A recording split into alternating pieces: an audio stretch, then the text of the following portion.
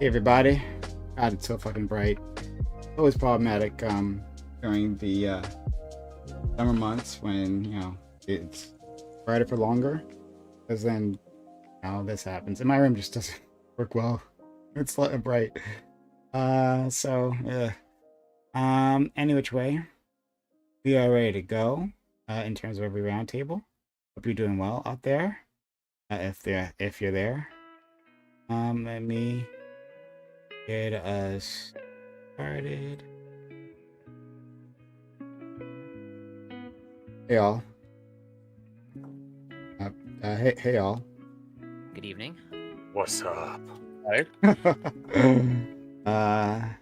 It's up to you two. Very important. Oh, hello. Right. Do I sound quiet? Not to me. Right. Then what did you just say? Well, my important question is, have you beaten the Last of Us game yet? Beaten? Or Yeah. eaten? No, either. If you've eaten it, I'd be even more impressed, actually. Well, I've got a mountain of stuff to do, like in terms of video games before then. And no, I haven't even touched that other video game that I told you was in the way. Yeah. I was just hoping there was on the small chance that since not even close. Not even close. You can watch all seasons, and then I can actually talk about it. But I can't talk about the last. I'm told I saw the YouTube title. This is literally as much as I've seen that like someone on YouTube accused season 2 of being bad. I saw a couple of YouTube videos like that. Is why I even watched one. I don't think it was bad. I think that's what I would have wanted to have discussed with you. I guess I'll have to wait a few years. I watched it all. Literally really? the years. And- I've heard some complaints about Homegirl's head just continuously growing larger throughout the season. What?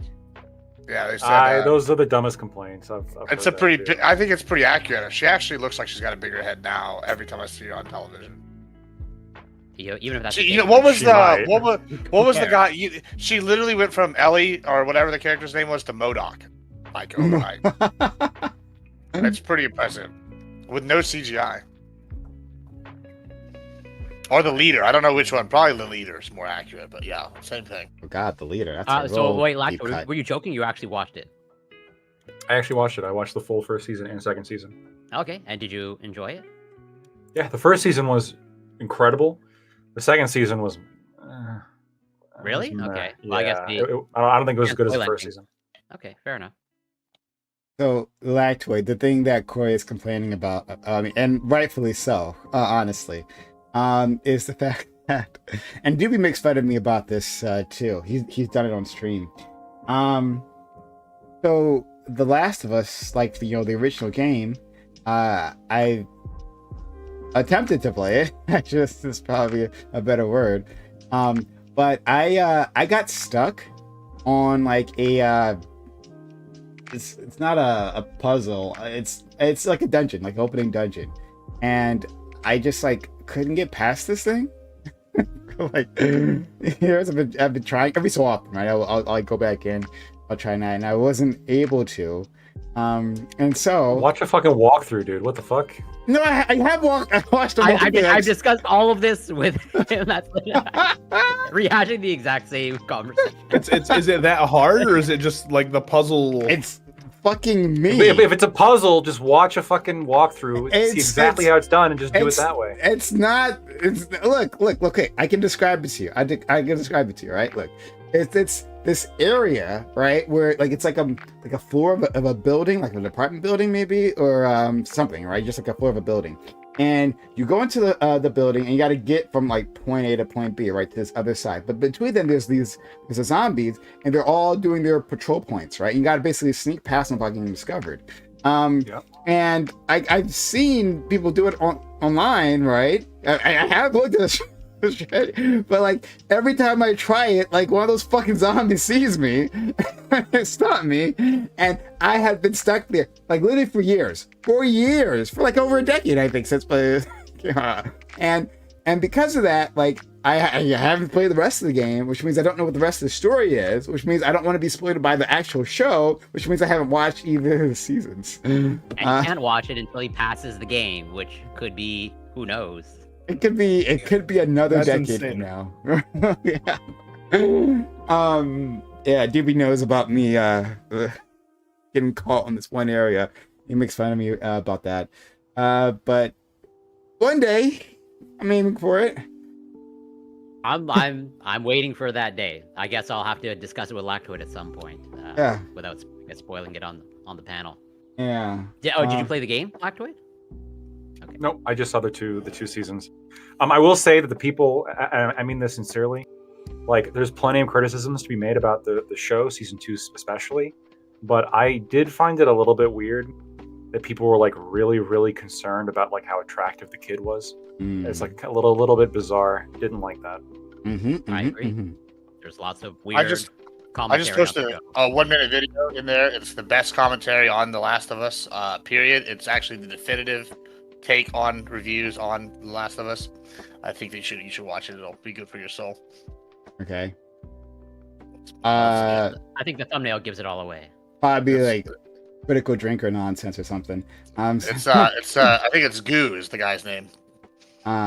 Doesn't inspire confidence, that name, but but okay. But in any case, yeah, I hope to get to it at some point. What other good shows? Andor just wrapped up. Yeah. Andor did wrap up. And amazing. Yeah, I was telling you the other day. Yeah, that like fantastic. And then I watched Rogue One immediately after, right? And it just like it goes like from one movie right into the other movie, right? So it's one to the series right into the movie, right? And that movie goes right into A New Hope, the first Star Wars. So it's really good. It's Rogue One like takes on a different context. Like once you see the prequel, like the prequel like adds so much more like emotional weight and depth, like the movie in itself, because you don't get that much time with those characters in the movie. Like you're forced to care about a lot more of them because of the show, and the show is just tour de force. I'm telling you, season 2, there's an episode there, right? Like it needs to win all the Emmys, all of them. It's so good. The Gorman one. Yeah, talking about the Gorman one. I mean, there's several episodes in there I think probably need to win like some kind of award. Season win anything? I don't keep track of these things. I don't know. I don't know actually. That was 2 years ago, right? Yeah, it was like a few years ago. But yeah, it's fantastic. You should take a look. And there was another one I was going to talk about. Oh, Handmaid's Tale. The series finale happens tomorrow, actually. And Series finale. Oh. Series finale. Did I I'm not right say behind series? I meant series. Yeah, no, you yes. did. I'm just making sure that I'm confirming how far behind I am in that series on like episode 4 on The season end of season 6 is the end of the series. Yeah. So it's a fantastic, I think. I think the last season it's been pretty good. But like, it's like, hey, we gotta wrap up these storylines type thing, like we have these threads and we just gotta like get down this checklist. It kind of gives like you that Game of Thrones towards the end. At least that's how I. A lot of people did die. A lot of people did die. So there's that. But yeah, but they have to like kind of like, but not as bad as like the end of Game of Thrones. No. I think it's good. I just think other seasons might have been stronger. So but just it's kind of is what it is when it's like a long series like this. And you just kind of have to like wrap up these things that has been like hanging out there. So but definitely worth it. I recommend it to anyone. All right, let's A lot of TV to catch up on. indeed. What are we doing here? Okay. So the gang's all here. Hello all. This is Reverie Roundtable, which we do Mondays, 8 p.m. Eastern. Glad you're all here. Excited. Why does it say 1080p now? Oh, this is a new thing. Sorry. My screen, it says something it didn't say before. All right. Anyway, which way? Thank you all. So I'll introduce you all and we'll go from there. We'll start with our friend Lactoid. Lactoid, thank you for being around. How are you? Yeah, I'm Lactoid. You can find me at Lactoid TV on Twitch, Twitter, and YouTube. Happy Memorial Day. Or I guess, what's it called? Somber Memorial? Thoughts out, heart, wishes to all the people who passed. Sounds sincere. Oh, okay. Shout out to the boys, Whatever the other people say, I'll just go with them. Just shout out to the boys. That's all you got to do. I've been drinking a little, just so we're clear. In memorial of them. Did you pour one out for them? Absolutely. I've been pouring. You poured one out for the boys? All right, there we go. That's what you got to do. Some might call it spilling, but I would pour it out for them. First of all, he did. Hold on. He can't even drink alcohol. Don't let him tell you what the traditions are for with alcohol. All right, Lactoid. Don't let him give you a hard time. In my heyday, I would outdrink you. And I still might be able Listen, to I gotta tell you something. A lot of people have made that claim to me. A lot of people. I have yet to see it happen. Now, everybody says that, so I break out there. Right now, absolutely. And we start doing shot for shot. I feel like Gibbs has the body. My highest shot count is 22, and then the chaser also had we had a half gallon of Frizz vodka, Fris, and there was Monster and Frizz in the chaser and 22 shots. So what is that? You know what 190 proof diesel is? That's what we was drinking. I don't want to hear nothing out of you, bro. We were stripping paint, then we were doing swigs. My liver is the color of Darth Vader over here. That's all I'm saying. Why would you brag about that? I don't understand how that's the point of bragging. Like, I'm on the I was like 19. You just don't get it, Corey. You're right. I literally don't get it. I got the black lung. I can't wait to. Oh, being a man. That's what it is. All right. Yeah. Sometimes you do stuff for manliness. All right. Before we move on, I was going to comment on Lactoid shirt. Lactoid, how many shirts do you actually wear to these panels, or at home in general? Like when you're at home, how many shirts do you have in rotation there? I have a lot of shirts, but I can only wear a certain amount to these panels because a lot of them have identifying logos and stuff on them. Okay. So I got a smaller shirt rotation for stream panels, but this is also very comfortable, and so I like just to throw it. Like that question: has anyone ever been like, "Hey, is this you?" And then busted out one of your No, really, you've avoided that. Interesting. Not yet. I mean, I don't know if Lactoid yet, right? He's a superstar, but I don't think he's broken out yet. I don't think anyone's bothered. True. Just give it time. I mean, I'm talking about locally, just someone that not even like a random person in the street, but someone who's maybe because your phone number's in their phone, their algorithm just hits. It's hey, recommended for you, Lactoid TV. No, nothing so far. And when that happens, I'll have to answer a lot of questions, I'm sure. Okay. Yeah. They're gonna go down that manifesto. It'll just be the regular conversations. So tell me about these Teletubbies. All right.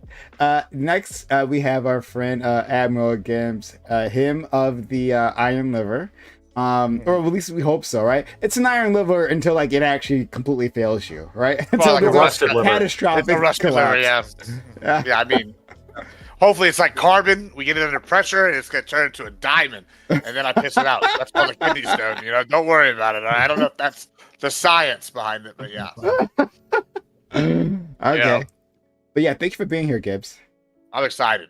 I brought props for today's topic. Well, they're not props. They're gonna be. You'll see. They're good. Oh God, you brought for today's topic. Man, good ones. It's gonna be amazing. Okay. I'm a Gibbs little worried. pushing the limit. TOS, you be ready. That's what I'm saying. You know, don't worry. We won't break TOS. I, unlike some people, Nazi points, had never broken TOS on anybody else's channel. Okay. I appreciate you, Gibbs. Let's go to our friend Corey. Corey, clean living Corey, all right? Unlike the rest of you degenerates, Corey, and better than me, honestly. From like what I've heard, what you've described to me about yourself, Corey. Yeah, even you surpass myself greatly. So shout out to you. Oh, that's very kind. I'm not gonna lie. I am proud of the fact that I have normal liver levels. Okay, based off of all the blood tests that I get. You know, my ALT and AST is in the reference range.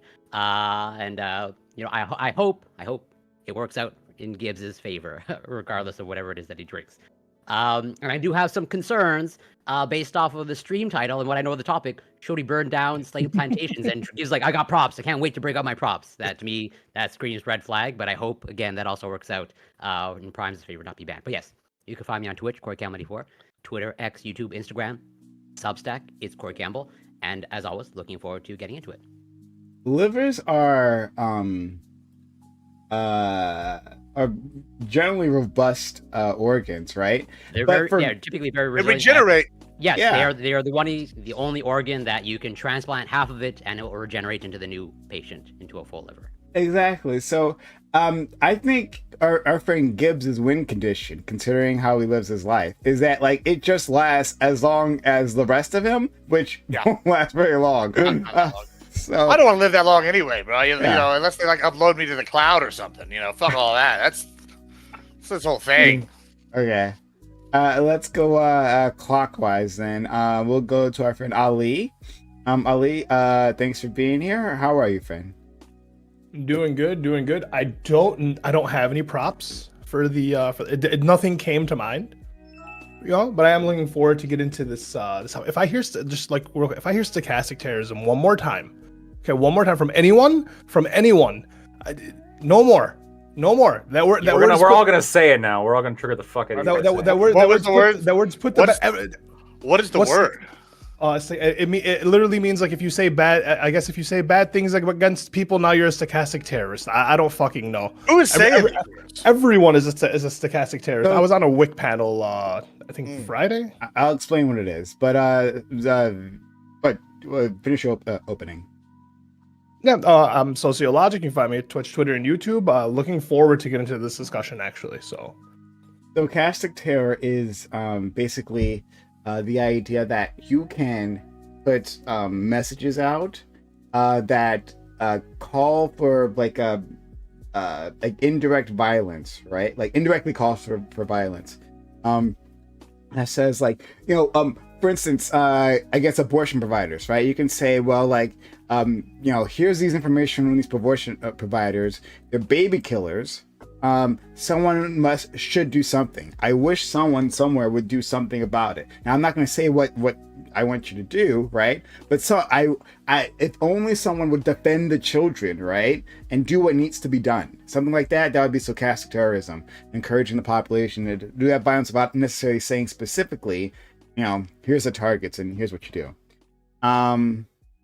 So our friend Aiko struggling. Our my friend Aiko is struggling here. Aiko, are you there? All right. Well, I'm we'll get here. back. Yeah, I just need to get into StreamYard now. All right. Well, say your piece. Is there a pre-topic? What are we saying? What am I saying? No, we haven't said anything yet. No, we haven't done anything yet. Oh, okay. Yeah. Well, I don't know that I have a piece to say except on Mike Out Rich. You can find me on, I guess, Blue Sky and Twitter at this same address. And yeah, that's about it. The debate coach out of Texas. Thank you so much. And last but not least, we have a new individual who is shown up. They messaged me. They're like, "I want to come on." I'm like, "All right, cool." And today we had a lot of openings. So they said they knew Scott, right? And that was their vouch. So good luck with that. I got the Scott card. But hello. But Hi, Binks. Nice to meet you. Tell nice to meet you guys. audience. Can you guys hear and- me? I've never done Streamlabs. You're Can you guys good. hear me? Yeah. Mhm. Okay. Yeah, I'm Binks. I used to stream a lot back in the day. And just kind of like Prime said, just kind of got bored and asked if because I've been yelling. I've been watching the show like every week. I'm like I just yell at the screen, so I'm. Thanks. I Yeah. was like, Yell at us. why not? Yeah, I can just yell in real time. It's a lot easier. Yeah. You're still gonna yell at the screen, by the way. Just Yeah, but I haven't streamed in a while, so go easy on me. My yelling at people for no reason. I have to get used to that again. So Oh, I'm Who are you sure. normally yelling at? nobody. But that's the No, thing, I mean have to like be- at the. You said you're yelling at the screen. I'm sure it'd be at someone's points. Oh, Ico all the time. No, I'm just kidding. Really? That would be great. the But screen's not actually on. He's just yelling. thanks all. All right. Why don't we we usually do like a pre-topic thing, but I don't know. We could just like jump into it, see what happens, and then decide how far we'll go with this. So topic 1 here. In Louisiana, a former plantation has suffered extensive damage from a fire that broke out. The cause of the fire is under investigation. But because of the site's complex history, the cause may be arson. The site was a slavery plantation. It is now a resort where locals have proms and weddings. Many find the use of the land for a reception. Okay, more people disappearing. All right, everyone's What is dropping out. happening? I don't know. Losing everyone. The site was a slavery plantation. It's now a resort where locals have proms and weddings. Many find the use of the land for recreation to be disrespectful to the legions of people who suffered horrors there. The current, seemingly white, owner says that, quote, "We need to move forward on a positive note, and we are not going to dwell on past racial injustice." This shows a marked difference from how other plantations utilize their land, oftentimes as museums that show the brutality of slavery's sins. Should sites of atrocities be used as resorts? What if the atrocity has deep historical ties to the society currently inhabiting it? When are we allowed to move forward? And if you were in charge of this land, what would you do with it? Okay, so hopefully the other people will make it back in here. I'll be Yeah, back shortly. I'm trying to figure out what's happening. Yeah. So to everyone else, yes, there was this plantation type thing. The fire was very extensive fire damage, almost completely totaled like at least the main building. I'm not sure how large the property is, but I imagine it's actually pretty large because, well, plantations are pretty large. Again, we don't know the cause. Like there was the sources that I saw said like they suspect it's electrical, but like electrical in nature. But whether it was started on purpose or not, who knows? One knows. But this has been an ongoing fight. Like a lot of white people, really white people, use these sites for celebrations, right? If I remember correctly, and I should have looked this up before the panel, but if I remember correctly, Ryan Reynolds and his wife, Blake Lively, I think they used a plantation for their wedding. And like it happens with like other celebrities are like, oh, this is be an amazing site. And they think nothing of it, which is interesting in and of itself. But maybe that's not a problem. All right, maybe it's like we're making too big of a deal out of it. Certainly the current owner of this particular plantation doesn't think it's a big issue. So why should anyone else?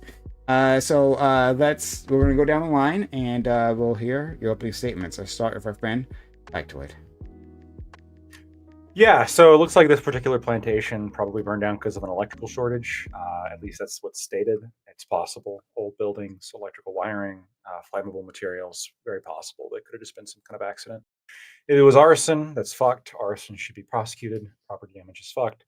But on the broader question of should plantations be, I guess, mandated to be used a particular way? Obviously, no, right? If you own the property, you should be able to have weddings there if you want.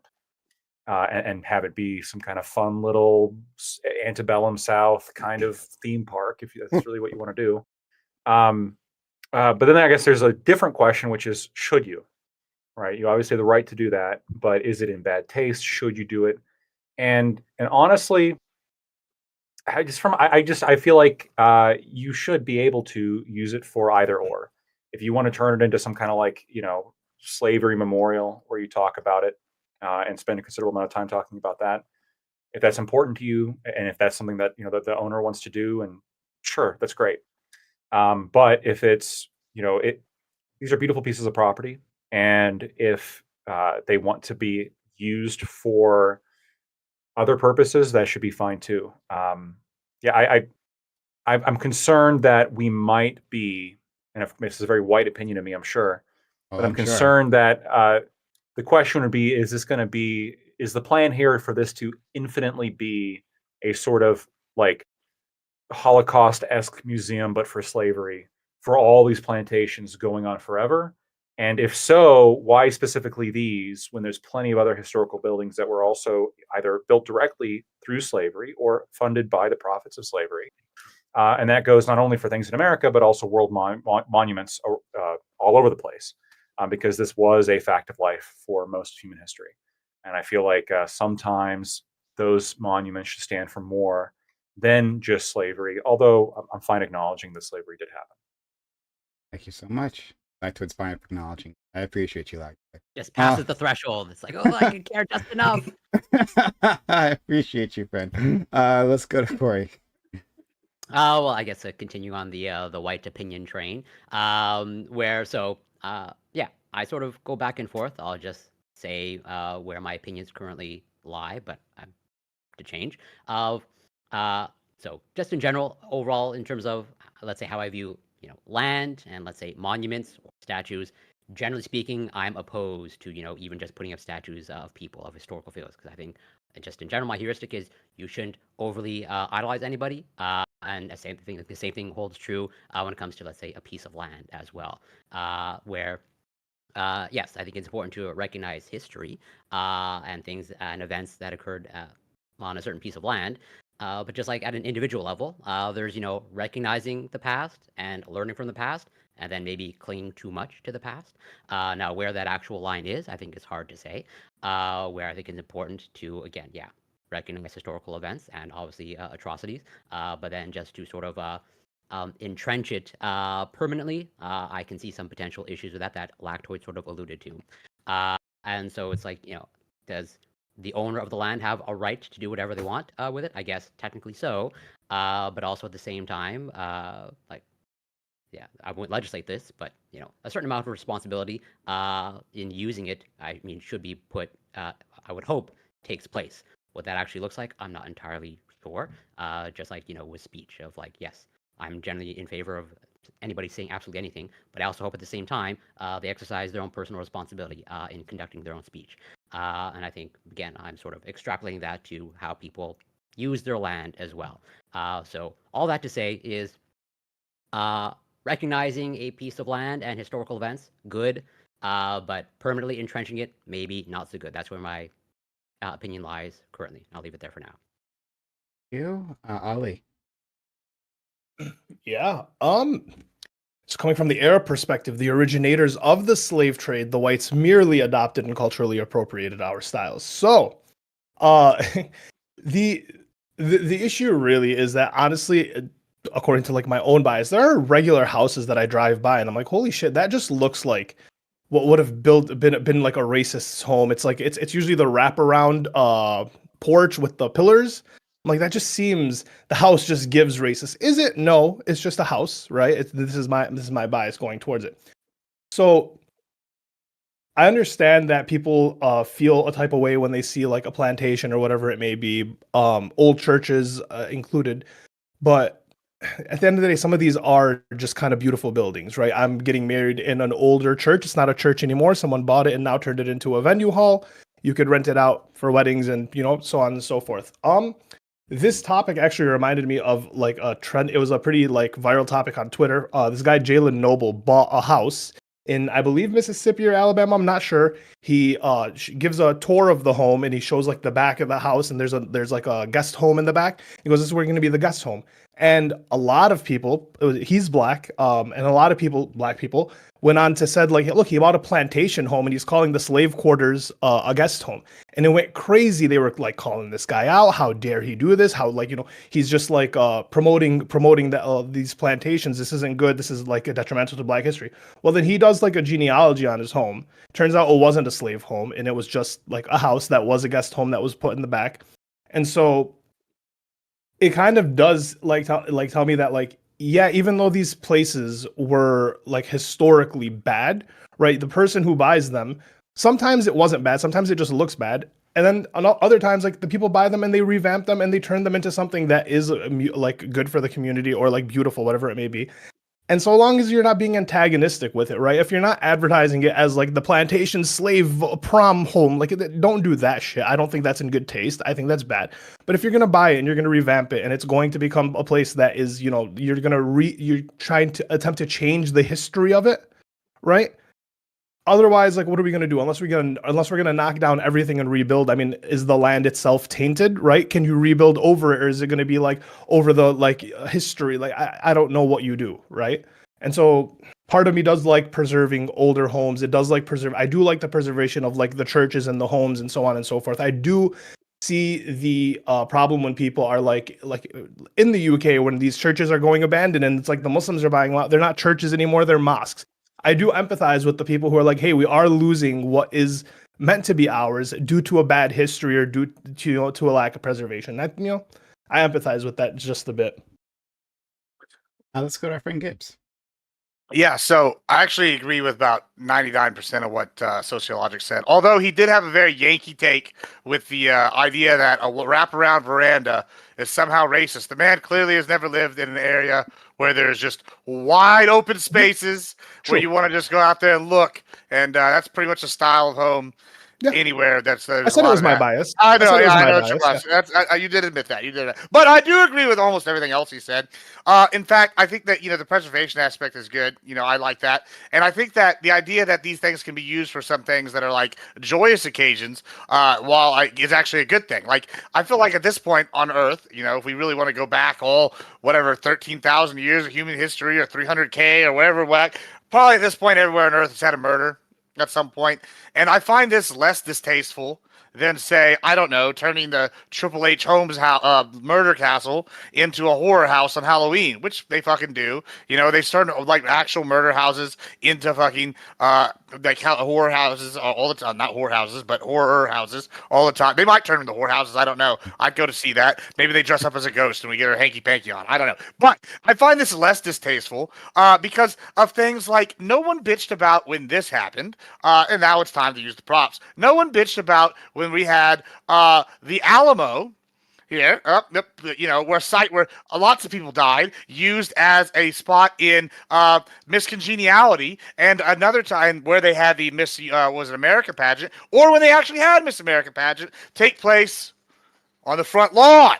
Oh, but hey, that's okay. That's okay. Cool. You know, or hey, you know, when we had a telenovela, you know, come over here to another one of my favorite places here in Texas. Let me just go back here, virtual background, to Goliad. You know, the Massacre of Goliad. They had a telenovela do an episode here. Oh, hey, that was cool, but you know, it's a massacre. You know, slavery's bad. I don't know how to get into what's worse. Hey, slavery or massacres, but they're both real bad. However, I think it's a good thing these sites are being remembered in perpetuity, whether they be through cinema or whatever. I mean, we could just, but I do think there is something to be said for whether the people should do something. I don't think we should have the, I don't know, the Auschwitz fucking, not the Auschwitz, the Alcatraz water park go down. I think that's probably a bad idea. Or maybe, I don't know, the Auschwitz bed and breakfast. It probably doesn't seem like a good idea either.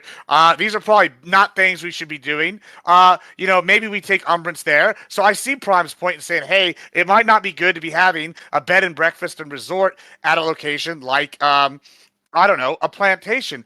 However, I think this does come back to what Lactoid said in the beginning, which is, you know, if these people own this property, they should be able to do whatever the high hell they want. And, you know, if you have a nice piece of land like a plantation that's been upkept through the years, I mean, it almost seems like it's honoring the people who died there. If you use this wonderful land that they were forcibly upkept, using the upkept, to show in perpetuity, hey, it's being used for weddings now, but here at the dark point in this history, the upkeeping wasn't done by grasskeepers paid thousands of dollars, much like the Democrats want today with the illegal immigrants being slaves. We had actual slaves upkeeping this area, and it's no surprise that Democrats today are using the same arguments as Big Cotton for slavery. You know, but these are all teachable moments, and I think maybe some good can come from these kind of things, I think.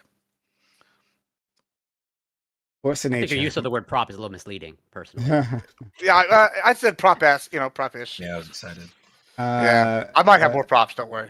My friend Gibbs is a force of nature, I think. So shout out to you. And finally, a new friend, a big Binks. Excuse me. Yeah, it's weird that this is the panel that I got asked to go on because I'm from Louisiana and I've been to White Castle, Louisiana, many times. I will not on purpose, not because I wanted to. The plantation is basically the only thing. If you want to take a graduation photo or have a wedding reception, you can go to you can go to the plantation, or you can go to like the garden behind the McDonald's or something. Like there's not a lot else going on in that town, and I didn't know it was used for a like a private event rental space or whatever. But I mean, it doesn't surprise me. I mean, that probably is like 40% of the town's like tax revenue, honestly, because it's so small. So the argument that I guess that from the way that I heard it is, you know, should these historical sites that have been, you know, the site of like all these horrible, you know, evils and massacres be exploited by capitalism for decadence and, you know, rich people to go and take photos and all that kind of stuff, which I mean, I tend to agree with what pretty much everyone said, is that I think that it is in bad taste. There's a thing for bad form, but I mean, something that I think about when it comes to this is there's a lot of plantations in Louisiana. There's a ton. There's probably like more than in any other part of the country. Most of them like operate from 11 to 2, like Thursdays and Fridays, and for a field trip. And then that's the only time anyone ever comes in them. No one ever goes to these except for like tourists, very old people, or students. This seemed to be a place that was pretty. I mean, it's honestly one of the most beautiful plantations in the state, and it was used all the time by like Prime said, Ryan Reynolds, all these celebrities. And once it gets rebuilt, and if I mean they kind of shut that off and make it just, you know, part of the historic district and just a regular museum, I mean it's gonna go the way of every other museum in the state, which is that no one's ever going to see it except people who are are highly interested in, you know, seeing it for whatever reason. So I think we probably have to, you know, I think there probably should be more of a social condemnation on kind of just like putting them like a McDonald's in a southern plantation or something silly like that. But at the same time, I'm not really sure what the line is. So Yeah, like what does that town like do if it's just a bunch of plantations and, you know, there's like he was saying, there's the plantation and there's the place behind the McDonald's, but if we're not going to use any of the other places for any other businesses or anything else, it's like does this town even have enough money to like break down and rebuild everything? So I guess I'll go because, funny, you know, a bunch of light skins thought like this is fine. But so yeah, this is obviously like morally contemptible, like obviously. And I even made this like simple for you guys. Right? I gave you like an out here, right? That like with my questioning, that like okay, well, like should we like hold on to these places like forever, like memorialize them forever, or should it be at least or should the situation change if the society that's currently inhabiting it, right, like has a relation to that atrocity, right? So with Germany, yeah, Auschwitz shouldn't be a bed and breakfast, right? If one day the German society is replaced, right, and it's just like whatever society is there has no like connection to what happened before, probably because they genocided the Germans. Like, well, then maybe Auschwitz does it, or is Auschwitz in Poland? I forget. Wherever it's at. The point is that like if like you have a direct connection to this, and just to say like, oh, I guess it's long enough, right? Especially when it's the people in power who say it's been long enough. Why can't we forget? Why shouldn't we just be allowed to move on? Yeah, very white opinion. I think that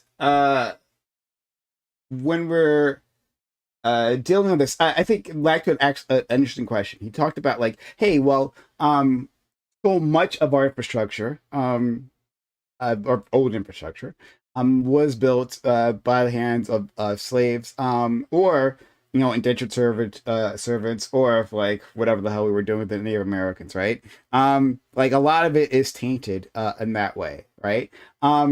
Like i.e. Harvard, right? Go on Harvard's campus and hey, well, there's a lot of buildings built by slaves. The White House. White House, of course, yeah. And so I guess I would make the distinction specifically with plantations because they that's where they lived, worked, died, and tortured, right? It's like a literal torture chamber where these plantations.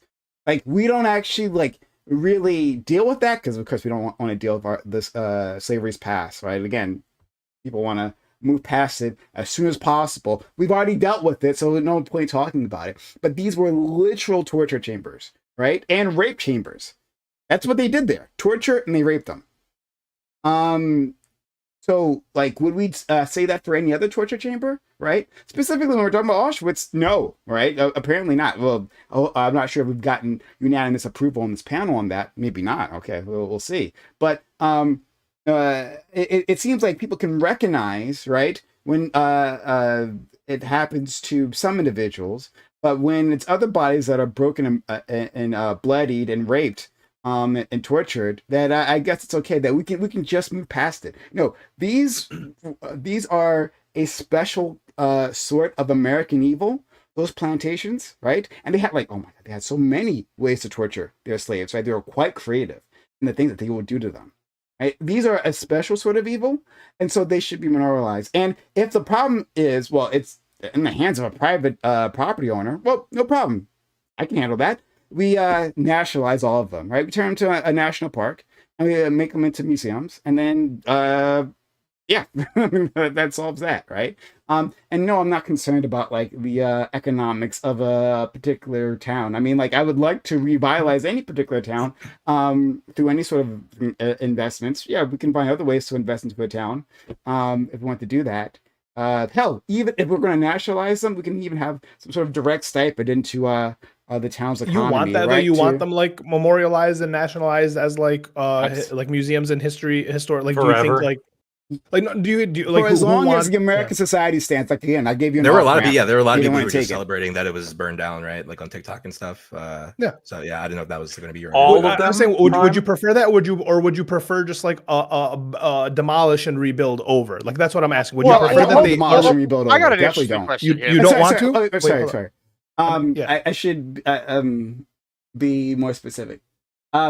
If you demolish it, right? Like I guess I don't have any like me personally. Other people are gonna have different feelings about this. Yeah. But for me personally, I don't have a problem with actually necessarily destroying the buildings, right? Mhm. But what you put on top of that should be something to memorialize the people, right? Like So you- okay, so you it's not always like wanna- we're gonna demolish it and then we put a What- resort what on is- top What of if it. what if it was like black? Wait, I just what if it was like black people who bought it and turned it into like a wedding home or whatever it was? Is that also or like is I your don't care if problem it's that it's black like people. I'm sorry. I don't care if black capitalists decide to do what things So, that okay, white people do. Okay, Yeah. so you like your end goal would be to memorialize the land and nationalize the land as like for tribute. That's think- one like yeah. So let me ask this then. All right, where is the line? And when I mean the line as all right, so Big okay, hold line. on. Let me just explain what I mean by that. Right. Sure. So let's just take this plantation. Right.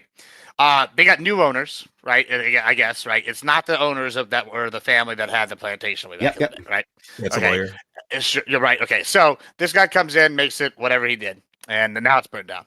Now, okay, that's bad because I get like, okay, it's not like the U.S. government came in, just to clarify this, and was like, okay, we're owning these slaves, we're doing this here. It was a family that lived there and owned the slaves, right? We all on board with that so far. Yeah, right. Okay. I mean, I guess. Yeah. Yeah, right. I'm assuming. I'm making an let's assumption. assume because I don't know the exact history. We could probably make that assumption. I guess. Yeah, that sure. It was a family that owned a plantation, and and they had other things. Okay, what is the fundamental difference between that and the Texas Chainsaw Massacre house in Granger, Texas? So this guy is this is a family of cannibals, basically, or whatever. I guess if we've seen the movies. Was that real?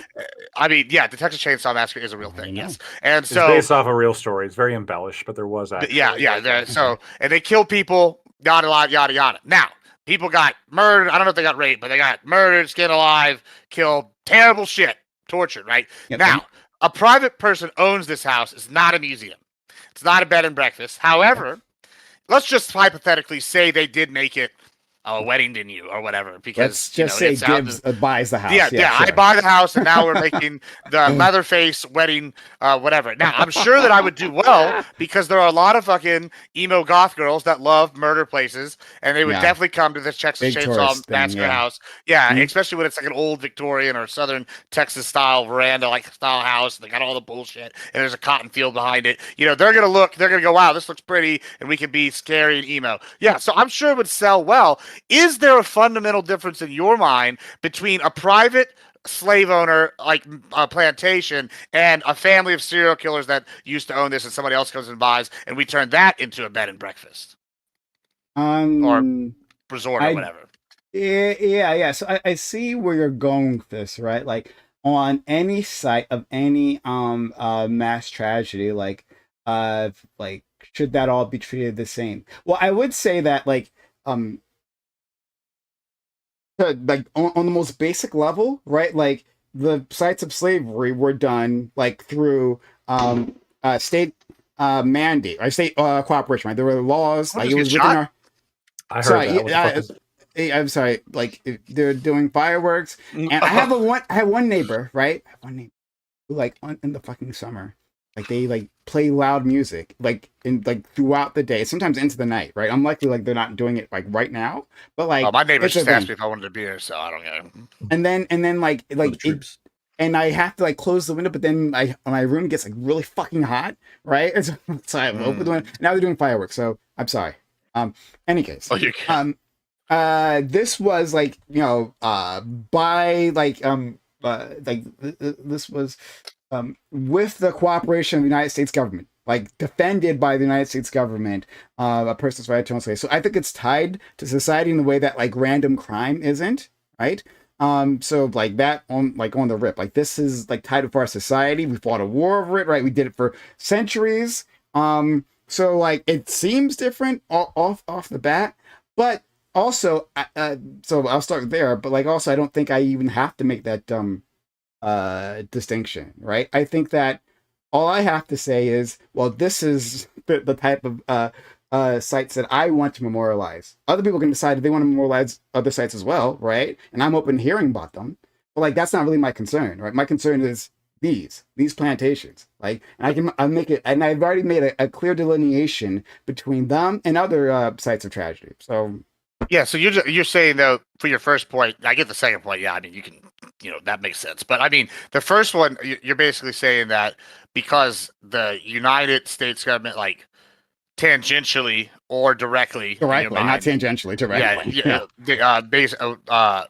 like sanctioned slavery as a concept, then that because of that, it's different than a different. Okay, that's what I just wanted to see. Okay, yeah. Is your argument that it's being used at all, or that it's being used as a private business. Private business. He would want it memorialized or nationalized. Yeah, like it has to be a museum. I don't. So the only reason why I said like nationalize it was in response to my friend Lactoid, right? Who says like, well, there's a private landowner, they should be able to do what he wants as a fucking libertarian. Yeah, You're like that. You I mean, have to there's pay one for good it. example. Like there's like the most famous plantation in Louisiana is the Myrtles plantation. Like everyone in Louisiana knows about it. It's like everyone's been there once because there's like it's like the same story, like lots of slaves died there, but there's ghosts. That's the thing, like there's ghosts. So like all these ghost hunter TV shows go to the fucking Myrtles plantation at 2 a.m. and do the infrared camera, and it's like this huge thing, and and they're the most famous plantation in America. But they are a I don't know if they're a national site, but they're like a museum. They do like the tours, but but they're also capitalizing off of the story in a way that probably would be disrespectful. I don't know if you would say that's disrespectful or not, but I'm just curious what you think about that. I guess I'm not right this second. I'm not about putting a lot of thought into it. Like going to say these are the exact lines as to like what. So let's say it is a museum or it is like a memorialized place, right? Remember, it's not actually an active museum, but like it's memorialized or something, right? It's a protected piece of land, right? I don't know, like the exact line in which where something becomes necessarily extremely disrespectful. I know there's something that's over that line, right? Like you can. Well, I mean, and Nottoway says it's a they say they have a museum too. I mean, I saw some people saying that it's like a super shitty, like they have one little line that slaves were here or something in their little museum. Yeah. From what I was reading from others, like you'll like learn nothing, right? Basically, it's just like like a fig leaf they're hiding behind. With the ghost thing though, wouldn't that like bring awareness to this? Like though, I feel like with the ghost hunters one, like a lot of the channels that do it are like Discovery and they're like History Channel and like I know they've had the ghost hunters thing. Like it used to be like a early morning Saturday show they had, but like they would have the ghost hunters, right? And they'll like come and be like, okay, let's give the history of this place. And now we're gonna look for ghosts, right? So it like brings it to, and they usually have like a tour guide, like or like somebody that's like a higher up in the like that place. I think for the Myrtles one, where they'll like sit there and be with the ghost hunters, like, oh, that's the whatever room, and like that's where you see XYZ, and you know, and like that, and so that like brings more attention to like, I mean, in some of the crime, I don't know about the Myrtles, but some of the places they interview, because I've seen a couple of the plantation ghost hunter ones, they'll be like, this is the hanging tree, and this is a lot of stuff, and like this is terrible, people died horrible ways here, and they'll go into this shit, and like this is another one we have, Moaning Myrtle over here.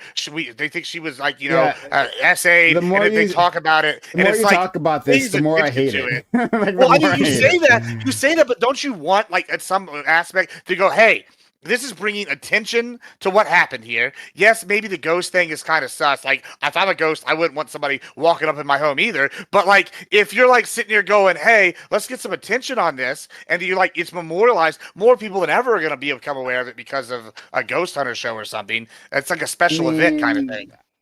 It may be, it seems like a mockery, though. Yeah, it seems more of a mockery. And you're hunting old, like the ghosts of slaves, right? You're still trying to find them. You're still trying to capture them on video and exploit them in one way or another. It seems like if you're one of these people on these, what if you're taking their story down? They're taking their story. They're like interviewing like the ghost, If you're one of these people on they these try, who run a plantation, like you're looking at them and you're like, God damn, I wish we could get like the traffic that the Myrtles get. Like all these plantations are looking for ways to like, this is probably part of the game. You just have to find ways to differentiate yourselves among all the that's Prime's point, right? Is that like these plantations are owned by people who are still trying to exploit them for whatever they're worth. Even if it's public, even if it's like a historic district, like there's a board and they like they're trying to up the traffic and stuff like that, I mean, they probably shouldn't be doing ghost shows or whatever. But I mean, he's saying he doesn't care about like the necessity to upkeep by using like capitalism. If like you're still exploiting the land without providing like. No, I didn't say it's shut forever. Like I said the opposite of that. Well, yeah, they'll be open 2 days a week, and well, they can be open many days a week. So what about like a week? I don't care about that. No one shows up. Do you have a problem with like them?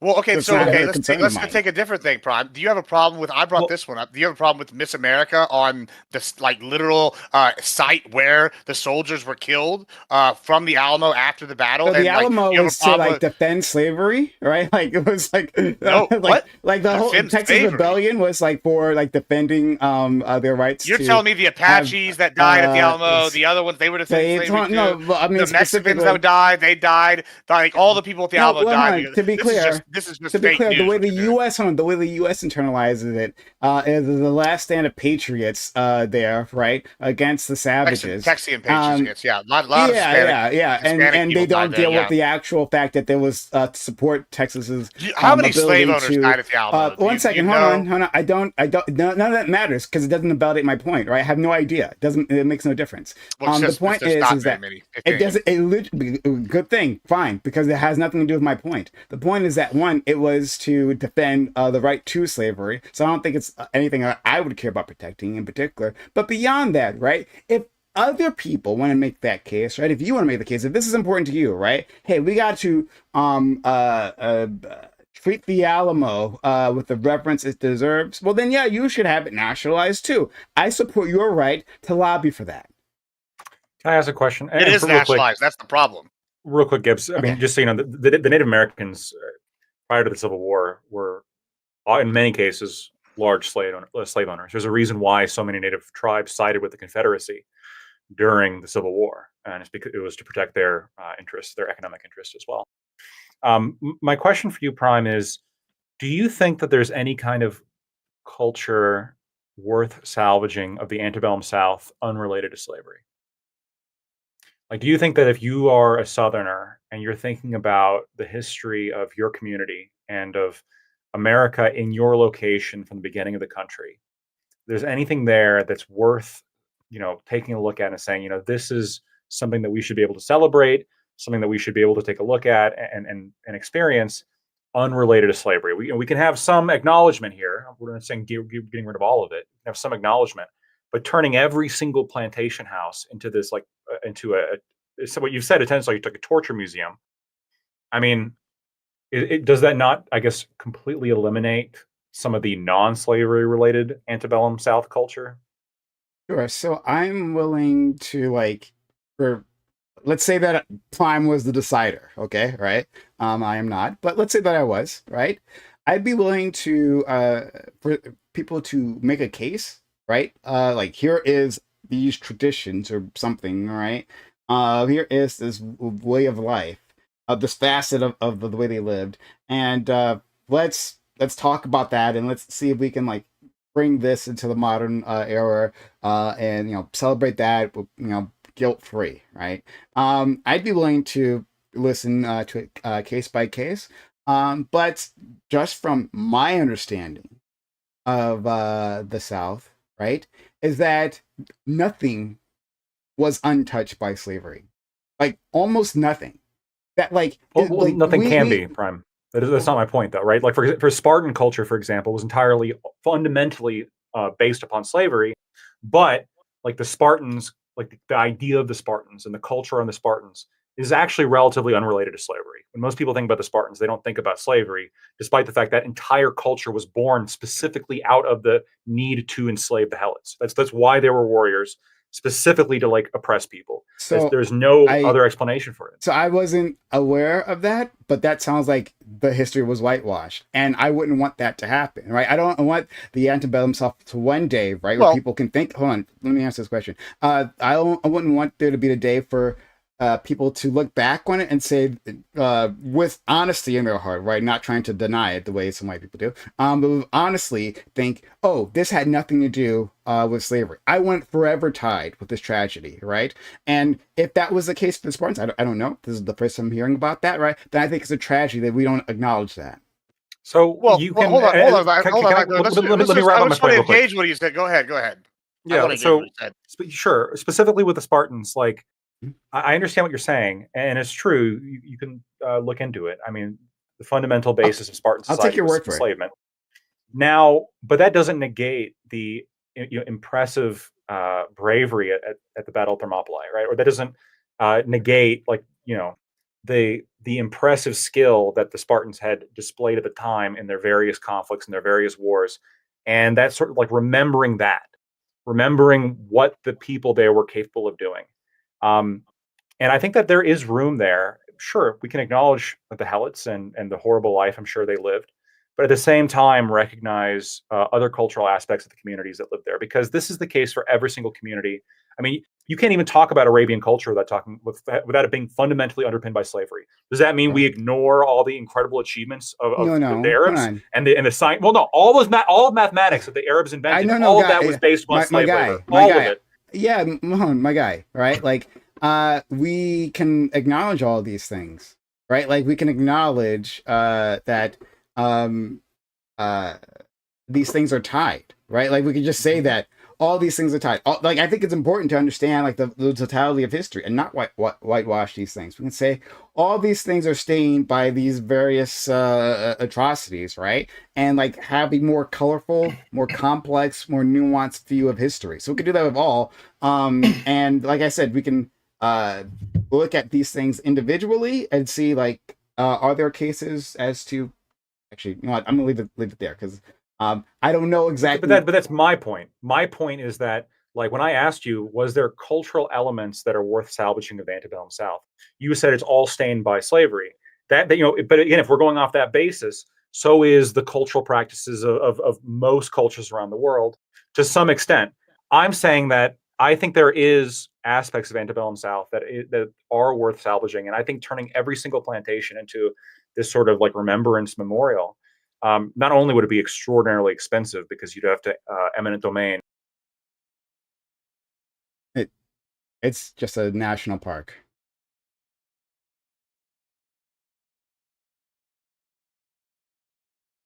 No, ew. They can't have a couple torture chambers used for birthday parties. No, actually, no. No, hold on. I gotta respond to this. I'm gonna get to you, Gibbs, in a second, right? I gotta respond to this. No, so again, I don't know about those other cultures, right? I don't know to the extent that they are tied into, these horrible practices. I have no idea, right? Like we can bring in a historian and they can regale us, right? And then we can decide from there. What I know about is the antebellum South, right? I don't have to make arguments for all these other places, right? That they are of no concern to me, right? What's concerned to me right now is American society, right? And with the confines of American society, the antebellum South, right? Or I'm not sure if we're using that right. Is antebellum before the war or after or post-war? Before comp. Thank you.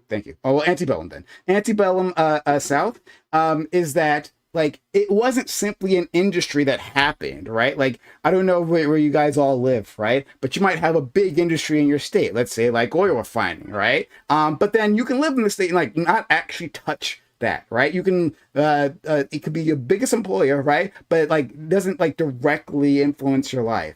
But the way slavery was, like, no, it wasn't. The entire communities were involved with the managing of all these people, right? Especially if they ran away, if they escaped. And everyone was involved in some way. It was the biggest driver of everything, of the politics, right, of the economy, of industry, right. All of it was tied into slavery. It was how, like, for instance, white women, it was their only way to have any sort of economic independence was to either buy or like inherit slaves, right, and then use them for something, right. That was their key. Everyone was involved with it. So there is no separating that. And then I don't know. Again, I don't know. Well, I think the Persians have thoughts on this, right? So I'll leave it to the Persians. Hold on, one second. Hold on, I'm going to say one last thing, right? But and this continued past into like the Jim Crow South. The Jim Crow South. They weren't slaves. They were indentured servants. But they weren't slaves. But everyone was involved in enforcing those laws, right? Even if you're an usher, right? Usher in a movie theater. Well, a black person sits in a white section. Well, then you got to do something about that. You have to enforce these laws. Everyone was involved. And so there is no separation, right? I don't have to make an argument for the fucking Spartans. I don't know shit about the Spartans, right? And maybe I should educate myself. But it sounds like it's been whitewashed already. So, and I don't want that to happen.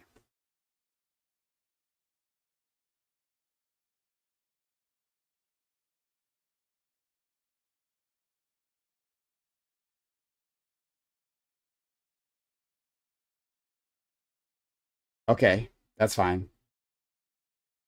Sure. Yeah. Sure. Why don't we celebrate the bravery of the Confederates? I mean, they fought bravely on the battlefield. Why don't we celebrate that? There are white people who do that. There are white people who definitely do that. Yeah, I know.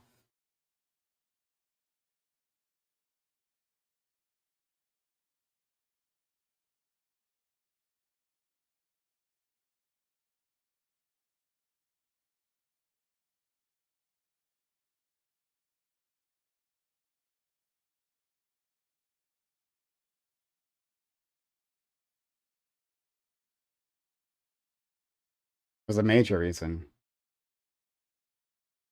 It's a major reason.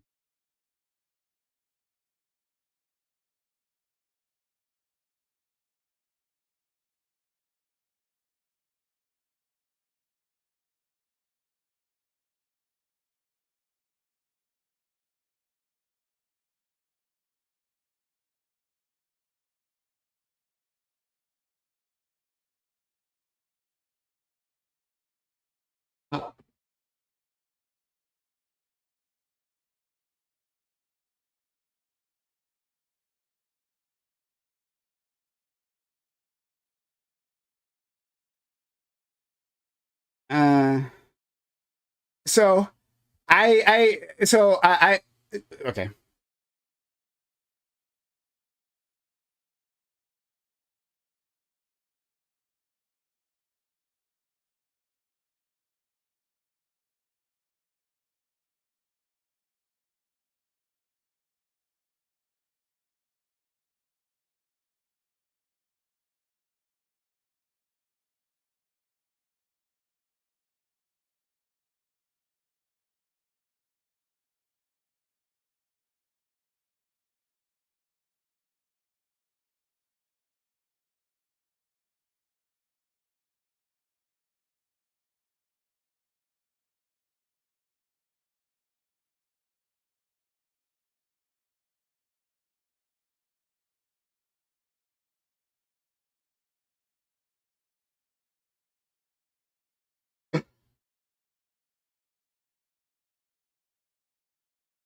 I did. Well, first of all, hold on. Oh my.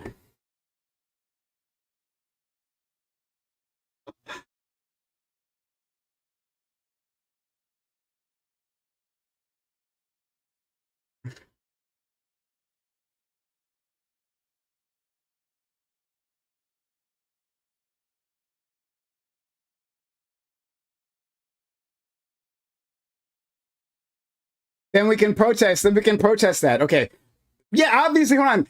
If the state, wait a minute, wait, hold on. If the state doesn't do what I want, what do you think hold on, no, what do you think? What do you think I do when the state doesn't do what I want? Right? I protest it. I protest it, or I lobby it, to change the laws. Right? So that's how I respond. Right? Rather than through violence. That's how I interact with the state. So I'm leaving it at that. Right? Like it's weird. So anyway, just to be clear, I put it into a well, it's not ChatGPT, it's Perplexity, but it uses a bunch of different AIs, right? I just put this the question: was slavery a major reason for Texas seceding from Mexico? Slavery was a major reason for Texas seceding from Mexico. When Mexico officially abolished slavery in 1829, sure, and I love to fact check this, and we can fact check this later on. But I'm gonna read this, right? Slavery was. Hold on, excuse me. I'm going to read this. Slavery was a major reason for Texas seceding from Mexico. When Mexico officially abolished slavery in 1829, many Anglo-American settlers in Texas who had bought enslaved people with them to develop cotton plantations were deeply opposed to this policy. The desire to maintain and protect the institution of chattel slavery became a significant cause of tension and was a major factor motivating the push for independence from Mexico. Mexican authorities, hey, I am going to finish this. I'm going to finish this, right? Well, hold on. Excuse me. I'm going to finish it. Shut up. I'm going to finish this. Thank you. I'm not going to answer. I don't even hear your question. I'm not going to answer it until I finish this. Hold on. I'm going to have to mute you because I'm going to finish this. So do I need to mute you or can I just finish this? Okay. All right. So I'm just going to mute you. All right, great. So Mexican authorities attempted to enforce the abolition of slavery and restrict further Anglo-American immigration, which further inflamed settler resentment. By the mid-1830s, Texas was developed into a slaveholding region within Mexico, and many settlers feared the loss of their enslaved labor force if Mexican laws were enforced. This anxiety was a core grievance among the Anglo settlers and contributed directly to the revolutionary movement. While other factors such as disputes over immigration, economic interests, and the centralization of power under Santa Anna also played important roles, the protection of slavery was a central and explicit concern for many Texan revolutionaries. After independence, the new Republic of Texas quickly legalized and protected slavery in its constitution, underscoring its importance to the secessionist cause. There we go. Done, right? And so I'd love to... Okay. All right. That's fine. Is that the entire time?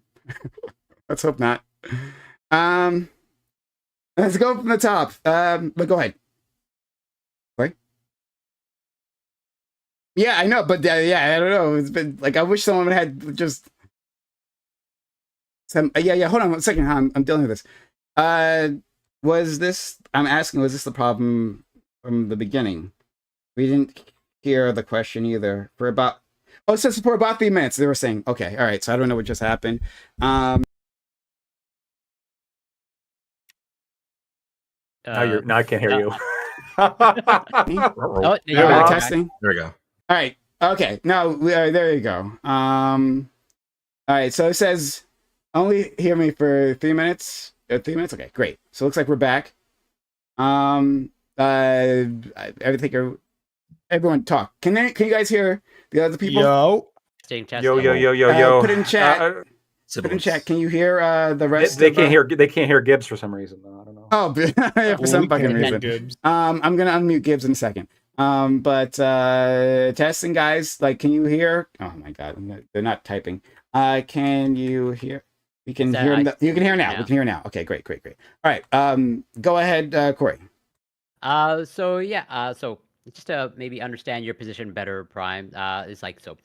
You want these all the plantations essentially sort of memorialized or sort of turned into either like a museum or memorial, and like as long as the United States exists as a state, or then like those pieces of land are like off. Well, can't touch them. Is that more or less your position? More or less. I mean, we can do stuff with them, but like. But you can't like just something in a respectful manner. Building on top of them. Yeah. Okay.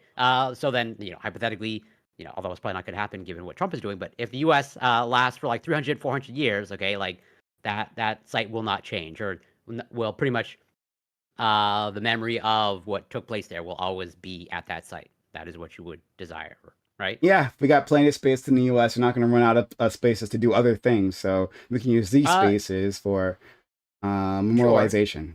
That's so. I'm curious if this like overlaps with. I understand sort of the concept of sacred ground and all that stuff. I don't know if this is, let's say, either related, either tangentially, or not at all. But I'm curious, like, how do you view, let's say, at some point on a long enough timeline, okay, with all of the cemetery land that we have, we're going to run out of pretty much room for cemeteries, okay? Is there going to be a point that's permissible to just, like, dig up all the cemetery land and just, like, all the bodies are now gone because we just have run out of space? Is that permissible to you? Well, actually, cemetery politics are pretty interesting because they are, my understanding of the current laws, and I'm not sure what it's like in Canada, and this is my understanding, I'm not an expert, so please don't bite my head off, Lactoid. Lactoid, Prime doesn't know the laws. Okay, fuck you. But my understanding is that they have like fuck you, Lactoid. Yeah, my understanding is that like it's like 99 years is like basically like your ownership of that plot of land, and they actually do cycle them out at some point in time. And I think that we actually should be using our land more conservatively, right? So like, I hate Israeli society, right? Just like outright can't stand it. But something they do interesting is that like my understanding is that they have like these like cemeteries that go straight down. That like they have like basically like an underground parking lot type thing for like cemeteries. That's like a more inefficient use of space. And in terms of like what like within an urban environment, what we should do, maybe we should do something like that. Like actually just keep digging down, right? And then of like then we won't have to move them. But it's also, we have something consider, right? Like how many generations will live and exist and care about like the person buried in this plot of land, right? Like how long are you going to? I've hold seen that plots for? from like 1848. Yeah, but but it also depends on where it's at, right? If it's in some rural place, then it's not going to matter in that same way. So yeah, I don't know. But again, like cemeteries aren't necessarily the sites. They could be, I know of right? horrific. Yeah, these sort of. Yeah, yeah. That's why I said tangentially related or not related at all. I understand the distinction that you are making in terms of these sites of torture and human horrors and all that stuff. But yeah, I think there will come a point that we have to grapple with like, do we just start digging up dead bodies or bodies in cemeteries and just like to make new space for land? That's all. So let's go to Ali and then Gibbs, who's been waiting not so patiently. Is your it's gonna be a little bit okay? Is your memorialization or nationalization of like, is it limited to plantations? Is it limited to like historic sites where like it was just black torture? Because like if you wanted, like, how far does it go back? Are we gonna go like Native American land? Or like, what about living quarters, whole cities that were, because you were saying like whole cities were participating in laws, right? The Jim Crow South, right? That like the entire town was participating in like social torture, right? And then I'm being like for real. There was a lot. Like how like is it just plantations? Is it old businesses? Is it old like blocks? Is it like parts of land? Is it homes that you don't want? I think I already drew this distinction specifically, right? Like and died on those lands, right? They were physical torture and sexual violence, literally. Well, that happened in the towns too, right? Like in the Jim Crow South, like there was torture. They also lived, worked, and died off the plantations as well, like in different. That's what I'm. But I'm saying that these plantations stand as a monument to in a monument as to what I want them to be, but also like within our cultural imagination, right? For the people who haven't tried to excise this, we understand that this is tied, right? Specifically, the plantations are a symbol of this system, right? The whole system was based around these, right? Without the plantation system, then most of the rest, not all of it, but most of the rest falls apart, right? This was the center of that industry. So it makes sense that when we're talking about this specifically, could be the delineation. Like, I'm not saying that other horrible things hasn't happened in the United States, right? But like I'm saying, like, you want a delineation? My delineation is just plantations, right? Like if you're looking for a line, I can just make the line plantations. And I was just wondering if that, like, if your line went past plantations and maybe went to like towns, block areas, certain groups of homes. So it could be, right? So there were other massacres, right? Like there has been lots of massacres in the United States, right? A lot of them have been white violence against black individuals. There's been a lot of race riots here, right? With a group of white people, they get pissed off. They think a black kid whistled at a white woman, and now that's an excuse because racial tensions have been bubbling up to now wipe out these individuals, right? Like to go through a massacre of the black individuals there. That's happened. We should find ways to memorialize those places as well. There's a lot. So many of them are forgotten, right? People now know about the Tulsa Race Massacre because of Watchmen, honestly. Because of that.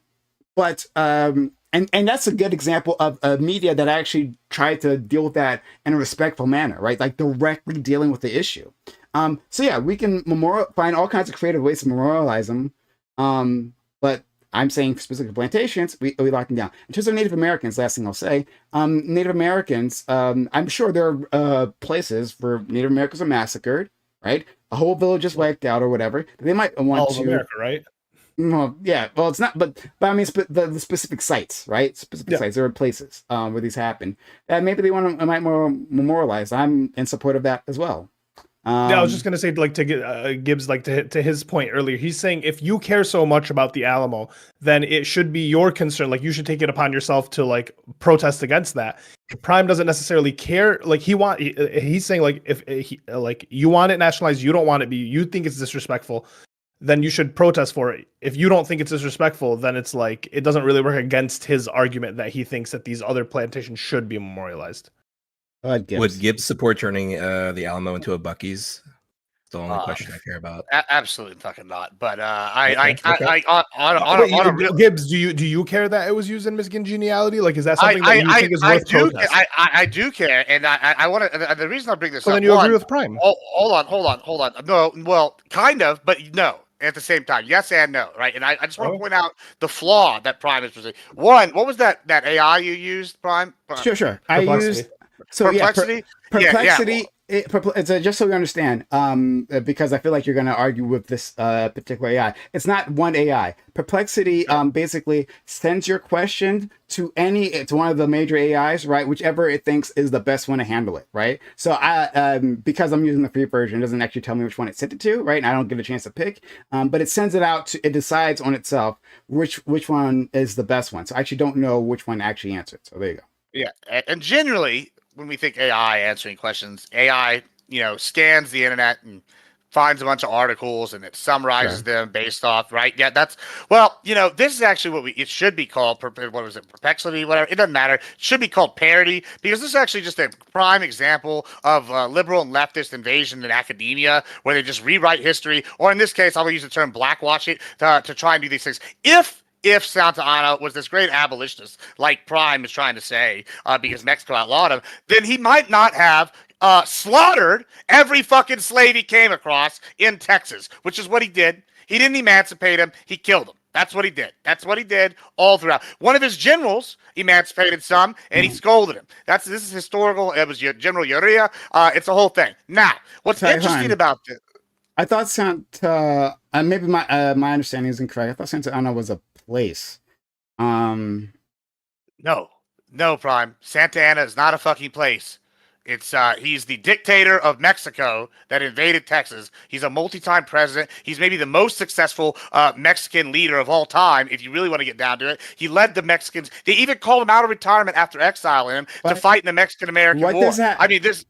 What does this have to do? Well, I don't know if you know this. Abraham Lincoln did this cool thing called the Emancipation Proclamation because he actually wanted to abolish slavery, right? Santa Anna didn't give a fuck. He just used whatever he could to try to get these Texans under his thumb. That's what he was doing. That's why he killed the slaves when he was here, not because he was an abolitionist. Hold on. I let you give your whole biased liberal leftist agenda AI speech. It's fine. I'm actually correcting you on actual Texas history now, but that's fine. You just admitted you didn't even know Santa Ana wasn't a person. You thought he was a place. It is a place. It's multiple places. So I just looked that up. It actually is multiple places. So I don't know. I'm sure it is, but nobody's talking about the place. Santa Ana. It wasn't a place, but it is a place. But okay. Well, okay. Listen, Prime. In the context, Santa Ana invading Texas, it has Santa Ana, the places have no bearing on the Texas Revolution. Fair enough. That's all right. That's fine. All right. Moving on. I do care, and this is why I take umbrage with Prime's thing here about the and use the Alamo as an example, right? My family, for example, there used to be a hotel called the Colonel Gibbs Hotel.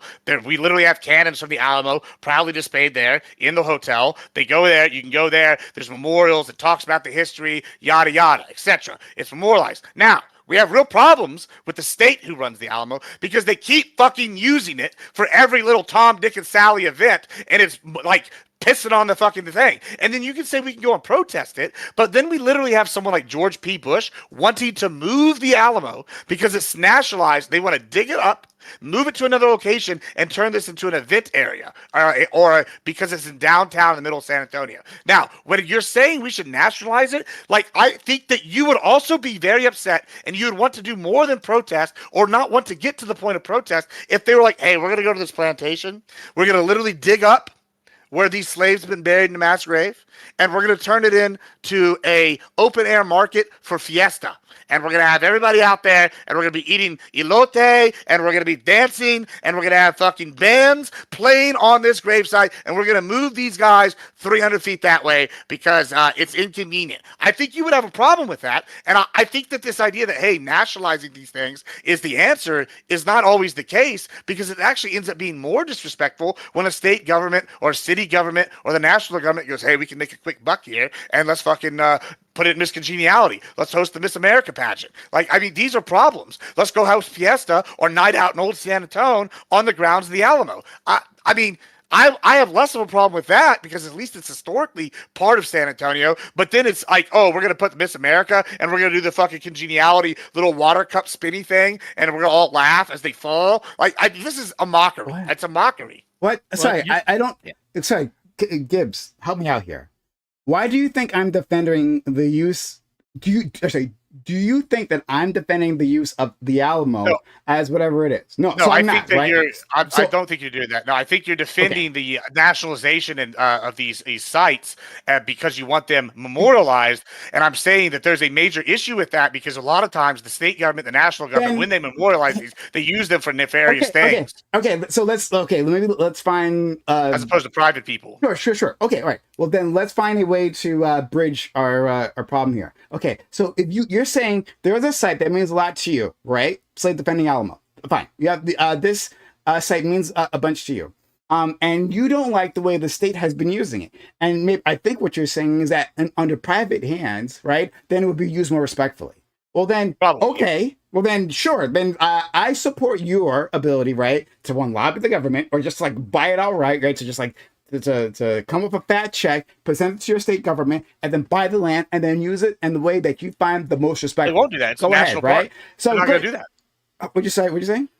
They won't. But they won't allow that. It's already Okay, well been then, imminent like I'm domain saying, and national park. then you should lobby the government because like we sell off our national land all the time, right? Unfortunately, you should lobby the government. I support you lobbying the government to buy the land and then do what you think is the best with it, right? If that's what you care about. But it has no bearing on what I was saying in terms of the plantations. None. Okay, right? Like I said, What do you mean it doesn't? It's the same thing, isn't it? no, right? it's So, not like, because I don't give hold on. a fuck about the Alamo. I don't give a fuck Oh, about the well, Alamo. hold on. I'm specifically Okay, but talking also- about. But I understand that, Pride. What I'm arguing is, right, so you have a problem with the private owners of this plantation doing XYZ with it, right? I have a problem with the public owners, the national government doing this with the Alamo. Let's Okay. just relate it. Let's just say they were switched. All right. If the private owners of the Alamo were doing that, I would have problems, right? Just like you have problems with the private owners of these plantations. If the national government now comes in, they eminent domain this plantation, like Yeah. you've suggested, and then instead of doing what you're suggesting, they go and, hey, it's going to be a wedding venue and we're going to do exactly what these guys were doing. Yeah. You would be mad. You would be Yeah, upset, and right? then I would lobby the government. You would lobby the. Yeah. I said and so that- that's not I said solving that an the- hour that's not ago. sol- but that's not What are you solving the problem, Prime. No, that's it not is. solving the No, problem it at all. is. It is. That's how you How? interact. Sorry, wait a minute. Hold on. Let me go around the room. Right. Let's ask other people. How do you interact with your government? Okay. Right. So your government is doing a thing that you don't want to do. Right. How do you interact with it? Right. So you so. Well, what is the Right. problem I it's gonna would say. Hold on. We're gonna ask gonna that. make We're black, gonna go around Sorry, the room. lobbying.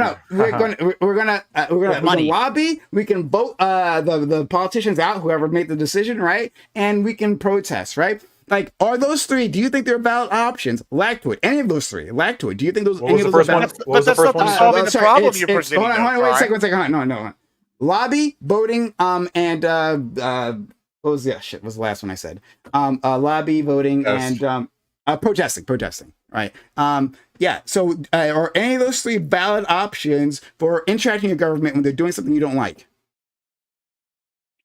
They are ways to interact with your government that currently exist. Do I think that they're always ethical? No. No, and I'm not asking if they're ethical. I'm just saying They these are currently valid exist. reasons. Yes. They're valid reasons. They are legal. Yes. Yeah. They are valid ways to do that. Okay. Okay. So I'm Yes, gonna leave that alone. you can buy the government. You can get together a bunch of people and control your government through mob rule, and you can get together and yell about your government. Sure, Okay, you sure. can do those things. You can yes. do those things. Corey, are those valid ways to interact with your government when it's doing something you don't like?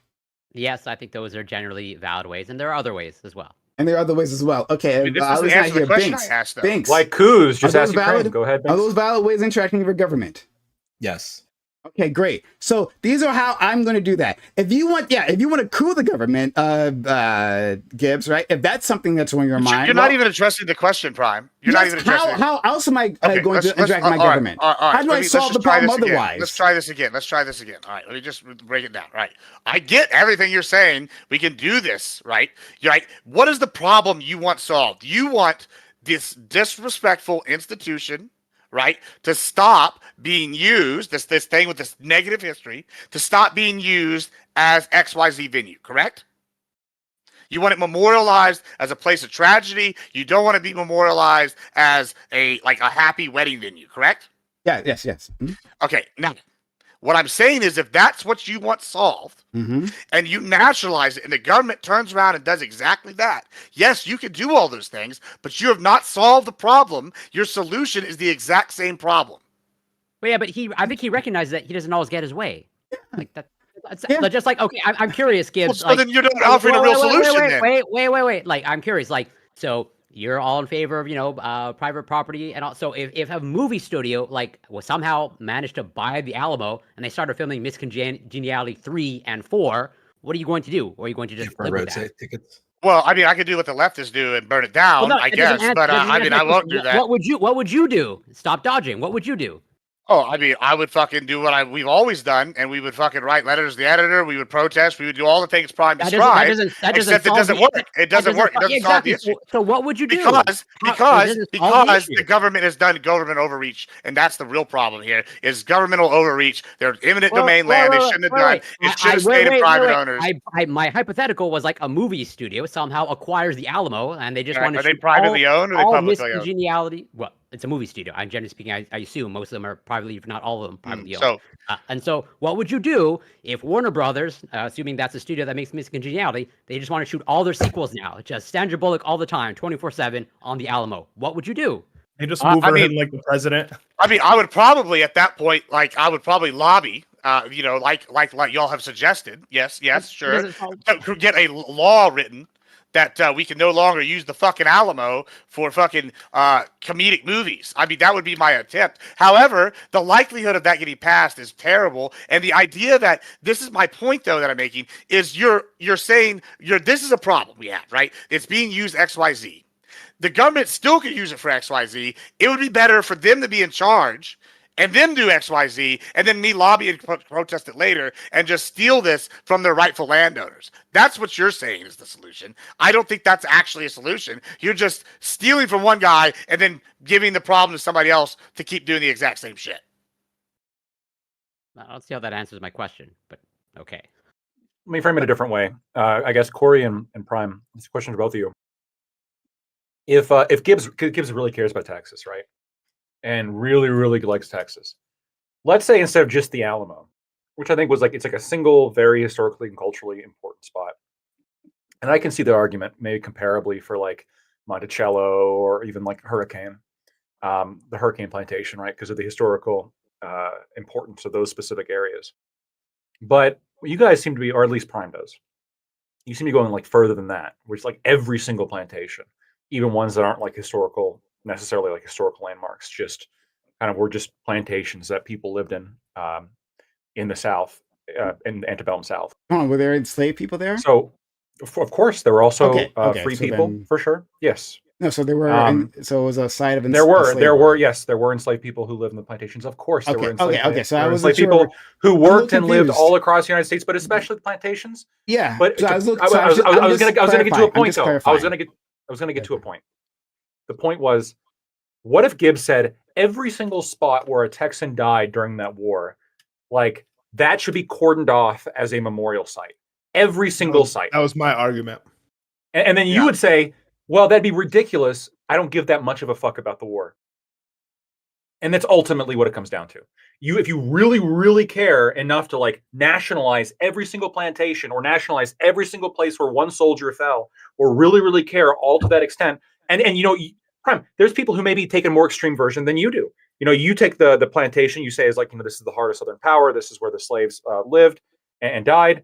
But of course, there's also Wall Street, which was literally a wall that slaves were sold. There's some people who might argue to nationalize all of Wall Street. That should just be a slave memorial site because that's where they came into America and were sold.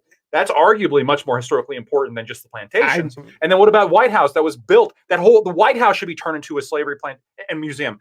I know you're not making this argument, but somebody who cared a lot about this could make those arguments. And so I think the problem that we're kind of running into on this is like I don't really have an argument for you that's going to be super satisfying to you, like in terms of like my opposition to this, other than do I like the idea of stealing a bunch of money to eminent domain, like hundreds or thousands of properties that are very expensive, by the way. So we're going to have to raise a fuck ton of money to do it.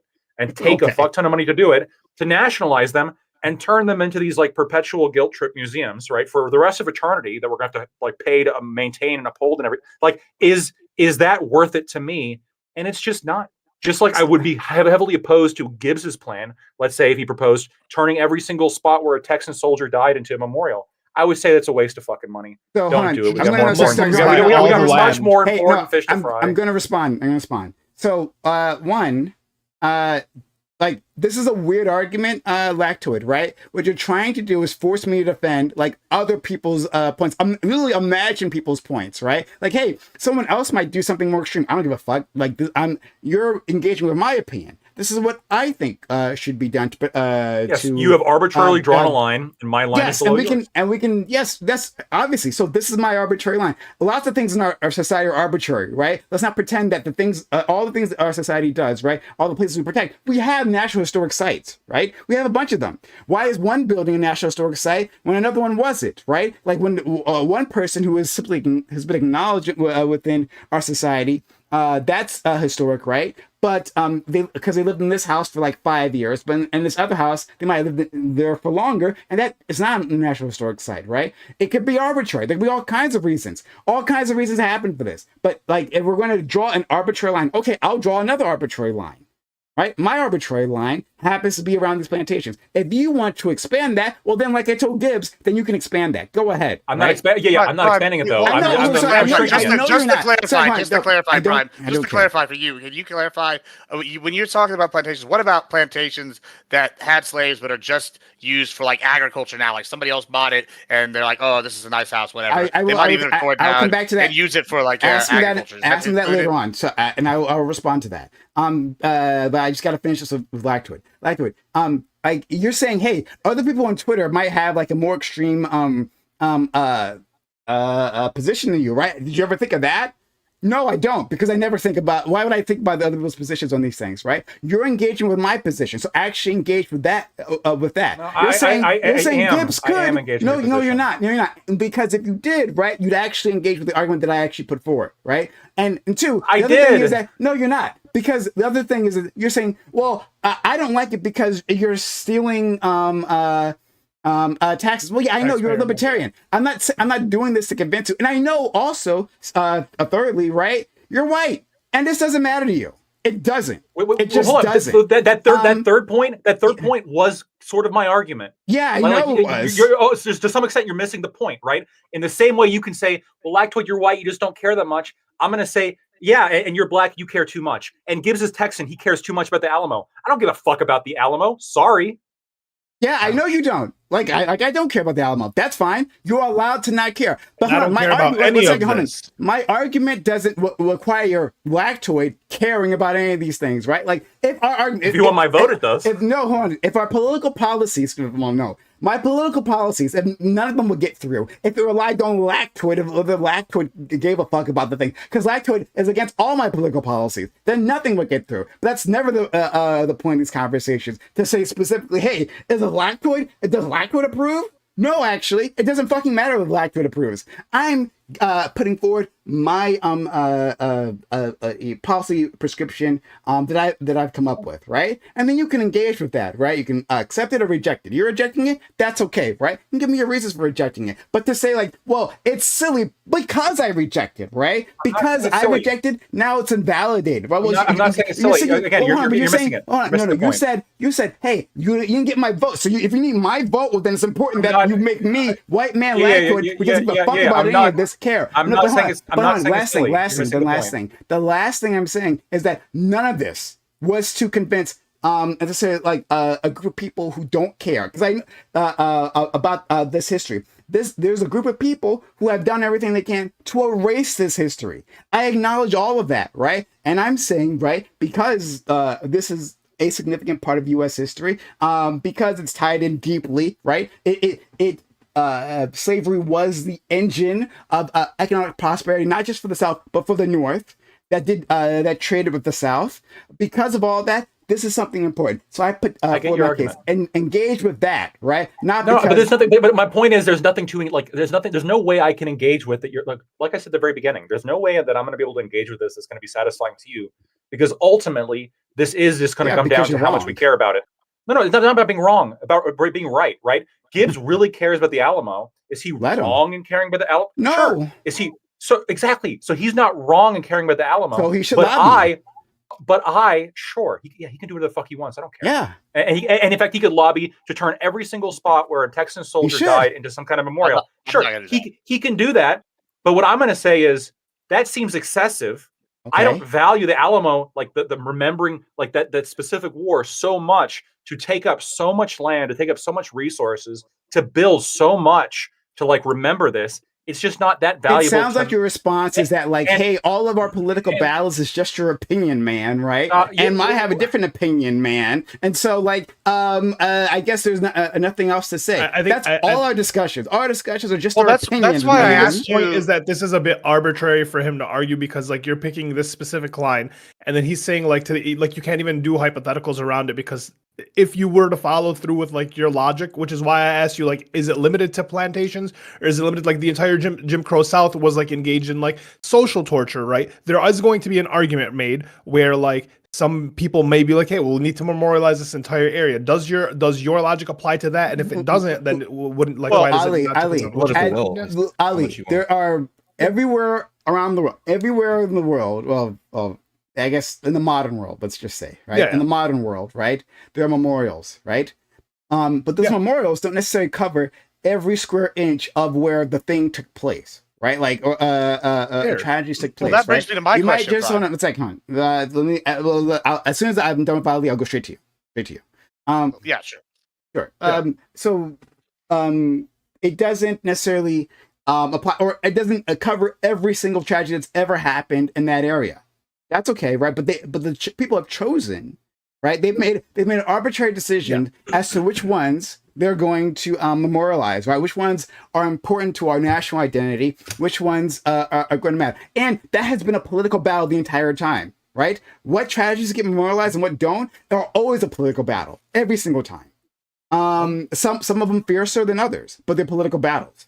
And so they made those decisions, and then they made the memorials, right? I'm saying, hey, we should expand that. We should expand that for this particular thing. I know. I think the confusion here was that you were misinterpreting me just stating my opinion of what I think needs to be memorialized as me saying that your opinion is somehow silly. If you really care about this, like, I don't think it's like there's no definitive way to call any kind of memorial site silly if somebody just like deeply cares about it.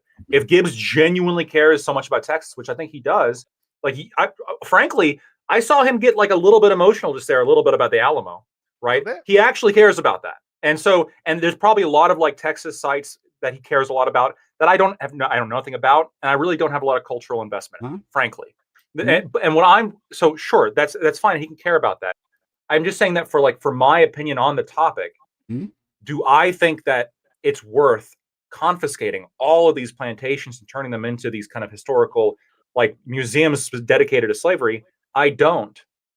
I can see Hurricane What and if Monticello. it was like specific plantations? That's why right? that's why I asked that question, because I actually like kind of split from you a little bit, Blackfoot, in this, right? Like you brought up like if I cared about every little soldier like spot died, right? Like I'm not talking about going out to the like battlefield of Gonzales and like eminent domaining Jose's fucking land because somebody could. died. So somebody could, right? I get that argument. Then this is why I asked Prime, because I'm kind of trying to get down to what the core problem is, and this is what I was bringing up earlier with like, okay, the government does the same bad thing, then lobbying is not enough, or this other thing. Also, if I lose power, there's a massive storm.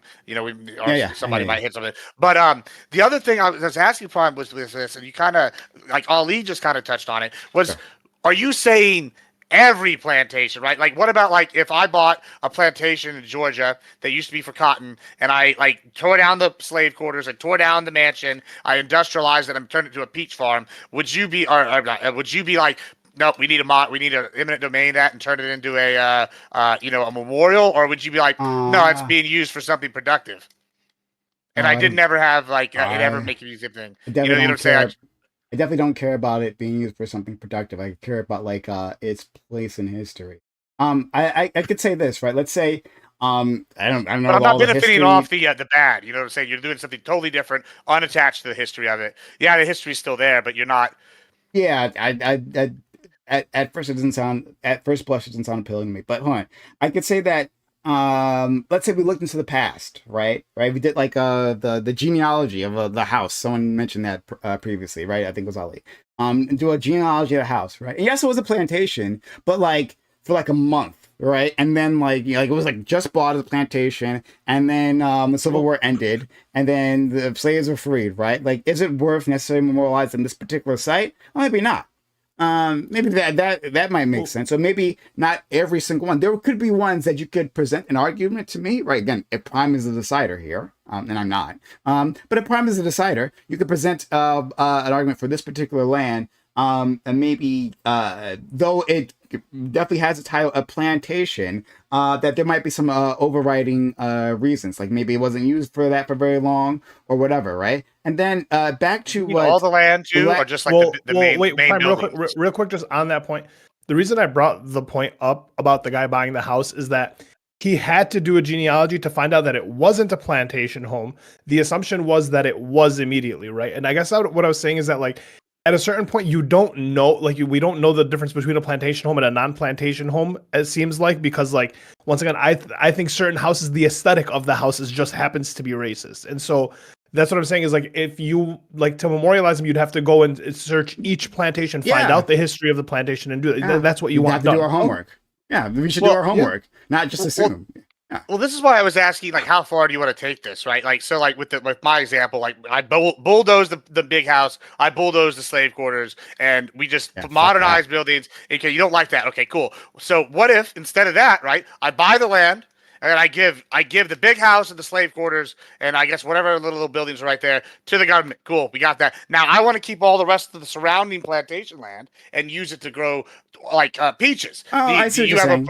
Do you have a problem with that, or is it like just the land? Like what is your... yeah. No, I see what you're saying. In that case, I think there would be a pretty good argument that like the focal points, right? Like the main parts of not just like the whole plot of land, like not every square inch of it, like a slave died on every square inch of the thing. Oh, right, yeah. So like I think it would make sense to maybe limit that to like the focal points there, right? If there's like a very, very large tract of land, then maybe other parts of that land could be sold off to be for more production. Yeah, I can see that. Back to, and assuming there's nothing else anyone wanted to say to me here. I wanted to address our friend Lactoid again. Lactoid, you're a fucking libertarian. You don't want to use taxes for anything, right? So the fact that you don't want to use taxes, right? Like that's like just like background radiation. That's all your arguments, right? That's not. No, I'm not. Stop. I'm not. No, but that's how you presented your arguments, right? Hey, no, I don't think it's how. worth using stolen money to for this social purpose, yes. right? I think you're just a little. I think you're a little annoyed with him on this topic. So you're seeing. I see the point he's trying to make. I see the point he's trying to make a little bit more than you do. Thank you. So the gist of my point is, I understand that people want to use public money to build remembrances and memorials and all that stuff. Okay. I get that concept. Am I generally against it with public money? Yes, I am. Okay, I'm not going to lie about that. Do I understand this is still going to happen? Sure. And I can, I guess, understand it to some degree if we're talking about, like, to some reasonable degree, reasonable being in with what obviously I find to be reasonable. Do I find it reasonable to preserve the Alamo? I could see a strong argument, sure, to preserve the Alamo. That's like a site of deep cultural heritage in the U.S. and specifically Texas, for sure. Do I see the benefit, I guess, of like Hurricane Plantation, which was the plantation that funded Jefferson Davis, who would go on to become the president of the Confederacy? Mm-hmm. Do I see that as like turning that into some kind of like memorial of slavery? There's a strong argument there.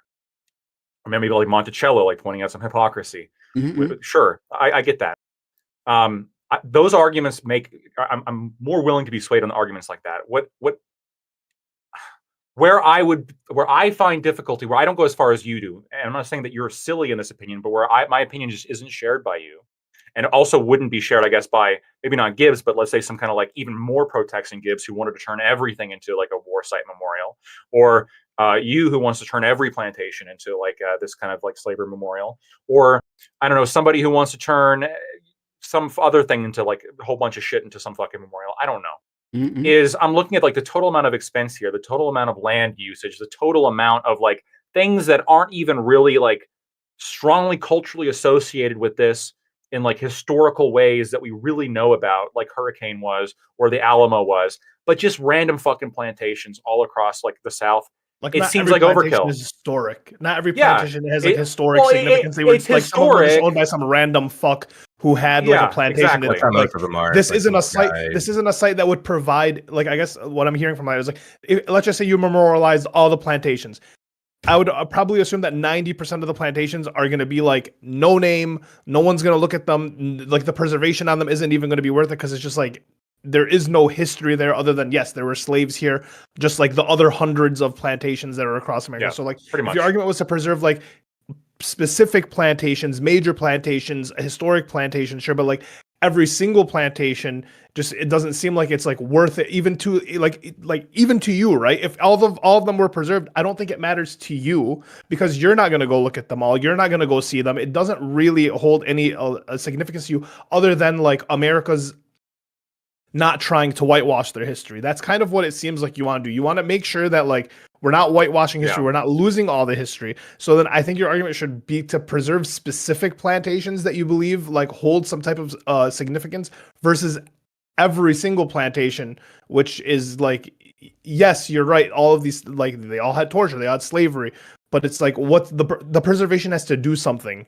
Like, it can't just be preserved so that no one ever looks at the history of it. Hey, first of all, I actually literally want people to look at the history of it. So Yeah, I know, my but point. are they going But- to? Like, Well, are they going to? That- Like, there are plantations why- open right now that are preserved that people don't visit. To Binks's point, is like there are. Like I said, yeah, I don't. That sounds like to me like, hey, there's no profit motive there. People, No, like, not even profit. Not even profit. Education motive. There's no educational motive to a plantation that exists like, as a first, memorial they're that no one is very- going to visit. If no one's going to visit it, it doesn't matter if it exists. So we have land. We have land. We have laws around Native American burial sites. Sure. As to like what to do with those things. And we have like a process, right? Like as to how like to preserve this land. But it matters to certain people, right? It matters to the Native Americans, or like these are dead bodies, right? Yeah, and Like, on these specific lands. It matters to a lot of Black people about these like if your family, for instance, happened to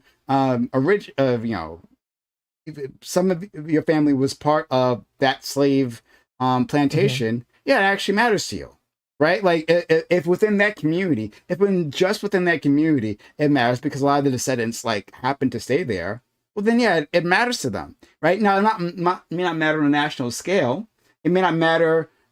It may not be a big tourist site, but that's why I said like, hey, let's take it out of private hands, because private hands, if within the community it doesn't serve its purpose, right? So like Binks was saying that there is like a major plantation in this town, people can go visit, but it's only open on Tuesdays and Wednesdays because people go on field trips from like 11 to 2 p.m.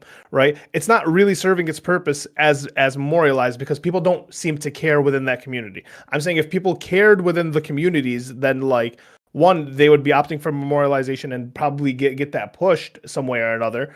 But like, do you think people want to contest? Like, do you think the people within the community want to have the existing plantation and to like continue, like go and remember what happened?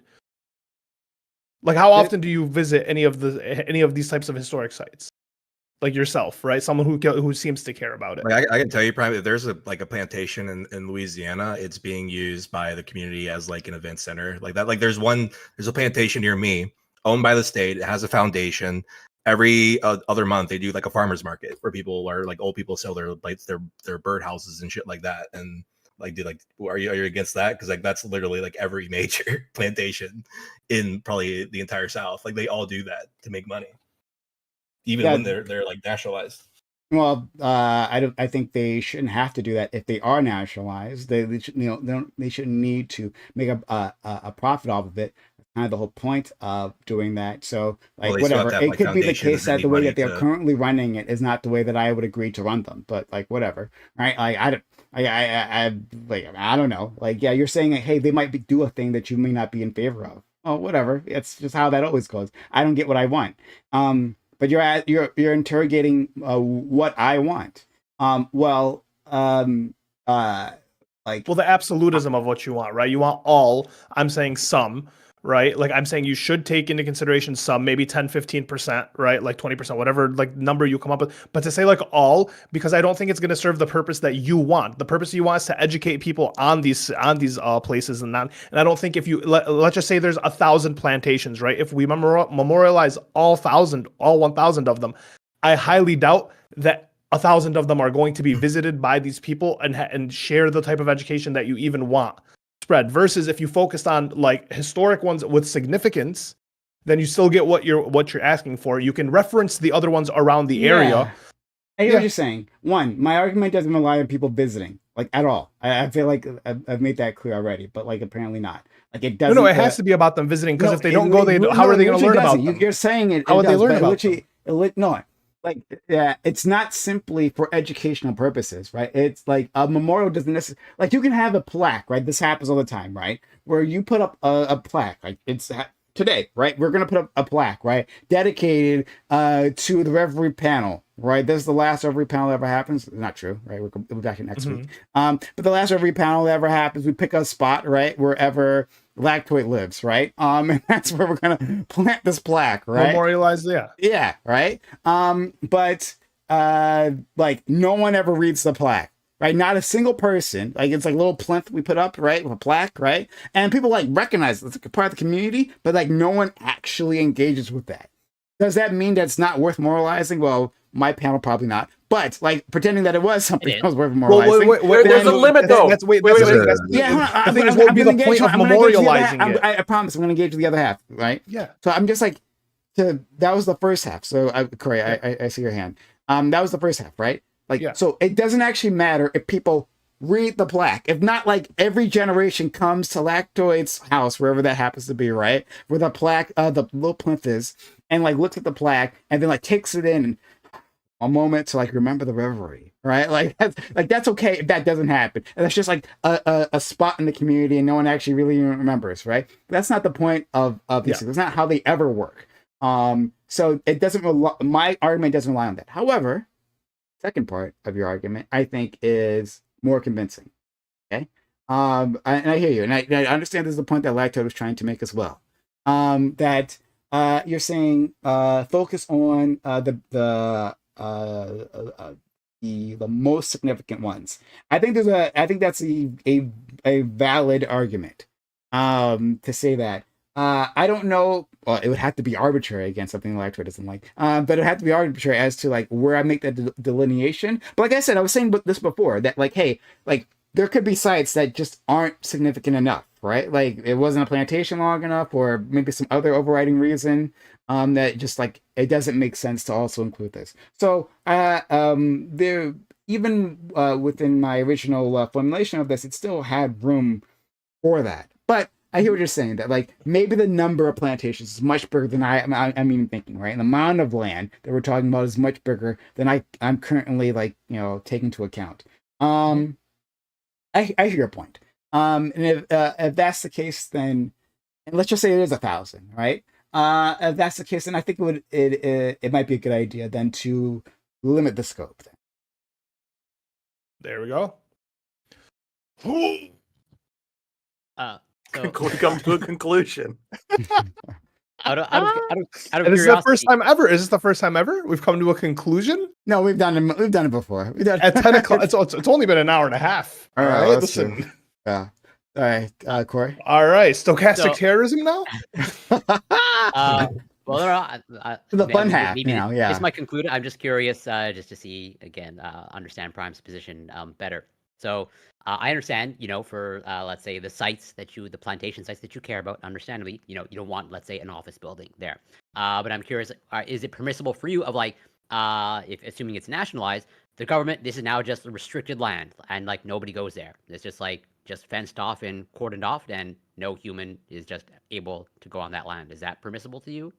I mean, there might be a reason why you want to fence it off, but I doubt. Like I feel like for most national parks, basically, I'm saying like it's kind of like a national park type. At least that's what I'm imagining. Maybe we can think of another designation that makes more sense. Well, I don't know. So I don't know if it's like akin to a I don't actually know for sure, but I assume you don't want just like people like, I don't know, having a picnic there or whatnot, and just like loitering. Yeah. So like, again, I don't know the proper designation for this. Is what I'm saying.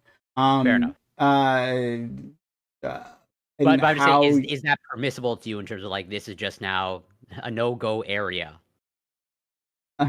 no go area. Uh, Like you wanted to be treated with like the seriousness of like Auschwitz or Dachau or something like that, right? Like that's kind of yeah, I know what you're yeah. arguing. At least for yeah. Like if we're especially we're limiting this down to like the major ones, whatever that means. Then yeah, I think we should be treating it with that level of seriousness. Um, and I imagine people take pictures there, and I imagine the locals actually have picnics around Auschwitz, right? Like it probably happens, and even though in poor taste, but it happens. To fence it off to say it's a no-go area. Um, especially if we're like because these are huge plots of land. Like if we're talking specifically like the main areas, like we were discussing before, like the main house and maybe the slave barracks and other places, maybe the torture implements that actually managed to survive, then it seems like those areas would be like controlled, right? That would be like a museum type place, right? Where not just anyone can walk in at any point in time. And the rest of the land might be open to like public activities. I don't know. You guys are asking me to design like the exact No, like I know. operational scope of these Like, places. I don't. I'm just trying to, because like I understand you want a memorial. I'm just trying to see like, what sort of like your bare minimum for memorial, as in like is a bare minimum like the land is just now essentially sacred land and just like nobody can go there. It seems like that is not overall permissible to you, assuming it's a I want large people. plot I of want land. people to go and interact with the land. Well, yeah, so that's what I Like was saying, or yeah, at least I think Ali was sort of, I think, alluding to that point of like, if this is a plantation that pretty much like nobody goes to, and therefore they're not learning about the history, that seems to circumvent, I think, some of your intentions there, or at least doesn't actually get to what you want, and that's why I'm also bringing up was like, do you just want? Is it okay for you to just have like this is my restricted understanding. land and So, and maybe I'm wrong, right? If I am wrong, then maybe we haven't actually reached a conclusion, and we have to play it again. But it seemed like what Ali was saying was that that is for like these minor plantations, right? There's only a few of these spots that actually draw tourists on a regular basis, and those are the ones that people are definitely going to interact with.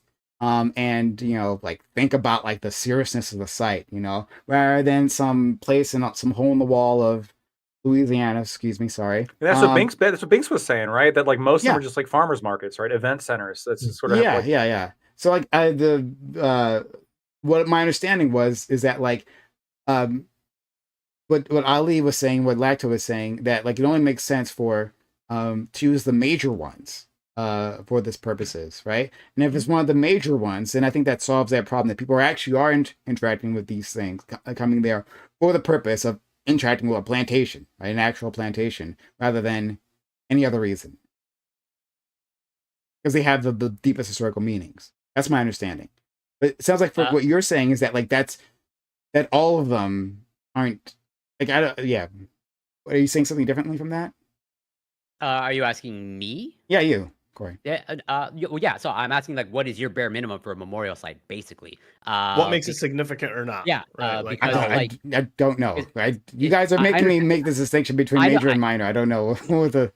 That's why it's like so. Ali's like I think like carved out a sort of I think a reasonable compromise that you seem to be on board with because like he was bringing up like the extreme case like if this is a plantation that like literally no one's going to go to, and that's sort of my extreme Mhm. example. And it's like not an like sure it's a historical site, but it like is it actually significant if like no one actually visits it? And it seems like you want people to visit it. Well, we got to 10-15% of plantations and now. The other ones can and be used. and it seems like you want them to visit it, understandably, so that maybe they at least interact with the history in some way, or through. But so hon, maybe that last statement was inartful.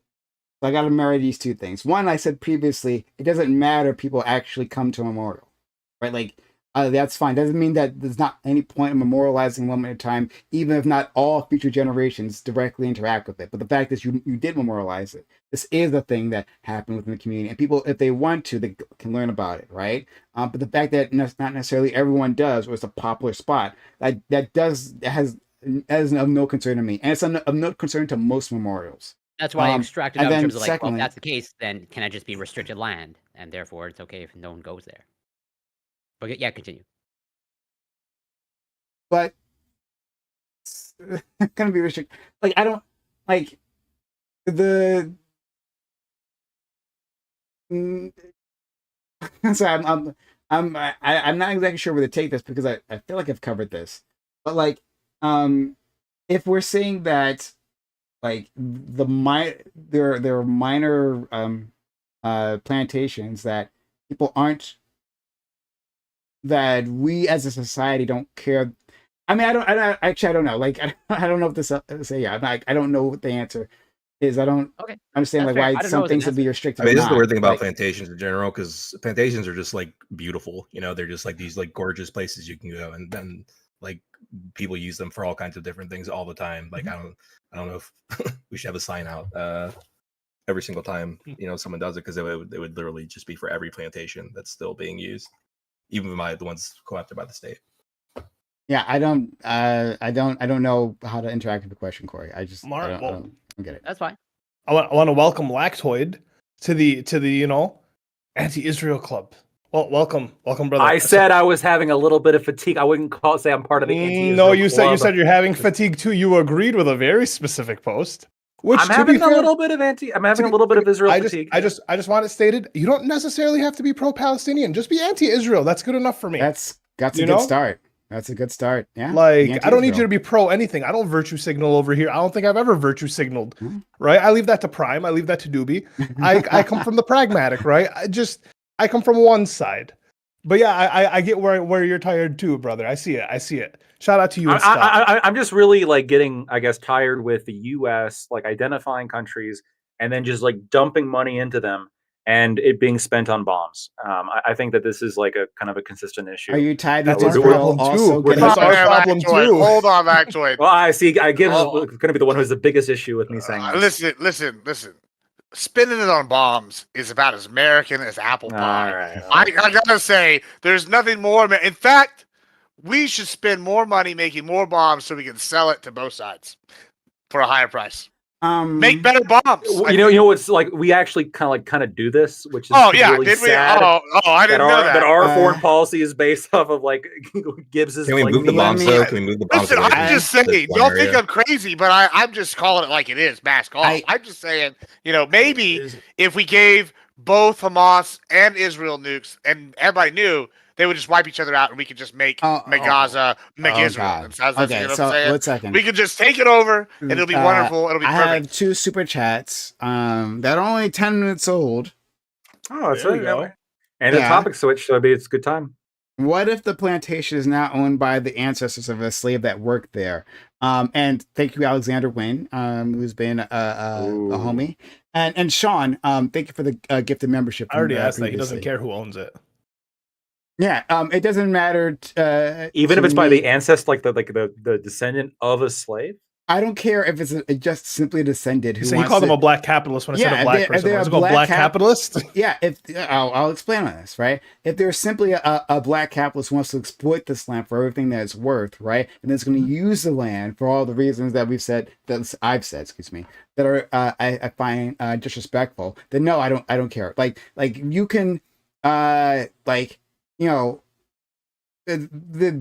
future, not everyone born of enslaved individuals, right, like gives a fuck about that, like cares about that history and would respect that history. So just because they happen to be of the genealogical line doesn't mean that they carry any reverence for that land. So to give the super chat question like the ultimate kind of steel man though, what if the guy who owns it can directly trace his ancestry back to one of the slaves that worked and died on the fields of that, and he specifically bought it with the intent of basically like saying of making some kind of like broader racial point. Like he bought it saying, my ancestors died on this as slaves, and now here I am as the owner. Well, would you take it away from him? Add one more thing to that. I want to add engage with that one, and then also a second one. What if he was like, fuck Whitey, I'm buying it to make a bunch of money. My ancestors died. I want to be rich as fuck like they were. My ancestors died here. My blood, sweat, and tears are here. I deserve to be rich because they fought and died here. or whatever. Actually, like, to that point, Gibbs, my other point to your memorialization of all of the other plantations of Prime was honestly going to be that you're just doing a lot of white advertisement for people. It's going to be this person owned this plantation, and now you're just making more prominent names of the people who we didn't know. We could just change the names, like whatever. Like that's something like we done with like how we tore down those Civil War statues, and then like oftentimes put out other statues, you know, in their place, memorialize different people. We can just do that, right? We can like if we found out names of you know, enslaved people, or maybe notable enslaved people who have left there, like left from there, like their families from there, we could like name after them. We just do that. Oh, okay, that's fair. That's fair. But to deal with Lactoid, you're saying, sorry, Lactoid, could you repeat the question? Lots of things were said afterwards. I apologize. A proud black nationalist, but who can directly trace his ancestry back to somebody a slave who worked and died on that plantation, and then his dad and his grandfather was a sharecropper, and his dad lived in the area, and then he was told stories of all this, and specifically in an act of black pride, he buys it and he says, "This is mine now. My ancestors worked in it, but now I own it." All right. Are you going to take away that plantation from him? As part of... oh, you know what? You could do it 2 ways. One, let's say that Prime is initiating this plan. Prime was president. Prime was the decider, right? And he's initiating this plan, right? It would be the Plantation Preservation Act of 2025. As part of that act, it could be just we take all the ones that have been identified as major. Okay, right? We're reaching consensus here. Everything that's been taken as major. And if your plantation happens to be major, then sorry, you lose it. But there could be an exception here. Right? Maybe what we could do is say that, hey, like if you are going to be a private owner, right? Like you want to keep us from nationalizing this, well then you have to, just like we do for national sites of historic sites, right? Just like we do for them, we can say that if you're going to live here, like you have to follow these rules. Like so I've known some people who her houses are those national historic sites, right? There's special rules as to how they can use the house. They can't just do anything with it, right? If that was the case, and we could just like tie them to these rules, then yeah, they can have it. They can be held in private hands until they break those rules, and then we take it. So Alexander Wynn also sent another $10 super chat. Says, how do you so delineate between the lack of African American sites versus the preponderance of Native American sites, memorials, and tribal lands? How do you delineate? I'm not sure. How do you not so delineate? I'm a little confused as to what you mean by this, Alexander. Are you saying that like do I have a problem with the fact that there's so many more Native American ones? And actually, I don't even know the number of Native American sites and memorials. Actually, don't know. But I mean, I support my Native American brothers and sisters having the ability to memorialize more places if they don't have enough, and certainly Black Americans to have more places recognized, because a lot of that has been literally buried. Literally has been buried. There's a whole list of race riots that happened, especially in the South, but not just in the South. And like just a ton of people died. We should be able to like consider those places to be memorialized as well, right? Or to make sure that moment in time isn't buried the way that it absolutely is buried now. I hope that answers your question. I'm not sure if it does. Okay. So we can move on to another topic if people would like to. I gotta take care of something that's really fucking annoying. Housemate of mine is being a fucking idiot. But yeah, like a really big fucking idiot. Gotta handle this thing. It's gonna take me like 2 seconds. But do we want to move on to what was it? The U.S. imperialism, I guess. Stochastic terrorism. I thought stochastic terrorism was the one I think. That's been the hot topic this week. If anyone wants to put forward a topic, we can. Barrett, go ahead. Oh, I Go mean, on. no, I mean, just, it was really just what is like, obviously I know Lactoid is not for the Hassan ban, even though it's only 12 hours and realistically it's not a fucking ban. But I do think I'm getting really sick of everyone doing the whole stochastic terrorism thing in terms of like anti-Semitism. And what I brought up yesterday, like if we're gonna do the whole like virtue signal all day, I mean, Islamophobia is on quite the fucking rise. You have Valentina Goma. Yeah, listen. I said virtue signal. I don't believe stochastic terrorism is necessarily real in the way that people believe it is, right? If we're going to do it, then there are going to be conversations with like apostate prophet and not so erudite when they're talking about Islam being a threat to the West and how it's not. Once again, that's what I'm saying. The stretch for me is that everything becomes stochastic terrorism at a certain point if you are just kind of hinting that this group of people doesn't necessarily meld with your society. And so it's like what's like the line, what becomes the line, and what isn't the line. I'll tell you the line, Ollie. It's really simple. It's called Here. American military dominance. That's the difference. We go from scholastic or whatever the fuck word is, terrorism. Scholastic terrorism. Yeah, there you go. Scholastic terrorism. Who gives a Gibbs shit? is main enemy. It doesn't even matter what kind of terrorism, because here in America we have this one unifying factor. It's we can find an outside enemy and whoop their ass, and that brings Americans together like nothing else. We just need to find a new enemy. I think it should be China.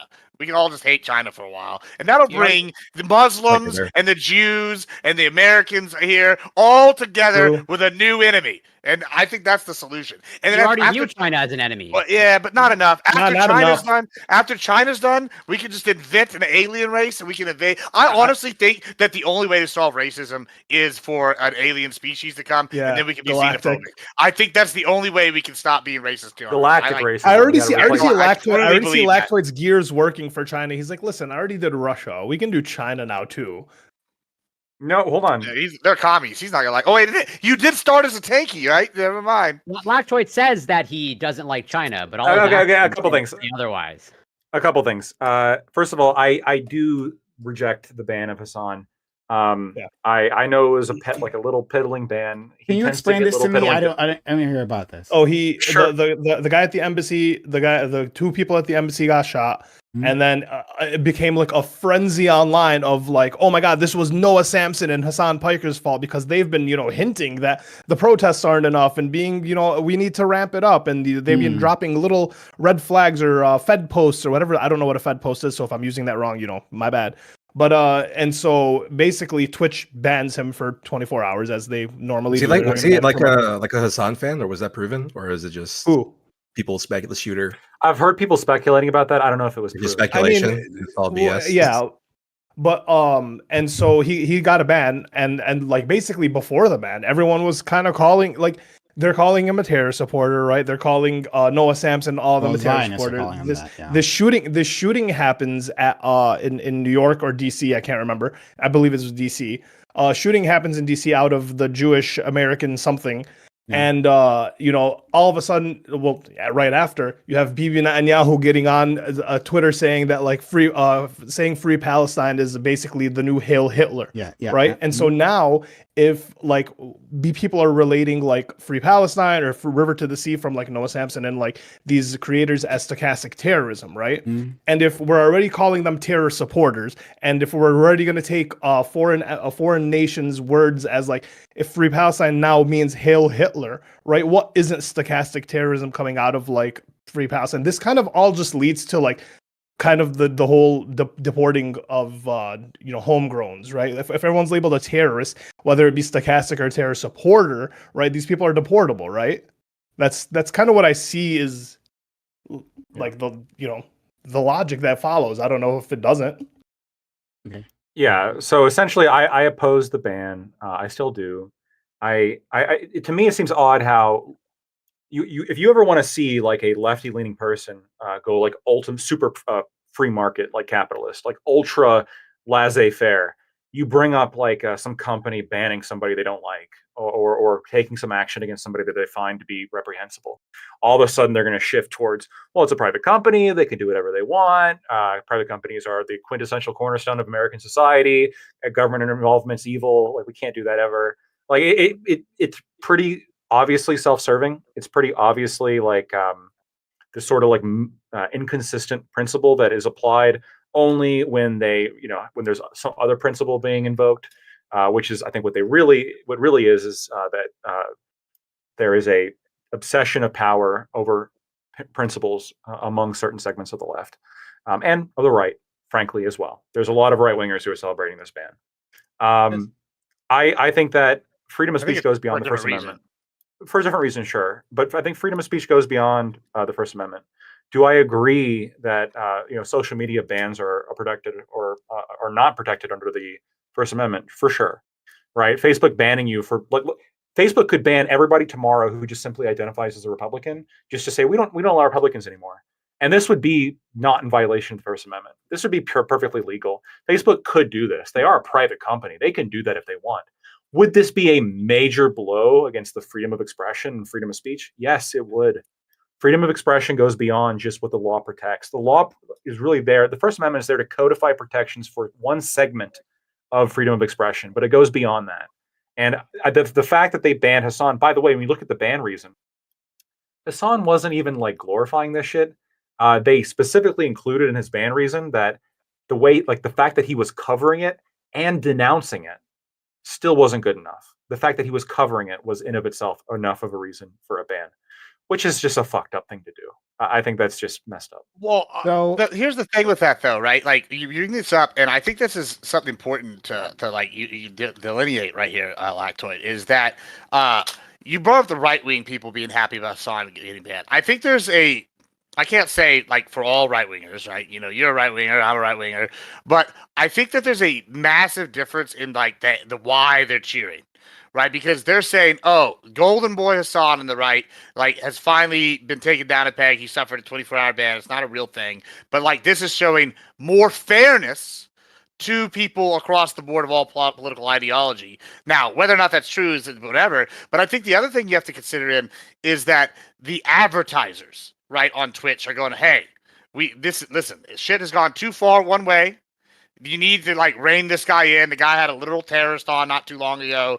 Now he's going through manifestos, and like I think that this is a case of them going, hey, whatever. Now I do kind of want to object to one thing Ali said.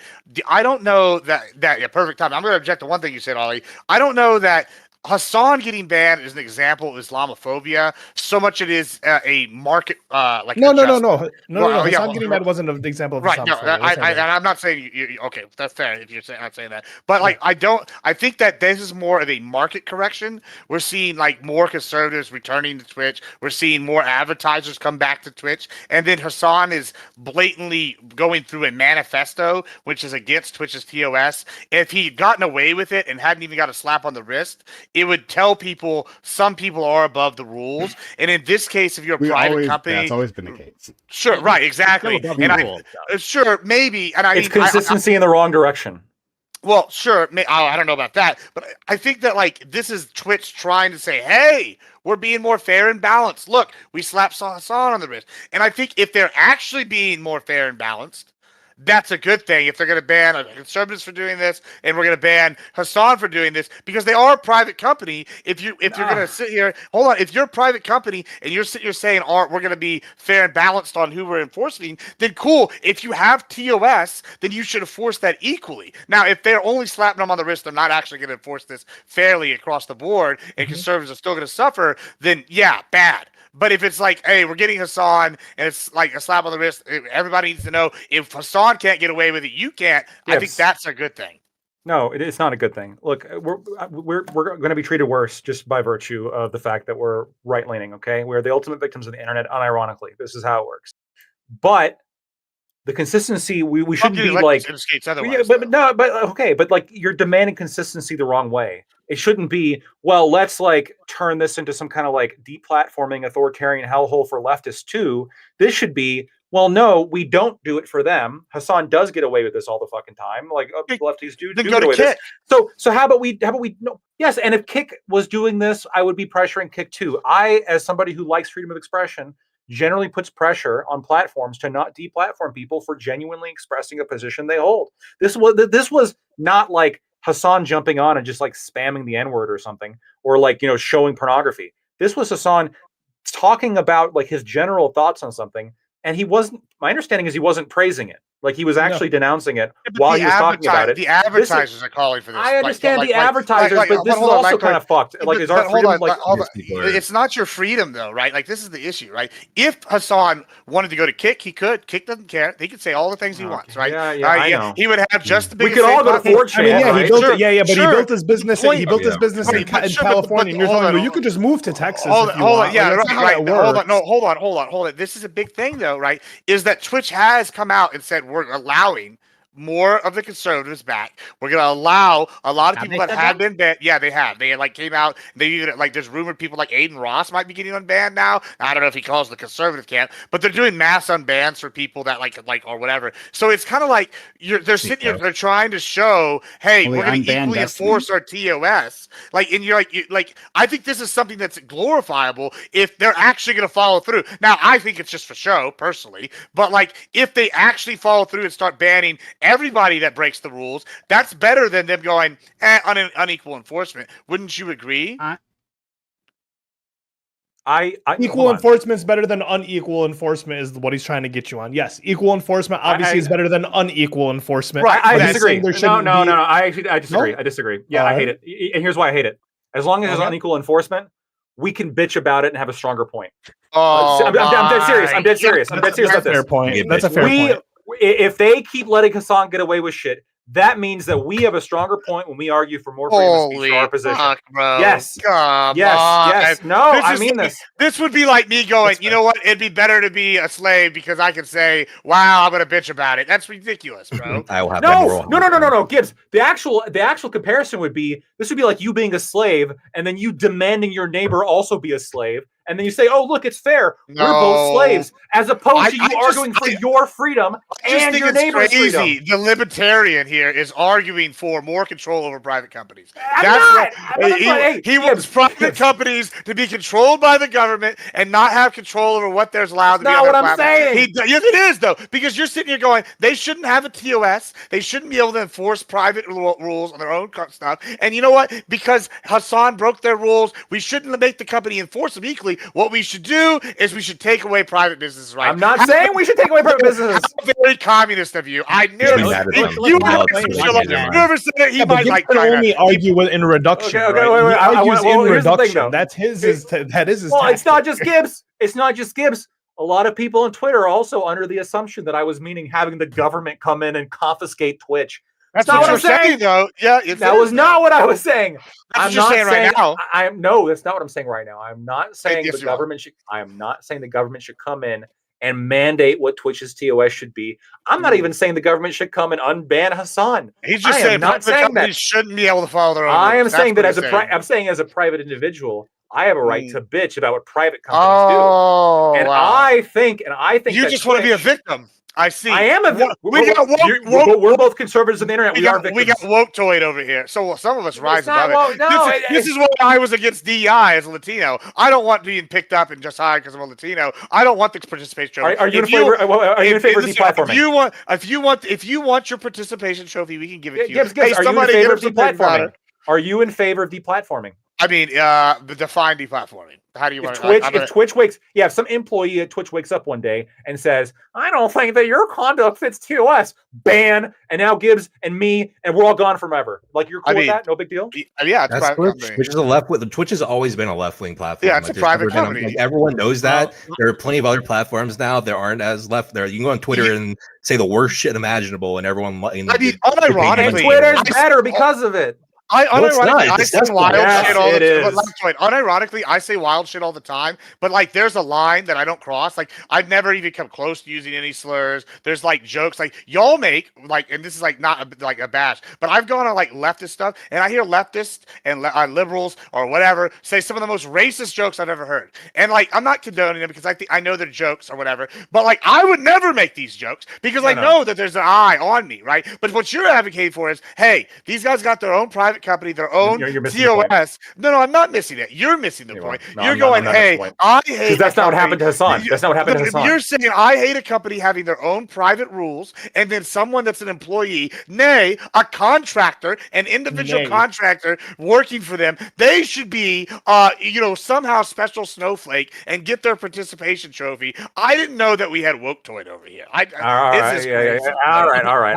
Hey, There's a Yeah. brand. There's like a brand of conservatives, let me especially on clarify. like Twitch, people who just they chat and they get mad. They get, oh, you're gonna ban me because I'm a conservative because I love Trump. Oh, like there's just a type like you see that type of person in Twitch all the time that just That's- constantly like. He wants his thing to bitch about. They want to be a victim. Yeah, it's He wants to be a victim, guys. Victim politics. We found him. Black Twitter. All right. Victim Toid. I Victim never want to hear Toid. you You guys are complain. missing- I never wanna hear you complain. I never want to hear you I complain. know I'm a victim. I'm defending Any Hassan. Yeah, race typical politics right-wing from MAGA now on. victim, yeah. Anything. I don't want to hear Virtue race signal for the politics no right, more. lactoid. Lactoid. Virtue All right, Yeah. let me Virtue clarify what signaling. actually. Let This me is clarify the what actually woke happened. right. The woke right. The woke Here's what right. happened. Here's what happened to Hassan. Right, Hassan Okay, tell us was woke righty. on Twitch talking about a specific event that happened that was in the common discourse. This was a terrorist act that just happened. He brought stuff up and was reviewing it, and he was doing so like in a way that was entirely within his opinion, and he wasn't even praising it. He was actually denouncing it. The ban reason specifies that. This concerns me because this standard actually does seem very arbitrary. I often talk about like how people are totally fucking like wrong and lopsided when it comes to the Ukraine situation, and how there's like, for example, on Twitter over the past couple of days, I don't know if you guys have seen it, but like there was like this massive bombardment on Kiev that everyone's been talking about. Of course, nobody talks about what literally directly preempted this the last 3 days just prior, which was constant drone attacks on Moscow. Right, this was literally why this bombardment happened. Now, am I, by even talking about that, potentially running afoul of this new Twitch TOS because I'm talking about this attack that happened? I mean, I'm talking about it. I'm explaining it. I'm not necessarily condoning it, but I am explaining it. Is that okay? Or No, you're- is it not? Or here's the reason why it's not okay. Yes. If we're going to It's be Russian honest, private- it's 'cause it's a private company. no. This is the reason why it's not okay. The reason why it's not okay is because enough people pressured Twitch and their advertisers to go after Hassan this one time. That's what happened. It's not And I just don't one like time. that. They've been pressuring him for a while to go after Hassan because he's now operating unchecked. Let's just make that clear. Like, come on. I mean, they're just kind of pissed that their boy got banned and can't get on, so they've been kind of going hard. I think it is a little bit bitch made wait, for who? like. Who are you talking about? I think we're talking about different people. We're talking about because this is like I'm arguing from the righty side, right? If you're going to argue Destiny or whatever, that's what you're kind of going with. Their Destiny side. Asman, right? Or It's gonna be EU. Destiny Asman, the ADL. I don't, Like these are I the don't people fucking who watch. are I don't calling watch for any of it. those people. Like, right, like so like when I'm sitting here saying this, it's not coming from that area, right? Like I maybe like the other lefties are arguing that thing, but with what Lactoid's arguing is this is a prime example of the woke right. He wants the government to come in and avoiding protect, deplatforming. and protect his feelings. That's what he's arguing. Okay, all right, His so- feelings Wait, being- if you get deplatformed, like, hold on. I would literally be upset, Gibbs, and just give you credit here. I would go on Twitter and be like, unban Gibbs, like this is bullshit. Sure. Stop deplatforming him. Would I be a bitch for doing that?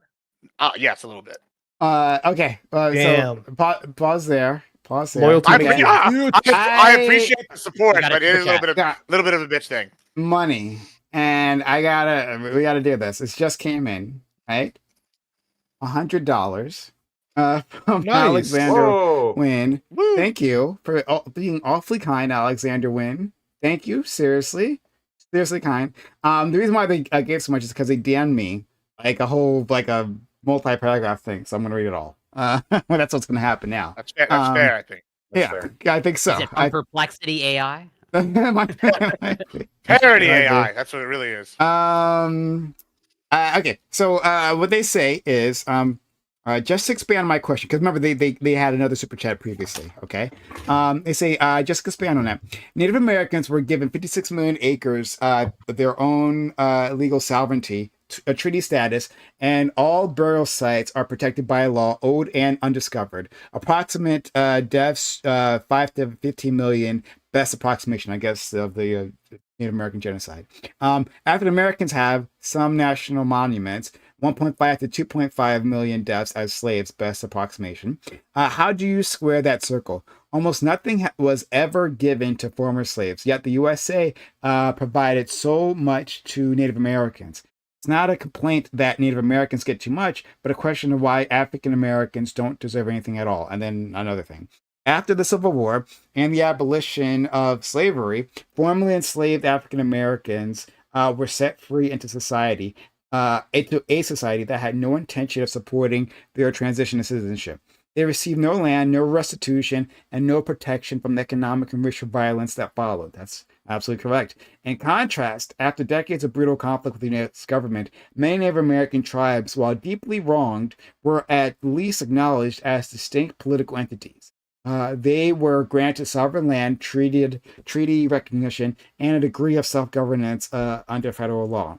This isn't to say Native Americans were treated fairly, far from it, but rather to highlight that African Americans, after generations of forced labor and systemic abuse, were given nothing, no land, no reparations, no autonomy. Instead, they were left to navigate poverty, white supremacy, and segregation alone. The difference lies not in who suffered more, but in who was recognized after the suffering ended. So that's a whole statement. Lactoid. You lactoid. I'll reply to this. And anyone else can as well. Corey, I know you had like your hand up separately for something else as well. But let me my initial thoughts on this is that I think so much. I think this touches on a lot of stuff. One, the difference is how our society interacted with Native Americans and African Americans, right? African Americans were stolen from their homes, right? Stolen and taken across the Atlantic and then worked for centuries. Native Americans were like, from the American standpoint, interacted as a foreign power, right? Even then, even they call them savages, they were still a foreign power. And so the way they interacted with, the way they settled their disputes was as they were selling with a foreign power.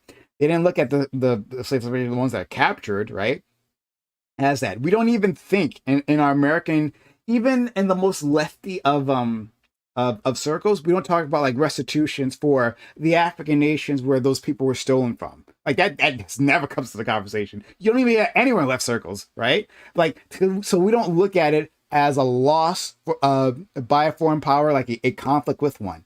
So it's just like people within your land who were wronged, right? Okay, so there's that. That's one level. But then beyond that, there are like how we just treat Black people and the contempt that is, I think, part and parcel to American society, in which like white slave owners got restitution for their slaves that were liberated. They got restitution for that. But then we promised but refused to do so for Black slave owners.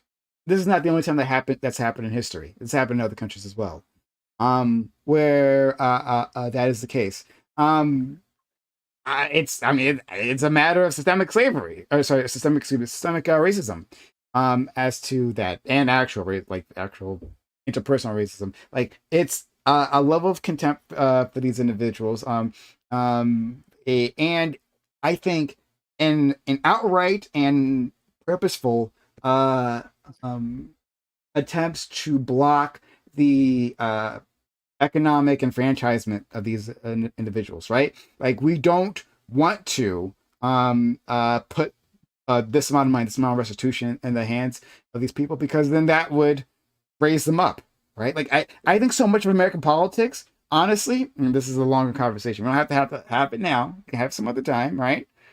We can have a conversation about how so much of American politics relies on there being a lesser, that people will vote against their interests, especially in the Republican Party, but will vote against their interests because those policies pushed by conservatives promise to keep a hierarchy in place.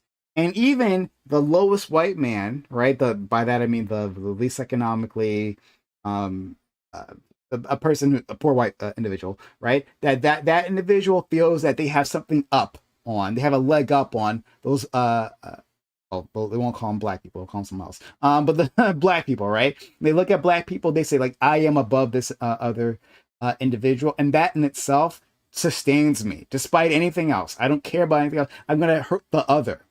So much of our American politics is based on that. And so it makes sense that there is resistance within the Republican Party and the Democratic Party, of they're fucking liberals, so of course, to actual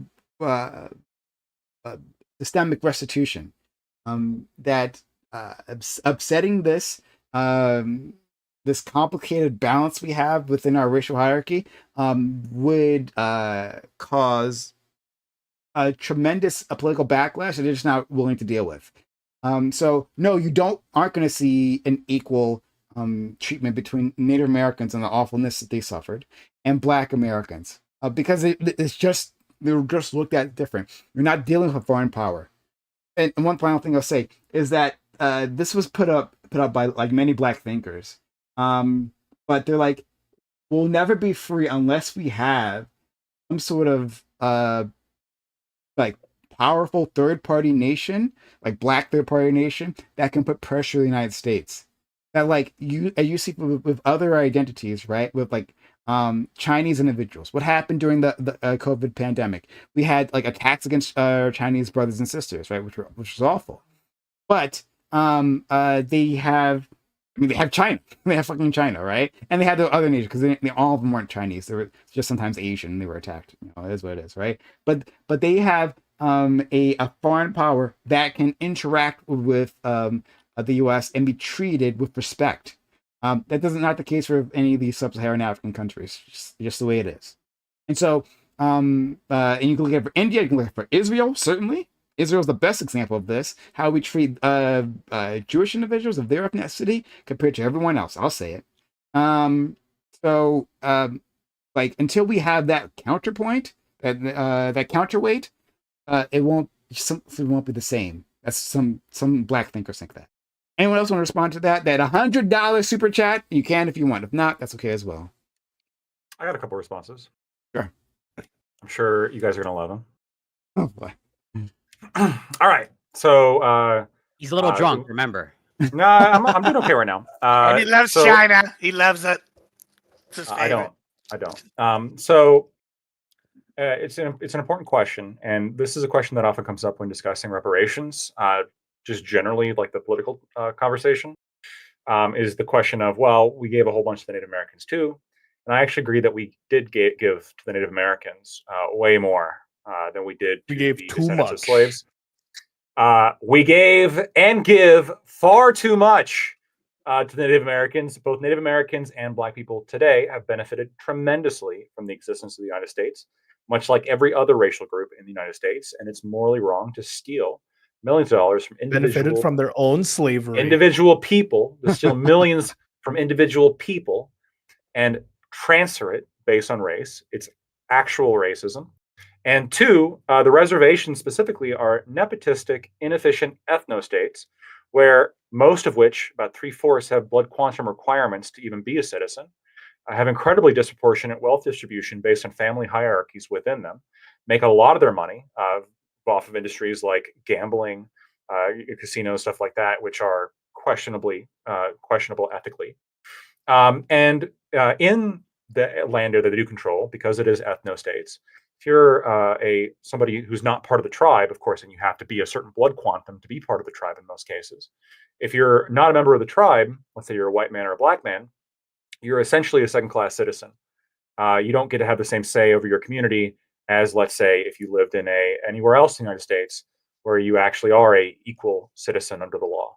So my proposal is to abolish all of the reservations tomorrow, incorporate them into the states of which they reside. Sorry, what was that last part? I missed it. I apologize, friend. Abolish all the reservations and incorporate them into the states. Oh, okay. All right. Awful. And then abolish the BIA as well. BIA is Bureau of Indian Affairs. Bureau. Thank you. That's awful. We shouldn't do that. I'm sorry. Keep the ethno-states, right? The blood and soil ethno-states. No. So, but here's the thing I was going to say is that the thing is reservations are problematic. The way that we treat them one is awful. Like these places are like extremely, extremely rural. Basically, we kicked them off to like the worst plots of land, and then we didn't like modernize them, right? So like a lot of the places don't have like indoor plumbing because we don't have like sewer pipes running there, right? We don't have like they don't have water pipes, right? So they have to like get their water shipped in from other places. It sucks. That's how we treated them. And I think maybe to your point, Lactoid, I think that we'll continue to treat them that way if we have them as these like little separate nations, right? And it just gives us a reason to have that a border, and so it's like, or like it's not forced segregation so much, but it's a level of segregation, right? And once you have housing segregation, it's very easy to do any other kinds of deprivations to a population. We see that in the cities. So I think it would be better if we could somehow integrate them into our societies. But it's hard for me to tell a Native American that. Like, they may want to do. I wanted to give them the ability to be able to practice their traditions, without necessarily like state intervention or something. Yeah, they could have a society like the rest of every cultural group does when they want to like get together and do their customs and everything. That's fine. I don't like the idea of having blood quantum ethnostates within the borders of the United States, and even the reservation. By the way, there are a lot of poor reservations. You're right.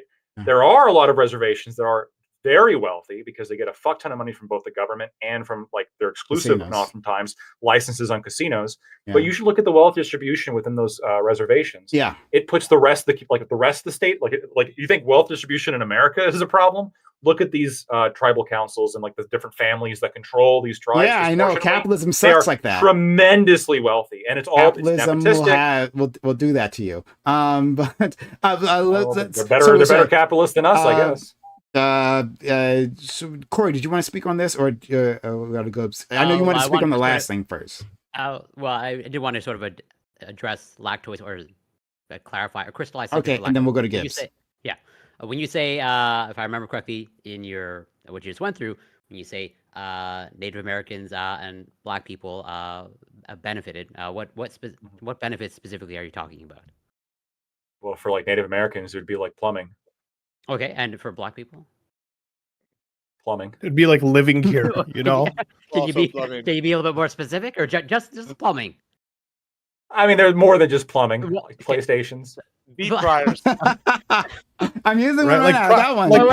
Like Prime gets to stream now. Wait. You know? PlayStations are not unique to America. So, like, again. I know, but they are like dramatically disproportionate amongst Americans compared to Africans. Well, okay, so it's the relocation is the bet, just to crystallize it. Like, yeah, it's the relocation and like eventual absorption into the society for sure. Okay, it's the argument every 19-year-old makes. Like, hey, listen, Christopher Columbus isn't that bad. Black people get to live here now. Ali, can I please interact? Yeah. So I'm curious. Okay. Does that also overlap with, let's say, human sex trafficking? As in, if a girl is human sex trafficked in the United States, do they benefit from that? The actual let me explain. Hold on. Yeah. The actual victim themselves, I would say no. In the same way, I wouldn't say the actual slave themselves or the actual Native American who's like, getting shot. Like all that would suck, right? I'm talking specifically about the descendants of that never experienced this and are in thus a better position. I think the child of a sex trafficking victim could be better off if they came from like a very poor third world nation and are now growing up in America.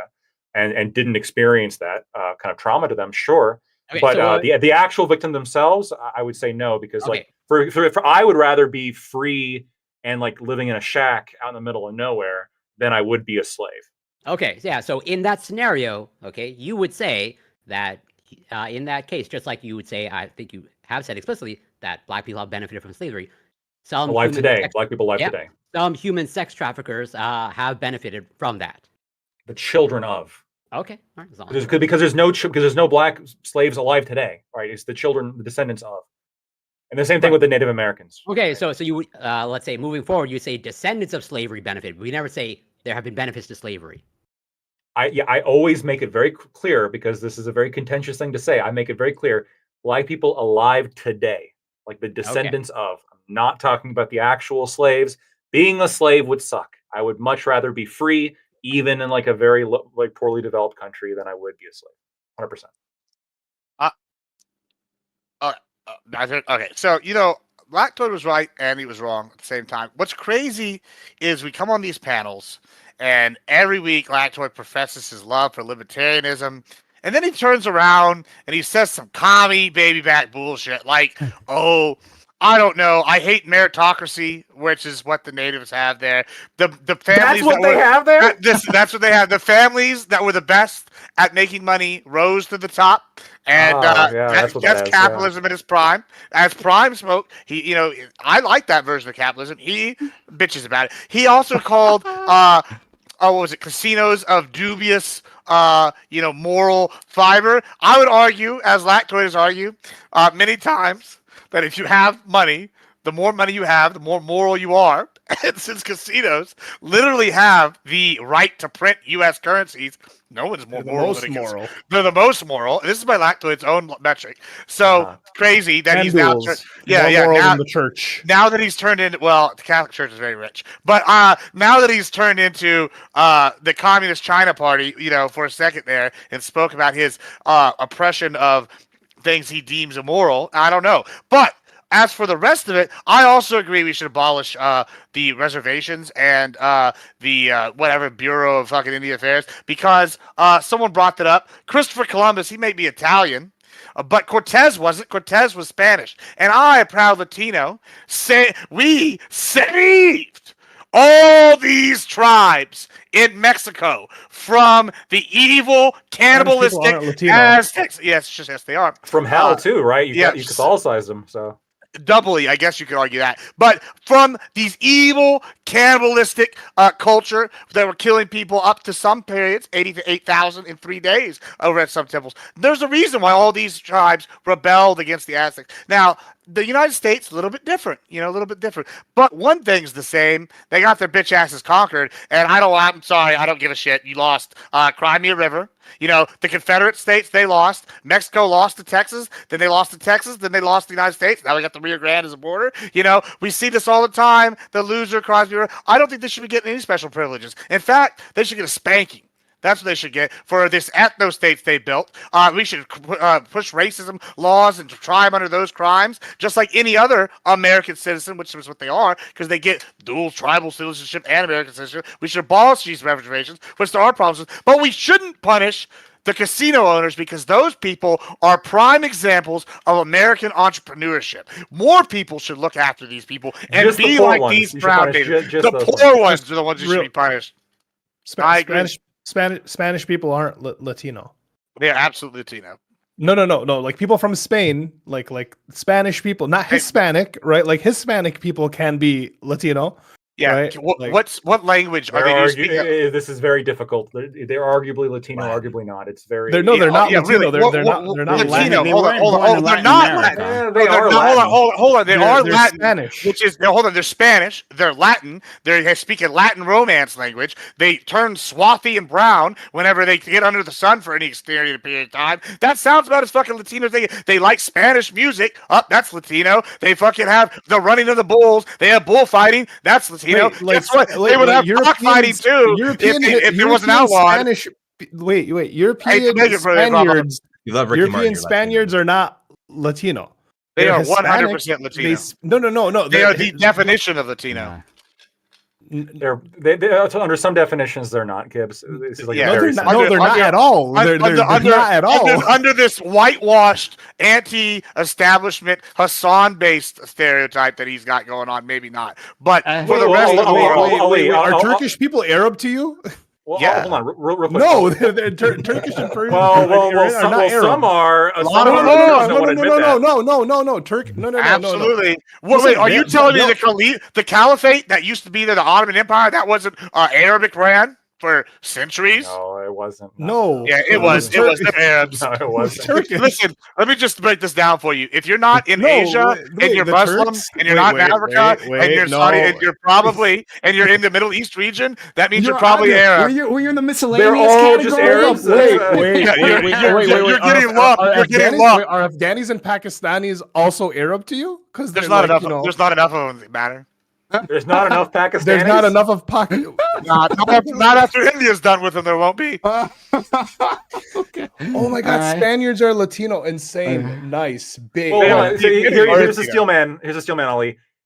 This could be referring to simply like Black his culture? direct ancestors that were Latinos, even though eventually you can trace them back to Spain, like a lot of Latinos, right? Yeah, I mean, No, or white- we white can trace ones, my yeah. an- Wait, or wait, we wait, can trace wait, my wait, ancestry wait, wait, back wait. all the way. Even Wait, the hold white on, ones. hold on, No, hold on, no, or- because or- colonization and invasions or- exist. Wait, there's No, there's no, Fre- I there's can a lot trace of my French. ancestry all the way back to the Romans that fucking conquered Spain I can back in the trace day. That ancestry would to be about as Latin Latin. too. Exactly. They were That's about as Latin. Latin They as- were Latin. That's No, about as no, Latin as you get. It was literally called the wait, Latin wait. Empire. A lot of Lebanese Yeah, people it's- can trace. A lot of Lebanese people can have traces of How do you French in become- them because you of can't be colonization. Are more we now Latino French? than- We're not They talking. spoke Latin. They literally spoke There are Latin. more. There are more But Lebanese that's not- people that no, live in that's not the Brazil Latin than we're in talking Lebanon. Are we about. Brazilian? We know That that's is not. that is That's not the absolutely the Latin we're talking that's about. Not, that's not what the, hold on. When we when we're Taurus? talking about in common parlance, right? We're talking about Latin America, right? We're Oh, talking about well, how convenient for this part. That's what I'm saying. That's what it is. I don't know what to tell you. Not I'm convenient. talking Like, about yes, it lines up with historically. reality. It's Listen, like, yeah, you know, we also don't go not- back to. well, hold on. We're not talking about ancient we Rome. only go back when God. it's convenient for you. Wait, I wait, see. wait. You guys are I going by see. language. All right. I Wait. see. You can't go by language, right? The language about traveled, right? culture? Latinos speak Spanish. You are Hispanic, right? You are a Spanish-speaking people, just like I'm Arab, right? I am an Arab I'm of an Arab speak. I speak Arabic, right? But like Arabic, yeah. like okay. that doesn't mean you are You're Arab, Spanish. you- You're wait, not Wait, Spanish, okay, you're let's follow your Hispanic. let's just follow your God. logic. You speak Arabic, right?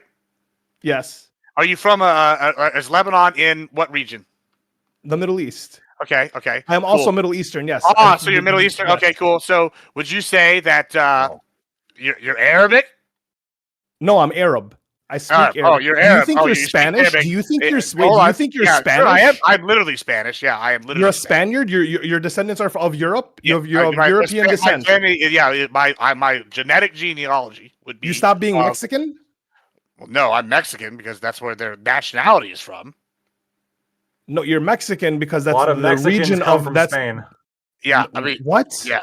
A lot of Mexicans like come from Spain, genealogically speaking. The white ones, yeah. yeah, the white looking. Yeah, they're- and a lot of the mixed ones can trace Yeah, some of their because ancestry they back to interbreed. Spain. So a lot of Lebanese. afterwards, That's like saying a but, lot of like, it Lebanese came people from- come Sure, from France. Sure. That's like saying a lot of Lebanese people come We know from what- France oh, because there was colonization of the French. Sure, in yeah, Lebanon. and there's a lot of Lebanese people who could Colonization's probably one say, word for it. like, my Conquered is genealogy is another word French. for it. Sure. We know what the whites did when they got here. All right, so They won. We're all from Uh, England because we're speaking English. Okay, so you're They did win. Mexican No, you're and right. They won. They Spanish. won. So you're a Spaniard. Why do you claim the Mexico flag? Because mi padre, Dande in Durango, he's fucking Mexican. He lives in Mexico. He's literally was an illegal immigrant from Mexico. He's got Mexican citizenship. I don't What know about how your much madre? more. Your madre from Spain? No, she would be also from Mexican descent. Her parents are from Mexico, but she lives in America. You know, I don't know how you're look, confused about this. It's like, Like, okay. That would be like. I'm not the confused we one. we don't have to It argue. seems like it. We don't have to argue this. We don't have to I argue promise. this. Well, But let's promise If you your I'll hold on, compromise. if your parents or We- if your parents are from Lebanon, Yeah, and, okay, are you Lebanese? I'm Arab descent? American. I'm Yeah, are Lebanese you American? Yeah. Okay, yeah, okay, cool. So my parents, they Yeah. are Mexican nationals, or one of them Yes. was. So That you're would be Mexican. me. Okay, and if now let's just say your great great grandparents were from I don't know Iraq. I don't know if they are or not, but say they're Sumerian. No, You I know, have my lineage traced back technically to like Saudi and Persia. Perfect, Saudi. So Like, I'm you would say, yes, you're Lebanese, but you're of Saudi descent, correct? Not really, no. Like I you're mean- talking historically Lebanese. Like yes, You- we're all from Africa. If that's what you want, we're all African. Yeah. We're all of Yeah. Well, African descent. allegedly if we're you not wanna do now. that. Apparently. They keep changing Go back where we're far from enough, all the sure. time. Well, no, apparently we're now from a different area. But they Go keep far enough, changing we're it. all Everyone. FYI. Who changed that? Who changed that? They just like a few like they found a Homo sapiens in like in the Urals recently again, like that were like older. They keep going back in these different areas all the time. One like a few 5 years I don't know ago, about they that. found someone old. Yeah. I can find it. They find these old bodies all the time, Cro-Magnons in different areas Yeah. Okay. All that right. are Well, further and further back.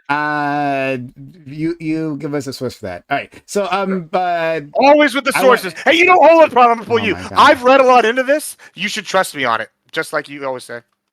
No, I don't. Oh, no, I don't tell you guys all to trust You me on told me. these You things. told me that. You told me that literally last week. Well, one time does not mean always, Gibbs. Just Okay, and the FYI. week before. And the week Damn. Find the And place. and and Yeah, Corey, if you had a good memory, you'd remember that. No. I can test that. I He can also test stood on that. Tim Pool. That's 3 right there. No. I want clips to back that up. Yeah. Oh, I can say it. Remember we talked about. I can tell you the exact one on Tim Pool. Actually, was when we were talking. No, I'm not talking about Tim Pool. I'm talking I actually had a bunch of sources on Tim Pool. Like I had a whole And list then, of sources. hold I had on, an hold endless list of on, sources on Brian. Tim Pool. And then we talked about something you said you didn't know about, and then right after that you said, "Oh, I've read all about this. You should trust me on this." So I'm just saying that's what I'm gonna do now. Maybe I said something. Hold on, but okay, I want to go back to. I'm just using all of my tactics now. Okay, all right. Okay, I want to go back to the thing that we were talking about before in terms of the stochastic terrorism and the Hassan being banned. We only had a limited time, and Lacto is damning me. I gotta leave at 11:30. Okay, gotcha. Morocco, I got it. Right. Sorry about that. He's like, I got a lady coming over, right? I gotta be smelling nice for her. But you know, he's gonna bust out the essential oils. But anyway, Got the crystals all lined up. Hey. You gotta set the mood, all right? I get you. This is from ChatGPT. I Rolly posted on it wrist, rolly on in the thing. Here's what it says: Morocco is the oldest Homo sapien found now. Morocco, Africa? Morocco. But that doesn't. Is in Africa. But Is that it? doesn't. Yeah, I guess it is. North Yeah, Africa. Even hold on. North Africa. Even the Yeah, oldest North skeleton. Africa. Okay. Whatever. Okay. All right. Oh, for Great. the record, Middle Eastern country, not Arab, right? Okay. But they are Middle Eastern. Okay. Moroccans So, aren't Arab. Well, all right, they so did become Middle Eastern. Why was that? Was it the we right of are- conquest? We're moving forward. We're moving Are they forward. Turkish though? We're moving forward. Islamization, Okay. baby. We're moving Oh, forward. yeah, it would Okay. be Turkish, wouldn't We it? are moving forward, or actually back. So I Would was not going to be say that. So I'm going to respond to the things that mostly Lactoid said, because usually he drives me red with rage. But I was going to say that I'm not a free speech absolutist, right? So I think I've said that multiple times. I'm not a free speech absolutist. I think it makes sense to have some limits on speech. Where those lines are, you know, like ask me from day to day where I personally would draw those things. But in our society, we seem to acknowledge that. In general, even within our laws, that there's limits to speech, and I'm okay with that. I don't cling to the mantra that more speech is necessarily always better. So I'll start with that. But how restrictive I am, that it is up in the air. I think private companies should be able to do what they want. Now, I've said this multiple times. I think you've been here for me saying that Lactoid when we talked about it. This is not the first time we talked about, like, especially what Twitch has done, right? And I've said private companies should be able to do what they want. But the next part, right? Now, and I think this is to Lactoid's broader political goals, right? I think maybe you'll like this. I think the problem that we're having here with all these debates is that power is concentrated in the hands of the internet power, right? The power of these platforms is concentrated in the hands of a few tech oligarchs. That's the society we've created. It's not the way society has to be. It's not the way the internet had to be. It's the society we created. One of the reasons why it's been concentrated in the way that it has is because of IP laws, right? We can create these walled gardens, right? Protected by IP. Say that the data here, right, is owned by this company, and you can't copy them and you can't transfer your the data, even if it's data that you've generated. Because like this is how so many people were thinking of the internet when it was like first sprouted, like in the 80s and 90s, right? This is the ideas. The internet looked so much differently back then, right? Like just a completely different animal.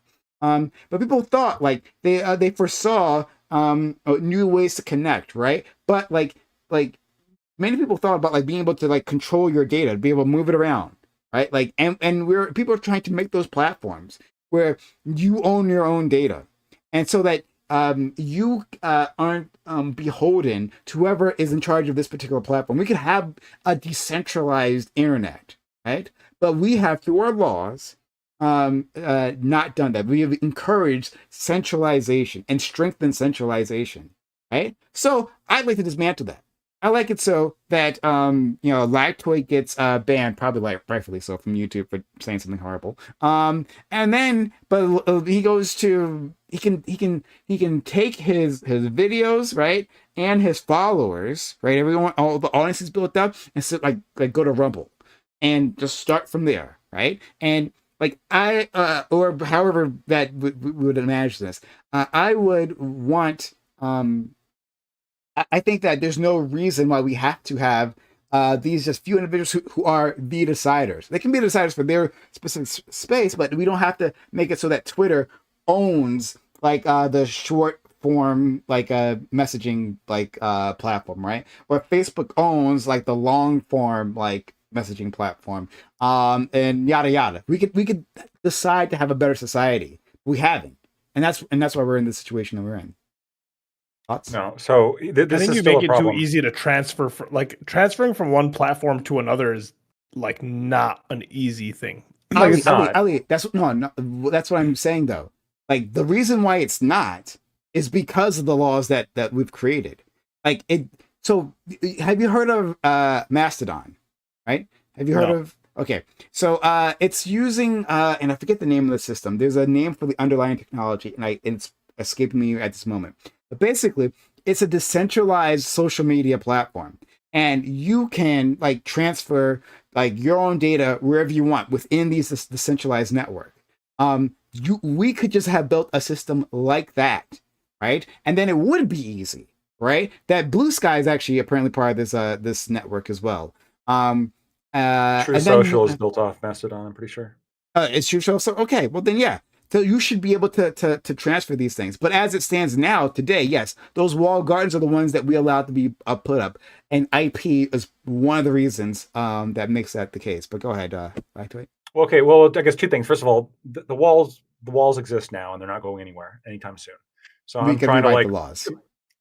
good luck with that, right? I'm trying to focus on Thank you. like currently in America, what is Okay. my goal? And my goal is not to cheer on the silencing of people because they happen to read over something and share an opinion that's not even all that hot, right? Just because they happen to cover on something seems kind of like a bizarre reason to silence somebody.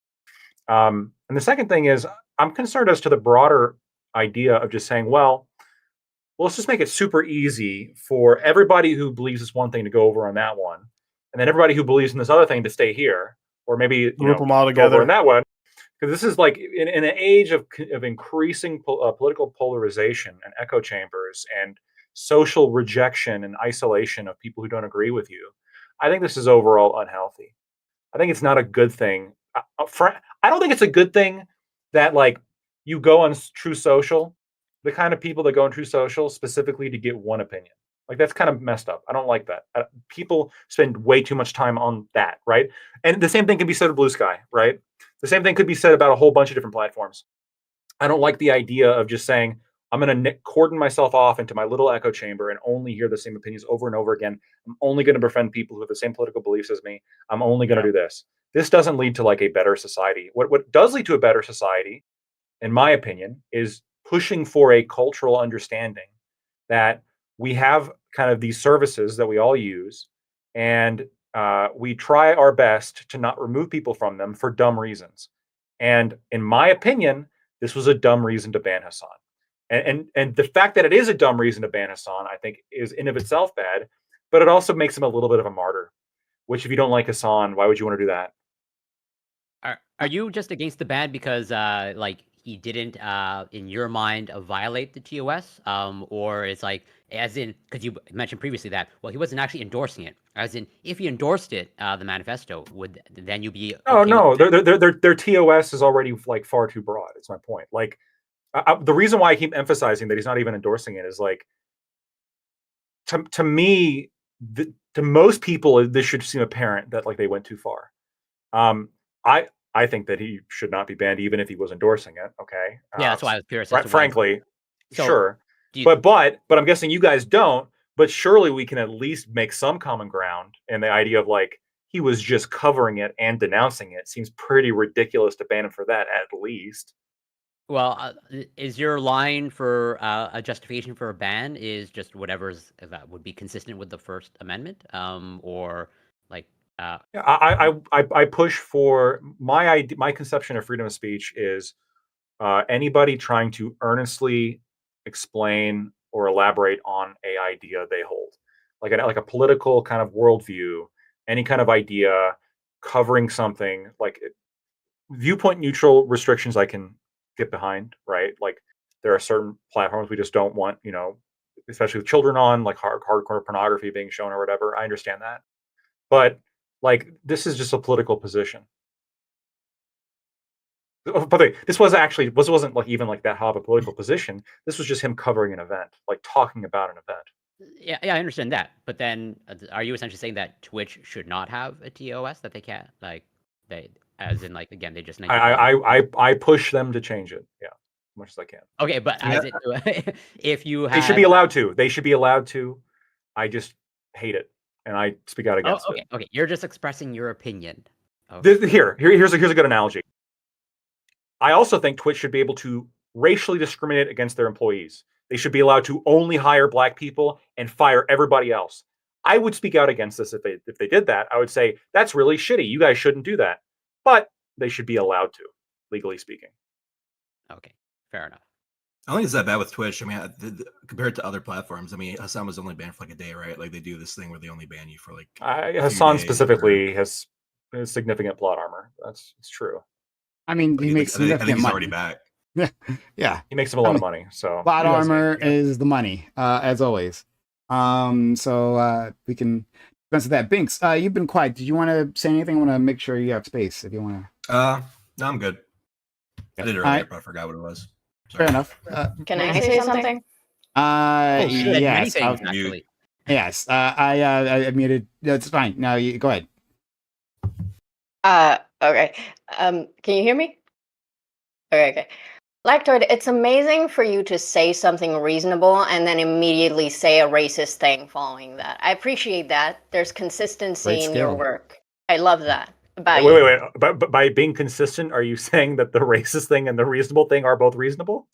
No, I'm saying that you being racist is consistent with you being you. So both reasonableness and racism is consistent with Lactoid, is what you're saying. Yeah, a you're reasonable reasonable racist. racist. Reasonable Reasonable can be racist. debated. Consistent racist, yeah. Yeah, Laxoid. But also reasonable, because you said it was very consistent to me to say something Reasonable reasonable. racism. No, So I'm no, a reasonable Lac- person. It's reasonable that you are racist because it is you. Okay, all right. That's all I wanted to say. The Hassan thing is dumb. Wait, the banning is dumb, or just Hassan in general is dumb? That I can get behind.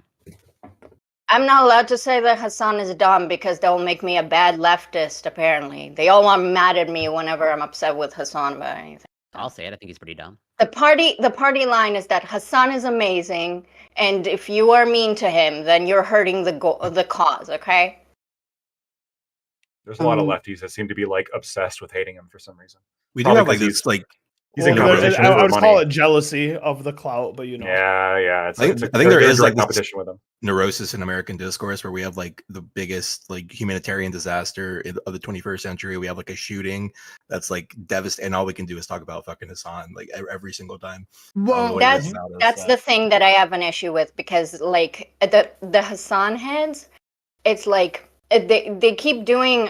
You're probably not watching the same people that I do, but all they talk about is Hassan and Ethan, right? And I'm like, you people are making the Palestinian genocide into like a weird drama circle jerk about Hassan's exes. It's bizarre. It's like just a big virtue. Everything has to be signal that they're filtered just through using it. Hassan. Yeah. Well, I think bizarre. the thing, and this is where I was going to go with this, is that people in general, as always, don't care about what happens, in other parts of the world. It's hard for people, especially when we're talking about a tragedy of this scale, this genocide, to even if they have a level of empathy, it's hard for them to engage with this topic, especially if it's not happening to anyone that they know of. So what's always easier to engage with is just drama, right? And so there's drama around Hassan, around Ethan Klein. Even Sam Cedar injected himself into that for a little bit, right? Yeah. And that's something that you can go with. You can follow that easily, right? And you don't have to look at the bodies of dead children, right? You don't have to look at destroyed buildings and read about how Israel is starving a population. You don't have to do any of that, right? But you can follow But I the think back it's and worse. forth. I think it's worse because what they're doing is actually like, because I talk to these people, right?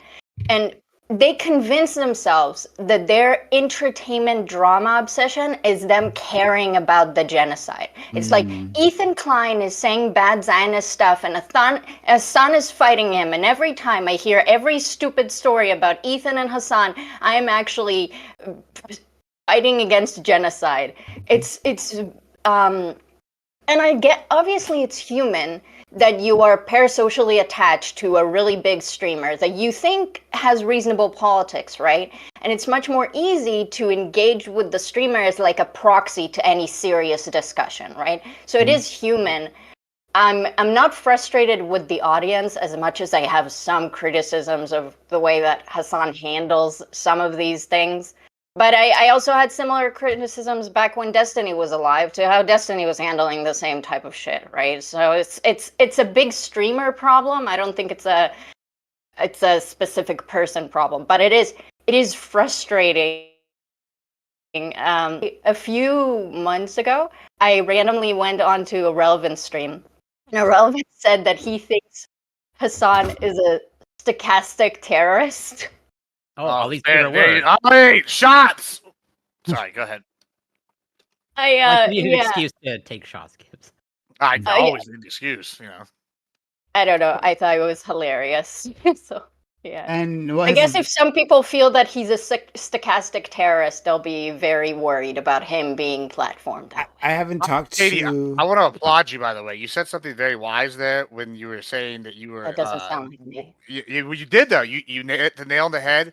You were saying that you didn't like it when Destiny did X Y Z. I mean, Destiny is a Dixiecrat. So you know he does like slavery and all these good things. He hates black people. It's pretty clear to me. So like I can see why you would be not a fan of when Destiny was I talking about don't some of these endorse things. these claims. Well, I mean, he said it himself, so it's fine. I'm not I saying you know.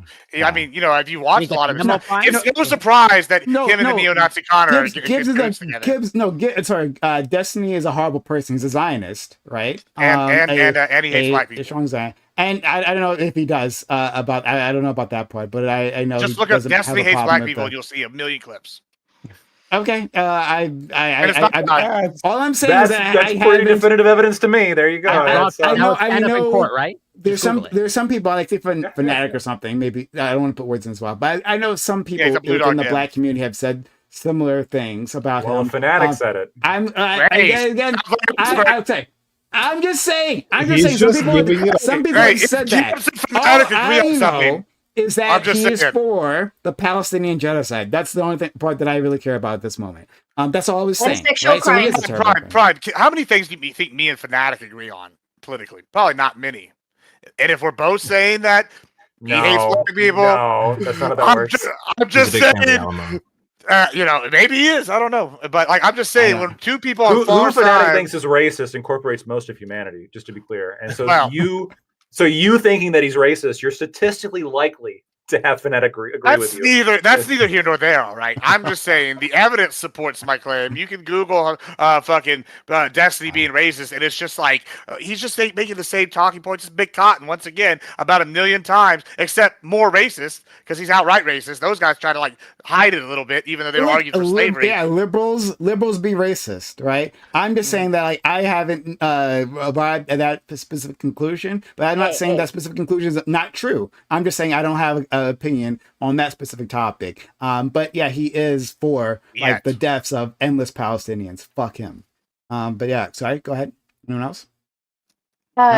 Me. Yeah, I also think white people are racist. Not just liberals. Yeah, There you go, white Gibbs. people. 3 people agree that Destiny's racist Hashtag now. not just liberals. Yeah, you bad white people. Who's you? You. I'm a person. He's of, Mexican. I'm Mexican. I'm a person of color. Well, Dustin's Yeah, you keeping- look very colorful. Okay, let's. Whoa! Just because he's white passing, you're going to assume that he's white? White passing. This is Black terrible. Floyd. Please. What? Very. No. There's something to explore here a little bit. Maybe. You want to? Yeah, Hold on. Gibbs, I'm ready. Gibbs claims to be Wait, Mexican. who is white? That's what Claims we're- 23andMe said I'm Mexican. Are you Spanish. disputing his claims? What? No, I'm saying that he claims to be Mexican. So if he's Mexican, he's not white, right? He says he's ethnically Mexican, right? Isn't that right, Gibbs? I am. Mexican. I am. Look at that. Look at that. There you go. What is I that? got my. It is a A poncho. poncho. It's a Good poncho. for you.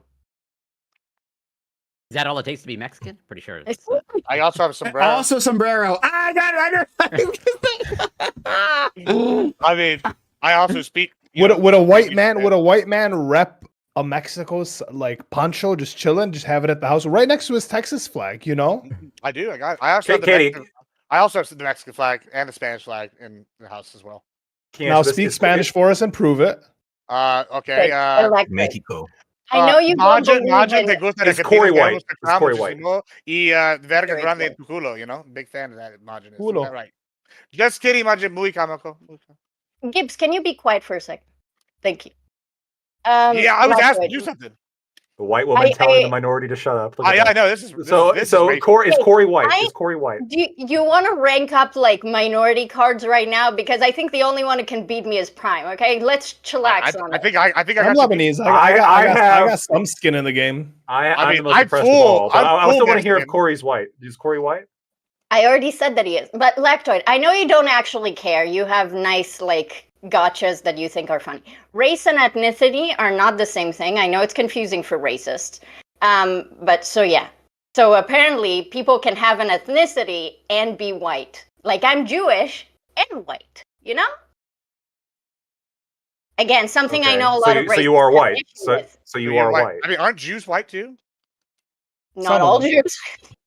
Isn't that a whole thing that Jews just get counted as white people now? Is that what that's what I Not all heard. Jewish White people are white. Jews are white. The non-white Oh. Jews are in fact not white. You know, So what like you're black saying Jews. is I have more of a POC card than the Jews now. That's what I'm talking about. Well, half of them, you know, some of them. All right, we're moving up in the world in the Victim Olympics. Okay, I'm still a girl Jew, so I win. Ooh. I identify as a woman now, but to this Look at panel that. only. Real quick, Prime. I got Prime. We I've have got a panel Yeah. of full face gotta- makeup. Sorry, gotta go real Binks? quick. I did. I was the only one that Thanks for having did me that. on. Sorry. Binks, thanks for coming through. Really appreciated you. Yeah, appreciate it. I have a headache. I need to lie down, but yeah, it Yeah, was fun. hope- Hope you Hopefully have we me can back. have you in the future. Peace. Cool. Thanks, guys. Take care, Biggs. Bye. Be well. So all right. Well, this is weird. Let's maybe move to something that we can all engage with. Well, first of all, Katie, what Race is something we can all engage with. That'd be a fun. Do you think sociologic is I white? don't know what you.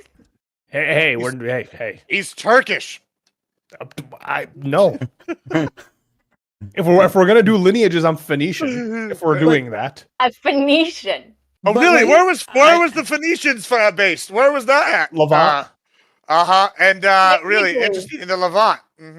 If you're What Phoenician, other country owned that you're for a while? almost the original American then.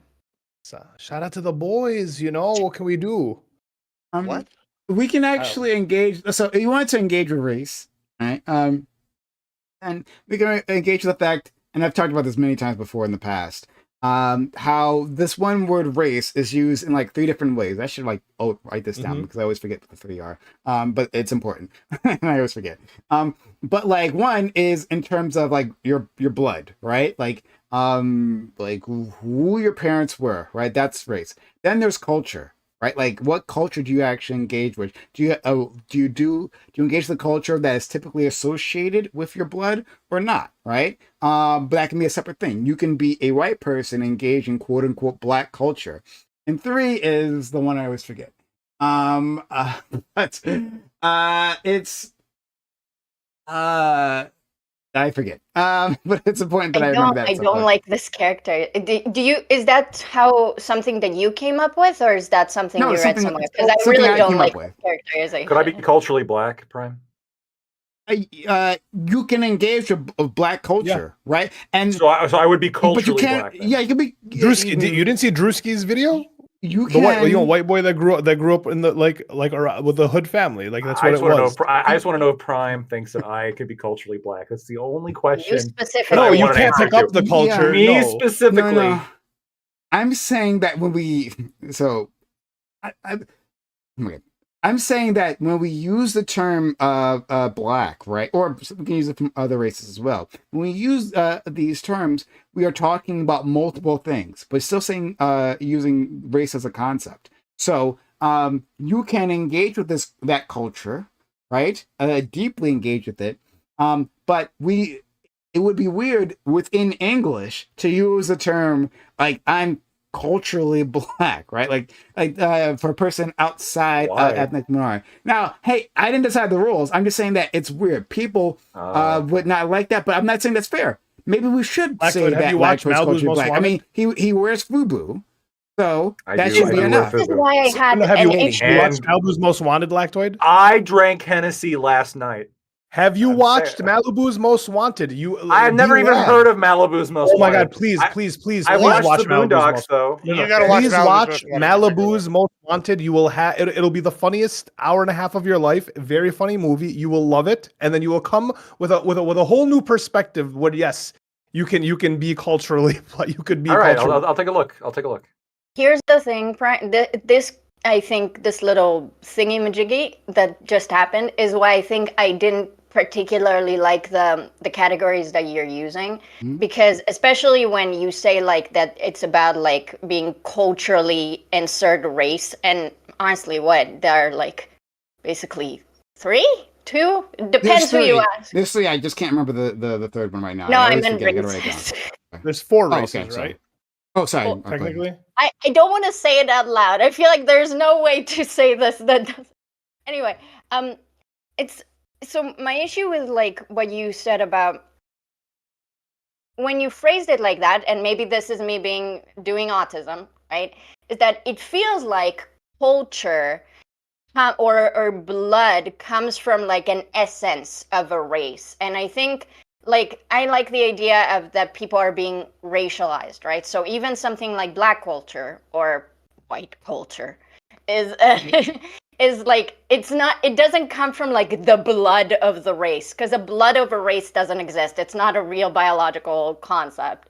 So it's more like any racial culture, which again, black culture, we mean, I guess, American black culture, not like general black people. It's like it doesn't come from the race, it more comes from the conditions that come with being racialized, right? Usually, or like old traditions. So that's kind of what I took issue with, because it creates a confusion, especially for bad faith people like Lactoid, where they really like to essentialize race, And so Well, no, it's not that. Okay, so you can say it's bad to essentialize race, but like I'm separating it from the morality of it. I'm talking about how we use these terms, and simply it is a case that we interchangeably use the word race when we're referring to multiple things. Now, actually, I think I remember what it was. So it was genetics, race separately, and then culture, race / ethnicity. Sorry, ethnicity is the thing I meant. Genetics, ethnicity, and culture. So you can have, by genetics, mean that like, hey, especially in the American context, because it's different in other contexts, agree. you can have like a black ancestor, recent black ancestor, and you might claim to be black, right? Someone with like lactoid skin color, right, could have a recent black ancestor, like a black grandfather, right? And like people say, well, I'm black. That's what they're referring to, right? Well, of course, I have this black ancestry, but that's not necessarily the same as the ethnicity, right? And that's also different from the culture in and of itself, right? There's a distinctive culture that people refer to as being Black American. Now, again, there's a What you're saying. centralization happening here, right? And that's a bad thing, but that's just like how we use the terms. Yeah, I agree. I do think that it's more that there's a lot of what I will call like intentional ignorance about the way that race is taught, specifically in America. And so even just the concept of like engaging with what race is like a sociological or an anthropological concept actually is versus, before I started engaging in like American discourse coming from Israel, I would argue with Americans like ethnicity and race is exactly the same thing. Why do you even need two words for it? And it's like it took me a long time to be able to like really understand the difference, just because like in an American context, it's like really potent, the difference. Like it's We have but a very before that I specific. couldn't really engage with it. Probably We have a because very I didn't know a lot of black people. We have a very specific formulation. But before then, I know our friend Lactoid has to leave. I also think. Okay. Once we started questioning his ethnicity, all of a sudden he's got to leave. There's No, no I got doubt you. about my ethnicity. I no, I got you. But He's first a of all, Spaniard. Who Well, knew then I that, have to- Lactoid? Why did you question his ethnicity? I'm a pure I was Hispanic. just investigating. That's all I was doing. Lactoid, Just asking questions. Just asking questions. Lactoid, thank you for being great and always being such a good sport. I thought we had a really good conversation. And I think we came to a level of consensus, right? So that's great. I got you to spend taxpayer money. That's fantastic. Wow, let's not go too far. But thank you, Lactoid. And I really appreciate you always. Yeah, no, I appreciate you. I appreciate everybody here. Lactoid, you can find me at Lactoid TV and Twitch and YouTube. I just want to say one last thing. Not only am I not racist, I am the least racist person by far. I don't even see race. Okay, it's not even important to me. Can you I look define at somebody. racism for me? I don't even know, because I just look at people and I just see a person. I just see a human. Okay.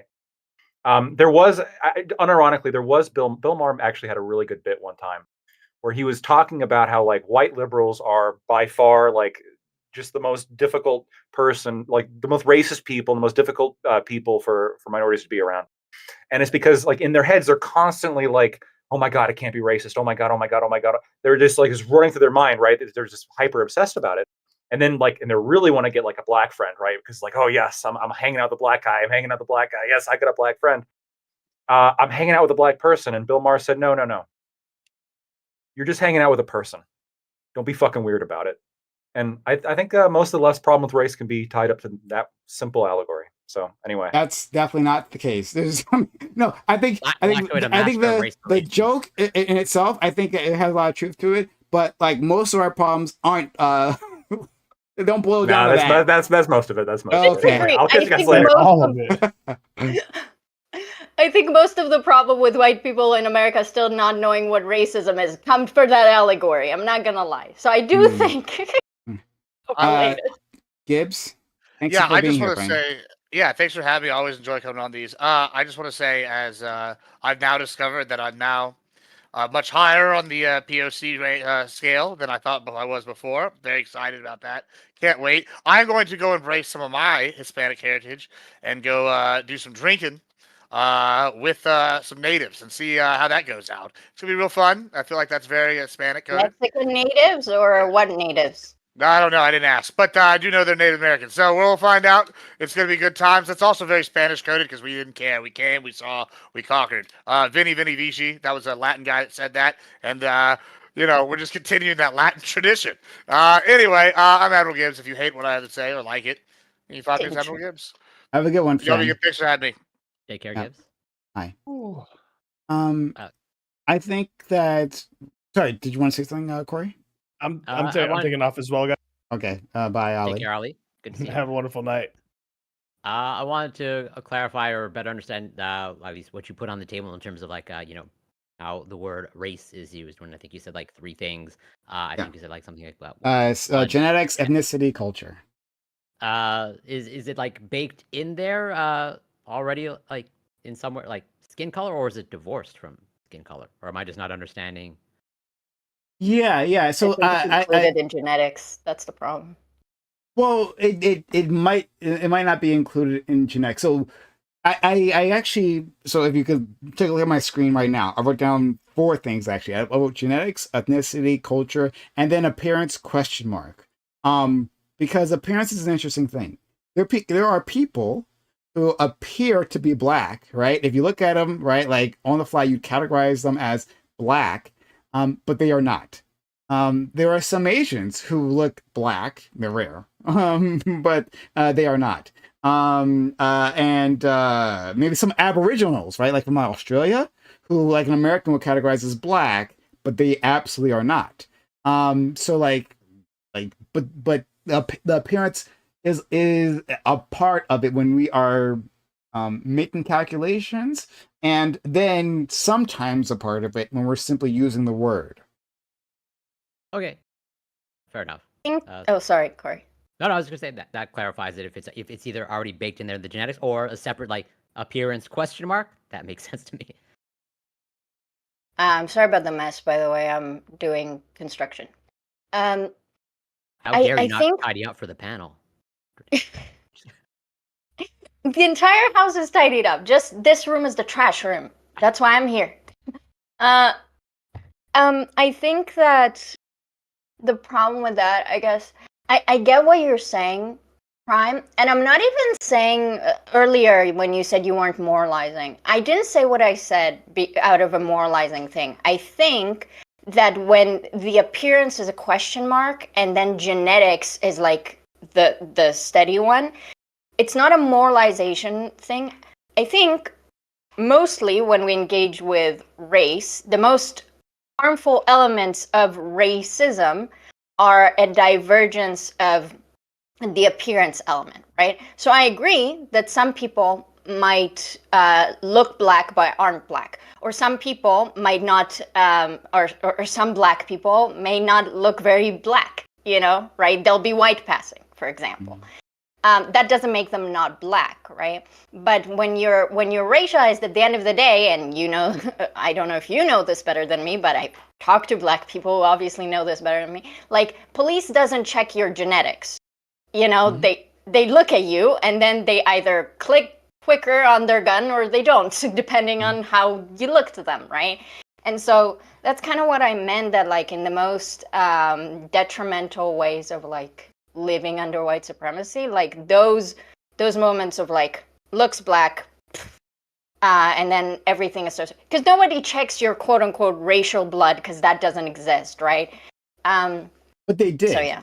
But they did, and that's like going to like what I was saying previously. Like the U.S. has a very specific formulation of race, and it's always shocking to Americans when they encounter other formulations of race that happen around the world.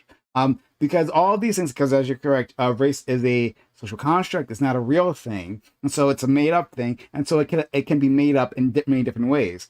And all of these are historically useful. The race has a historical usefulness, and from there, laws and views, societal views, are built on top of it. And so, you'll have in Brazil like a whole list of different racial categories. You'll have in South Africa, where they have they use the same words. Sometimes they'll use black and colored, but those things mean very different things.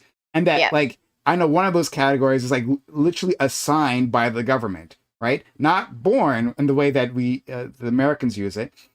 It's like it's an assigned category. You have to apply to fall under this particular category. My friend Aiko, if people are confused about this, talk to our friend Aiko. He will explain it to you completely. And it's weird, right? It sounds so strange, alien to Americans. But again, so like within the American historical and context, Aboriginals have the same thing, right? That they have a certain. I can't really explain it because I'm not from the culture, but apparently in Australia, some native indigenous people like refer to themselves as black because they were referred to black. I don't really remember, but it blew up on Twitter because some indigenous Australian person called themselves black, and then a bunch of black Americans were like, "You're not black." And it's like, you don't understand the cultural context. Americans are very confused about this. And you know this. I actually made a video about like Jewish stuff. And when you're Jewish, it's always really weird because if you talk to some Jewish people, some of them will say, Jewish people are not white. And some people will say, of course Jewish people are white. And Jewish people have a really weird thing with that because they were very much racialized in Europe. And so it always creates this weird. I'll never forget Whoopi Goldberg saying that Oh, the boy. Holocaust wasn't about race because it was white on white violence. You know, and it's just, first of all, she's half Jewish, so it's just a very weird thing to say. But you know, because that's the American mindset. When you don't have any frame of reference to any other racial context globally, you'll end up saying really weird shit like the Holocaust was white on white violence. I don't know. So I agree with you. It's hard that way. I do think in some ways it's more. I think the American system of race, if you're solely talking about America, it's actually much harder and much easier to understand than a lot of other global contexts. So, but Americans seem to not be so good at that, I think. Out of curiosity, so I would have probably maybe wanted to talk about this topic on a panel because, but I'm biased because whatever, I'm a biologist, but so whatever. A couple weeks ago, a baby underwent for the first time like some gene therapy. I bring that up because I'm curious. Okay, we're gonna get to a strange place of like, is it possible somewhere down the line, based off of what was outlined? I might be misunderstanding, how we're using the word race, but is it possible for basically a black baby to be born from white parents with gene editing in the pipeline? And assuming you can you can enforce a culture as well, as in like some deranged, I can foresee this happening potentially.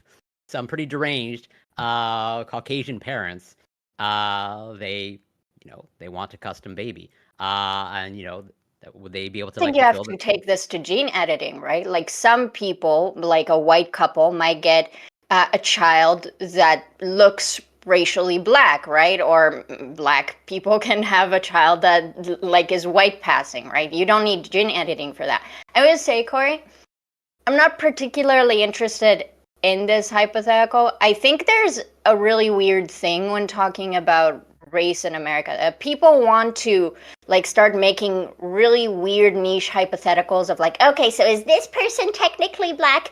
And it's always I think there's a fear for, I know you're Canadian, but I guess white people to talk about very real consequences of racism. So they just want to get into like niche weird topics of like weird hypotheticals.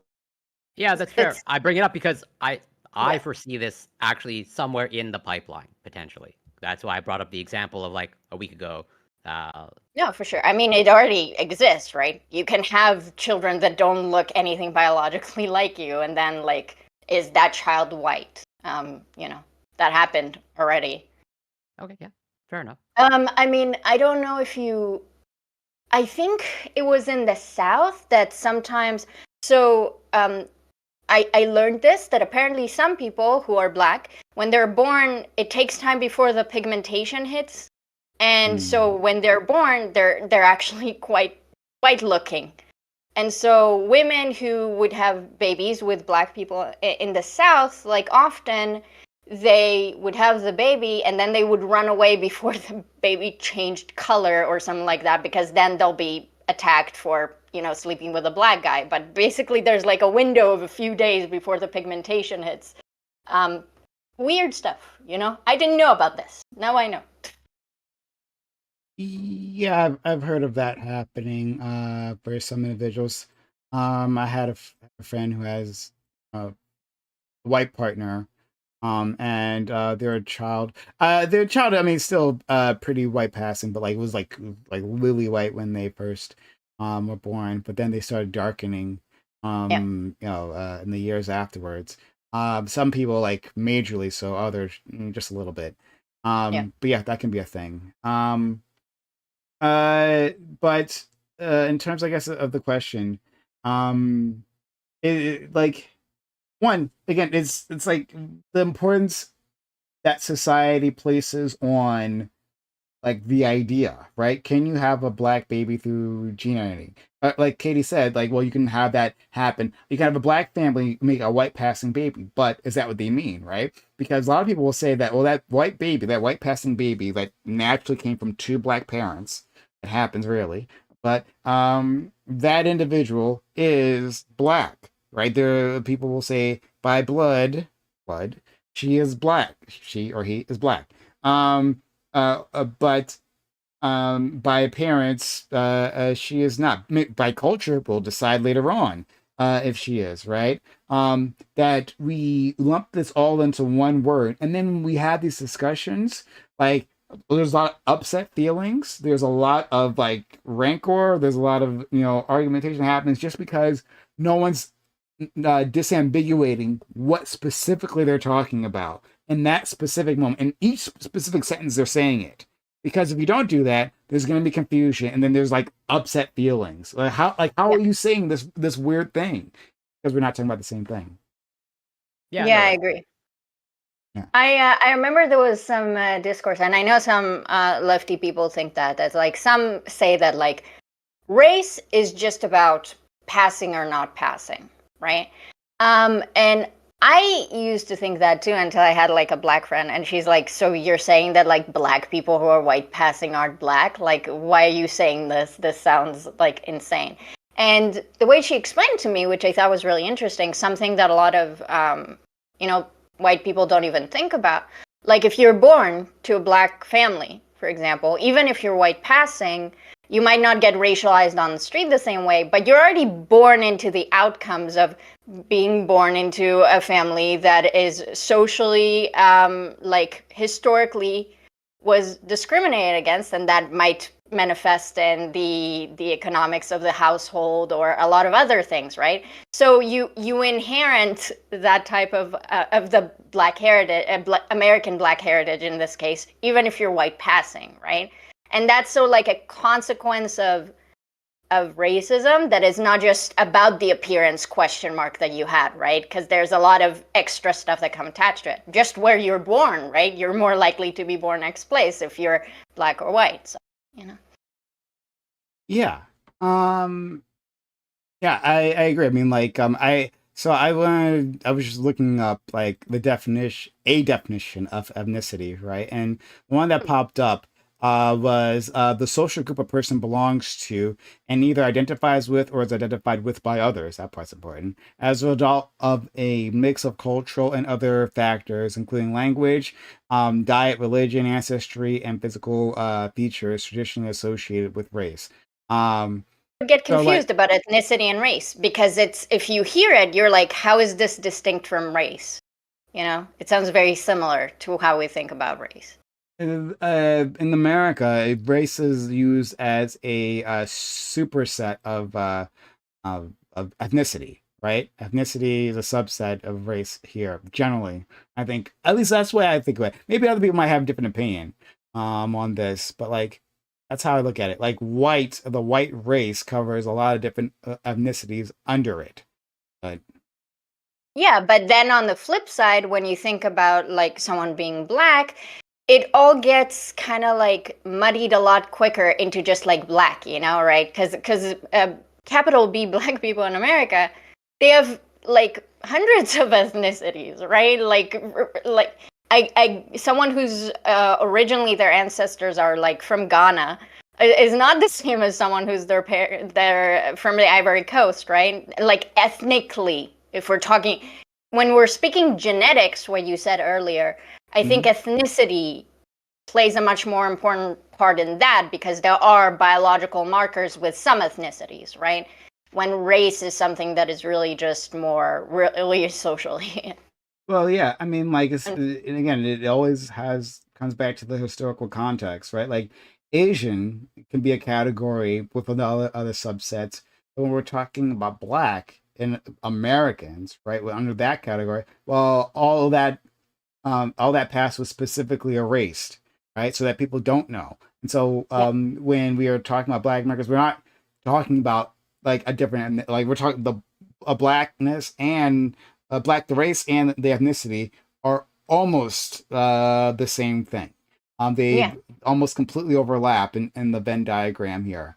But there are, of course, black people who have recently immigrated who have like an ethnicity that they claim, and so it doesn't perfectly align. But like, yeah, it's all it has to do with a But particular. also, some people will say that they are not culturally capital B black, right? So then there's that discourse. But what you said about Asian was interesting, right? Because when we think Asian, you think, well, there are lots of Asian people, but we don't think about like people from India as Asian, even though India is Asia, right? So there's also within like an Asian category, there's a lot of Asia we don't even include it. You don't think about Mongolians as Asians, I right? remember when I was in high school and I was sitting these.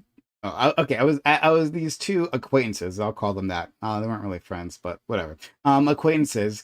And we were having these discussions. One of them was, I think she was like Filipino. I would say she was super pretty, is what I remember. And then the other The only one, important part. that was the part that mattered to me the most. Honestly, she was like really hot. And then the other one was they're both women. Indian.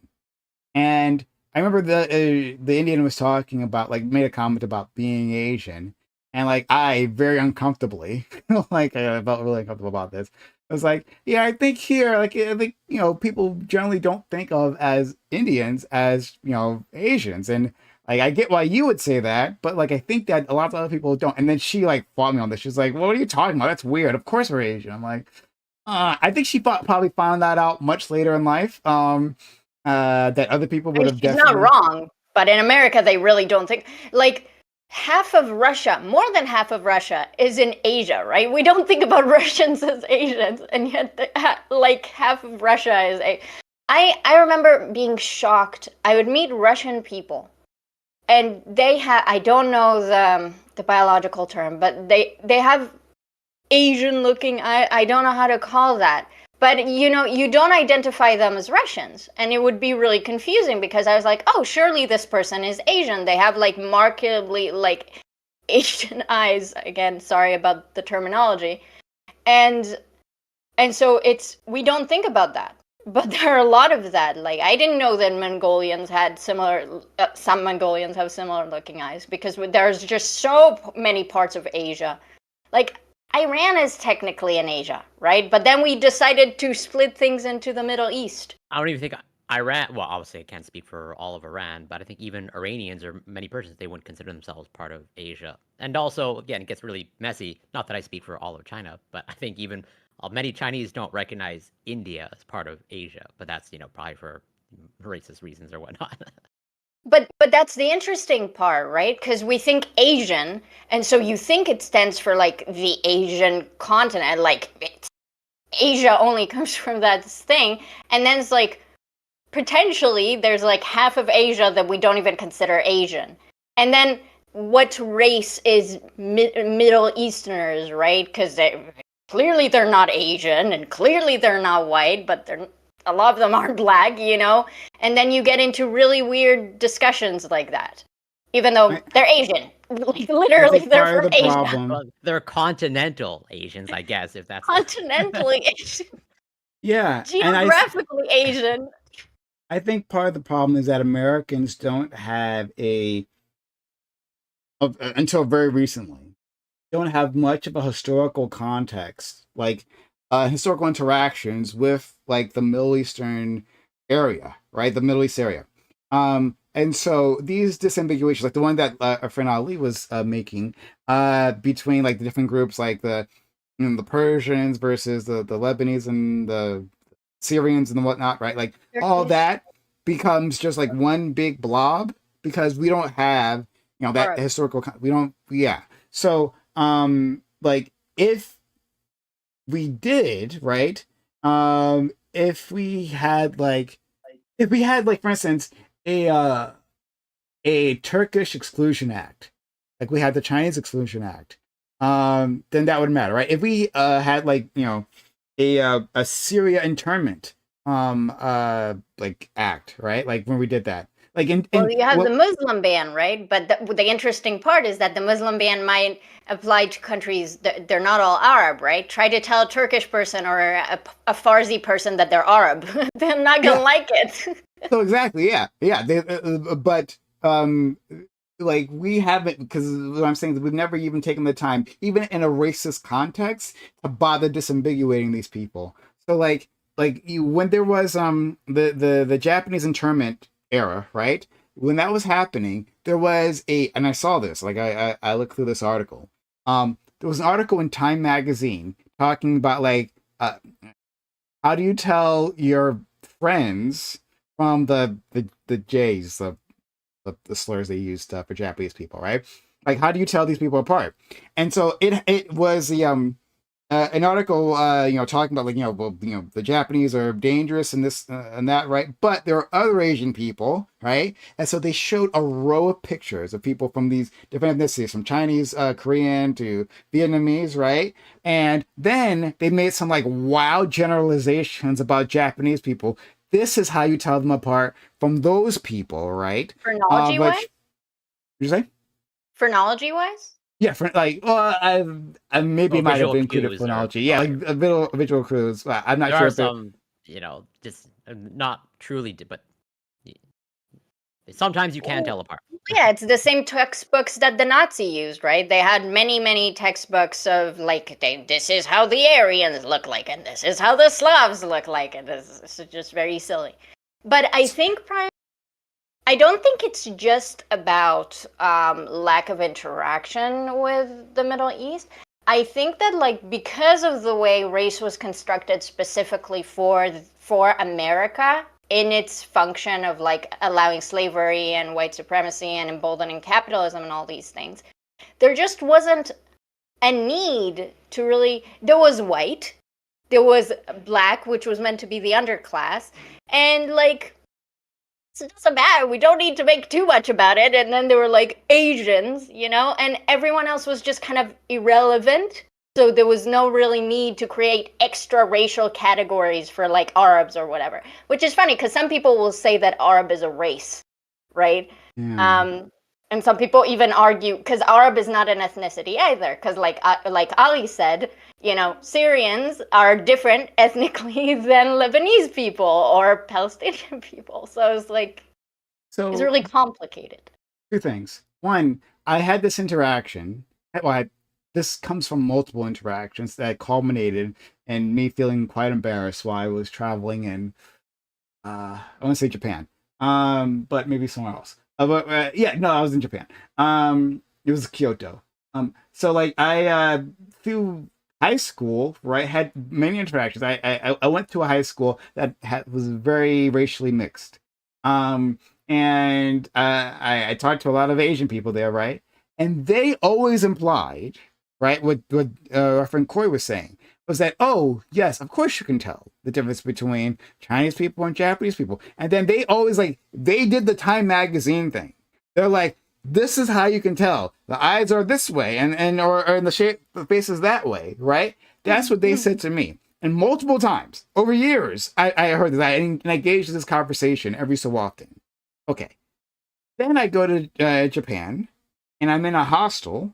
It was in Kyoto, and I meet these two brothers who are traveling. They happen to be Korean. And I think I bring this up specifically to them. I forget exactly how this went. In any case, basically, I'm like, oh, well, how do you tell the difference? And then their response to me was that, hey, man, it's weird that you think that there are these hard lines between us, right? That's kind of racist in itself. And I felt super embarrassed at the time when this happened, right? Because I hadn't considered it, because no Asian had said anything else to me otherwise. It felt like this is a healthy conversation to engage in. And I never did it again afterwards because I was so embarrassed. So there's that. But and then separately, fuck. What was the last thing you said? The Syrians and Lebanese, the concept of Arab isn't even an ethnicity on his own. That was the last thing I said. I don't know if that's what you mean. Yeah. Now I remember. Historically, these things, race has only come up in an American context, and I imagine other contexts as well. Like I keep saying, it has a historical use. So before there was the Negro, right? And then because like we had these group of people, and we had to make a law to like manage their bodies, to legally manage their movements and constrict them, right? So we create a category, and that's the Negro. But then we had to disambiguate that, especially since father rape, from white people, right? And so then we have white starts to become a distinct characteristic as Same with indigenous people. yes, that's true as well. That's also the case, yeah. But to disambiguate them from enslaved individuals, to legally disambiguate them, and that system works, and everyone else just like falls under. If you're not at first, is you're not black, then you're white. So then you can have Asian people who can go into like white establishments, right, or people from other races, right, or other ethnicities, right, and then they are treated, fine. I mean, they get funny looks, but they're not black. The original opposition is to the Black Americans and also Native. It's an exclusion-based system. It's like if you're not black, you're good. That's the thing. But then we have the Chinese. Then we have a bunch of Chinese immigration, and we have like on the West Coast, and we have a specific issue.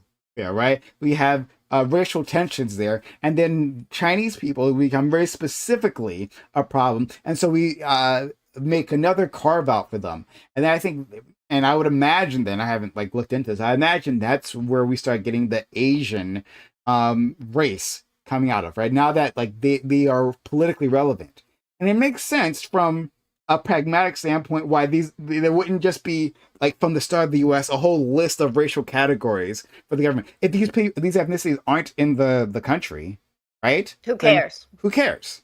Who cares? They only show up when they are racially useful, and they usually when there's some sort of political pressure, either from the dominant group or maybe from those subgroups to be recognized within our racialized society. So there's actually sorry. No, go ahead. There's actually something interesting that I learned recently doing a research to one of my videos, and it's just that like the one drop rule thing. Well, what happened is that with indigenous people, they actually went differently. They went, if you have indigenous blood, it doesn't exclude you from being white, which they did the exact opposite with black people, because a lot of or a significant amount of white plantation owners, for example, had some indigenous background, again, with all the rape. And so they didn't want to disenfranchise the slave owners, so they didn't do the one drop rule with indigenous people, just with black people. That's right. And so even you can really see how flexible the construction of what being white is, because technically neither is white, right?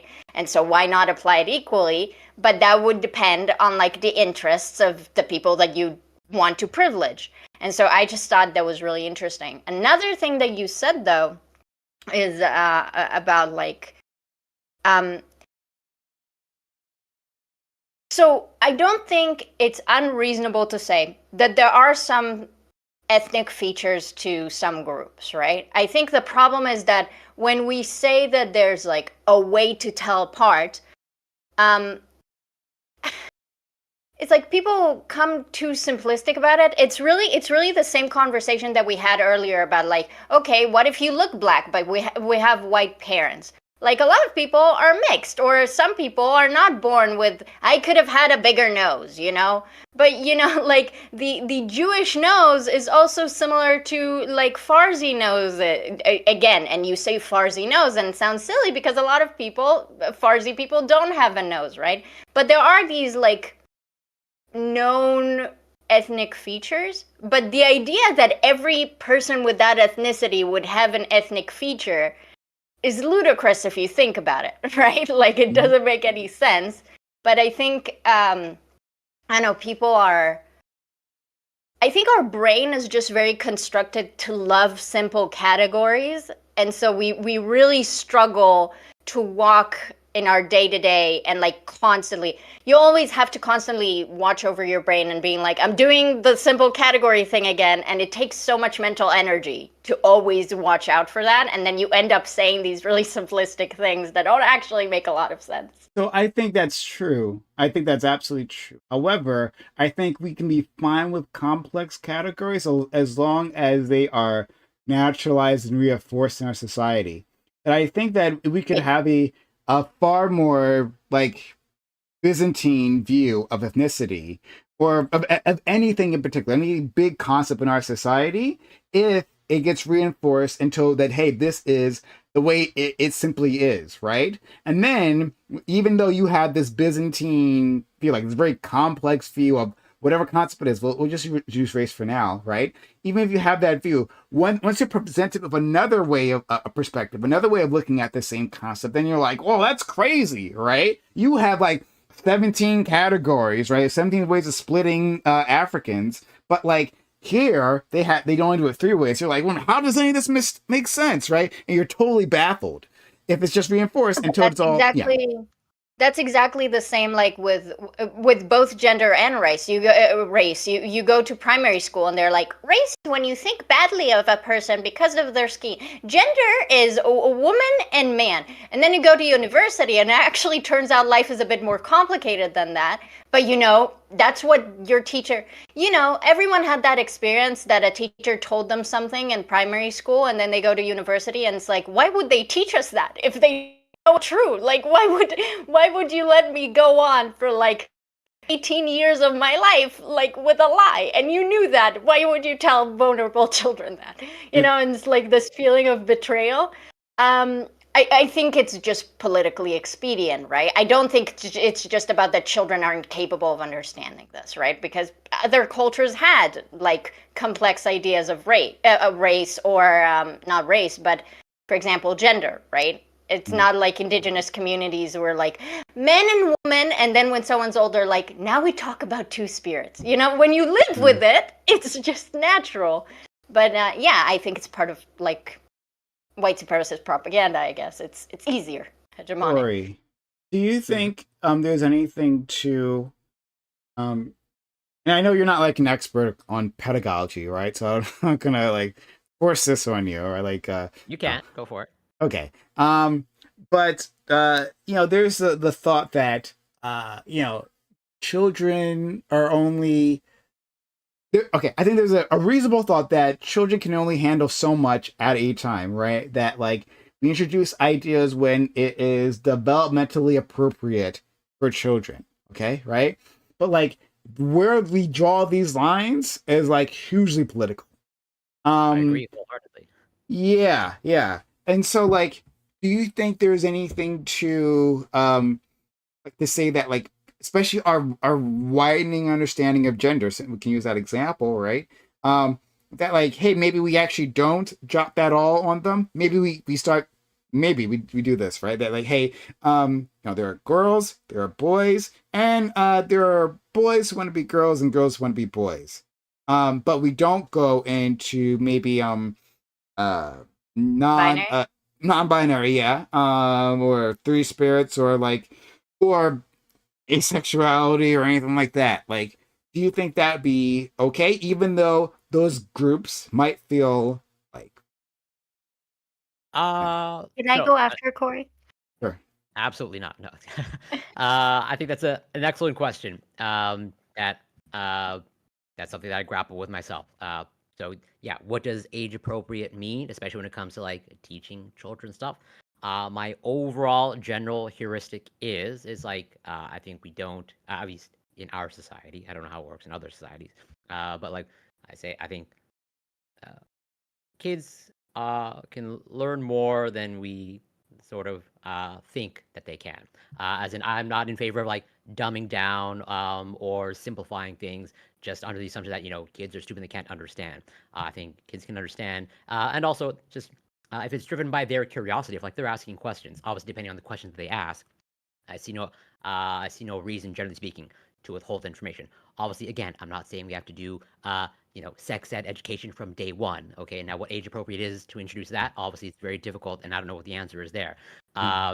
But it's like, yeah, I in general, I think we can introduce complex topics to children, and I think they can understand more than we give them credit for. I'm not saying we have to obviously introduce, let's say, adult topics right from the get go, I but think there's an implicit assumption in your original question, Prime, and I think that um, especially in Western societies, like there's the idea of what we teach in school versus like children.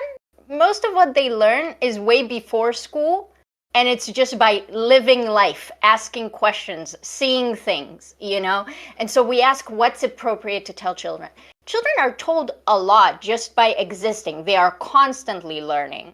And so when we ask about like what's appropriate, for example, like, some people might say, when I asked my parents when I was like 5, hey, what happens when we die? My dad was just like, yeah, worms eat us, and that's it. And I'm like, that's it? It wasn't nice. It wasn't a good thing. Didn't do good things for me, right? So you could say that's not very like age appropriate or helpful for a child. But here's the thing. We don't really police the way parents or our society teach children and in what age. What we're really talking about is what's appropriate to teach in school. But by the time a child is at school, so you asked like about gender, right? And you're like, well, how do we explain it to school? When I was told about like there's boys and girls and there's X and Y chromosomes, that was like 7th grade in biology class. Right? That's not reasonable and that's not helpful, like even putting that in biology with our understanding of gender, right? Like people learn this a lot earlier, and that's kind of what I meant with like bringing up two spirits people, for example. Like you don't sit indigenous people in like a little classroom and like, today we talk about two spirits. You just live in a society and things happen and you just learn them as they come. Children are not so there is a way to like appropriately explain things. I do agree that there are some stuff that are, I don't remember how you pronounced it. There's a way to explain things. Developmentally appropriate. Developmentally appropriate, yeah. I don't think complex social constructs have anything to do with developmentally appropriate. Right?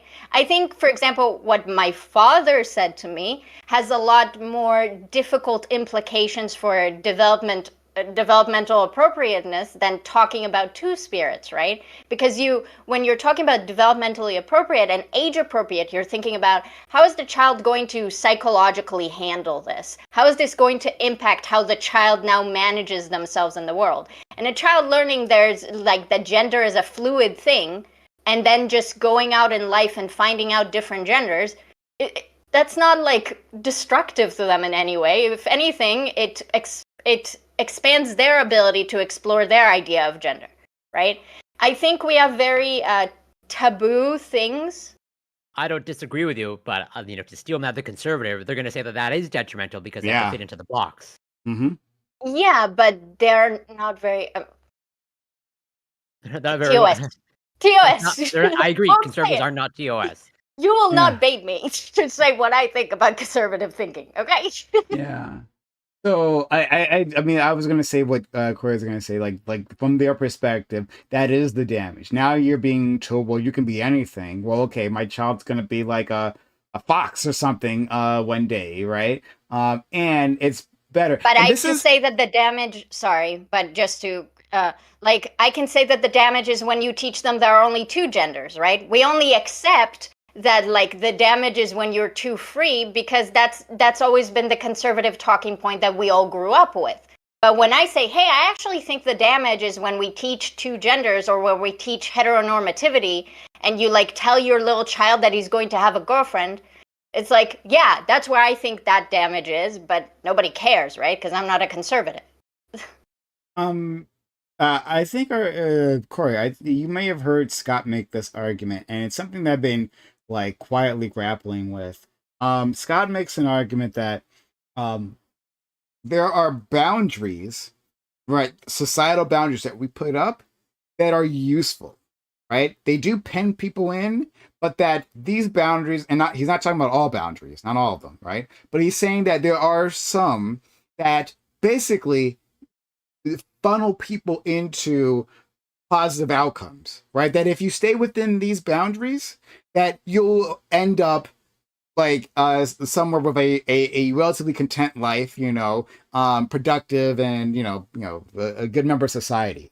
And that he was basically making the argument Check off that the typical boxes. You get an income, you marry, start a yeah, family. you go to get a school, right? And like what do you study in school, right? Like things that make more sense. That like it when we have these social pressures that push people in certain directions. And again, he wouldn't endorse all the social pressures, some of them, right? But these generalized social pressures to like, like, hey, maybe you should find a partner, maybe you should partner, maybe you should breed, maybe you should like invest in property and all that, these things. And we have these like check marks that we tell people to go down. If you actually do that, if you manage it, well, you tend to be okay, right? Rather than having a completely open society where we tell people, well, you can do anything and anything's appropriate, and people are just kind of left to wander. I've been trying to think about that because I don't like this argument, but I don't know the best way to argue against it. And I'm like it's something I'm chugging through.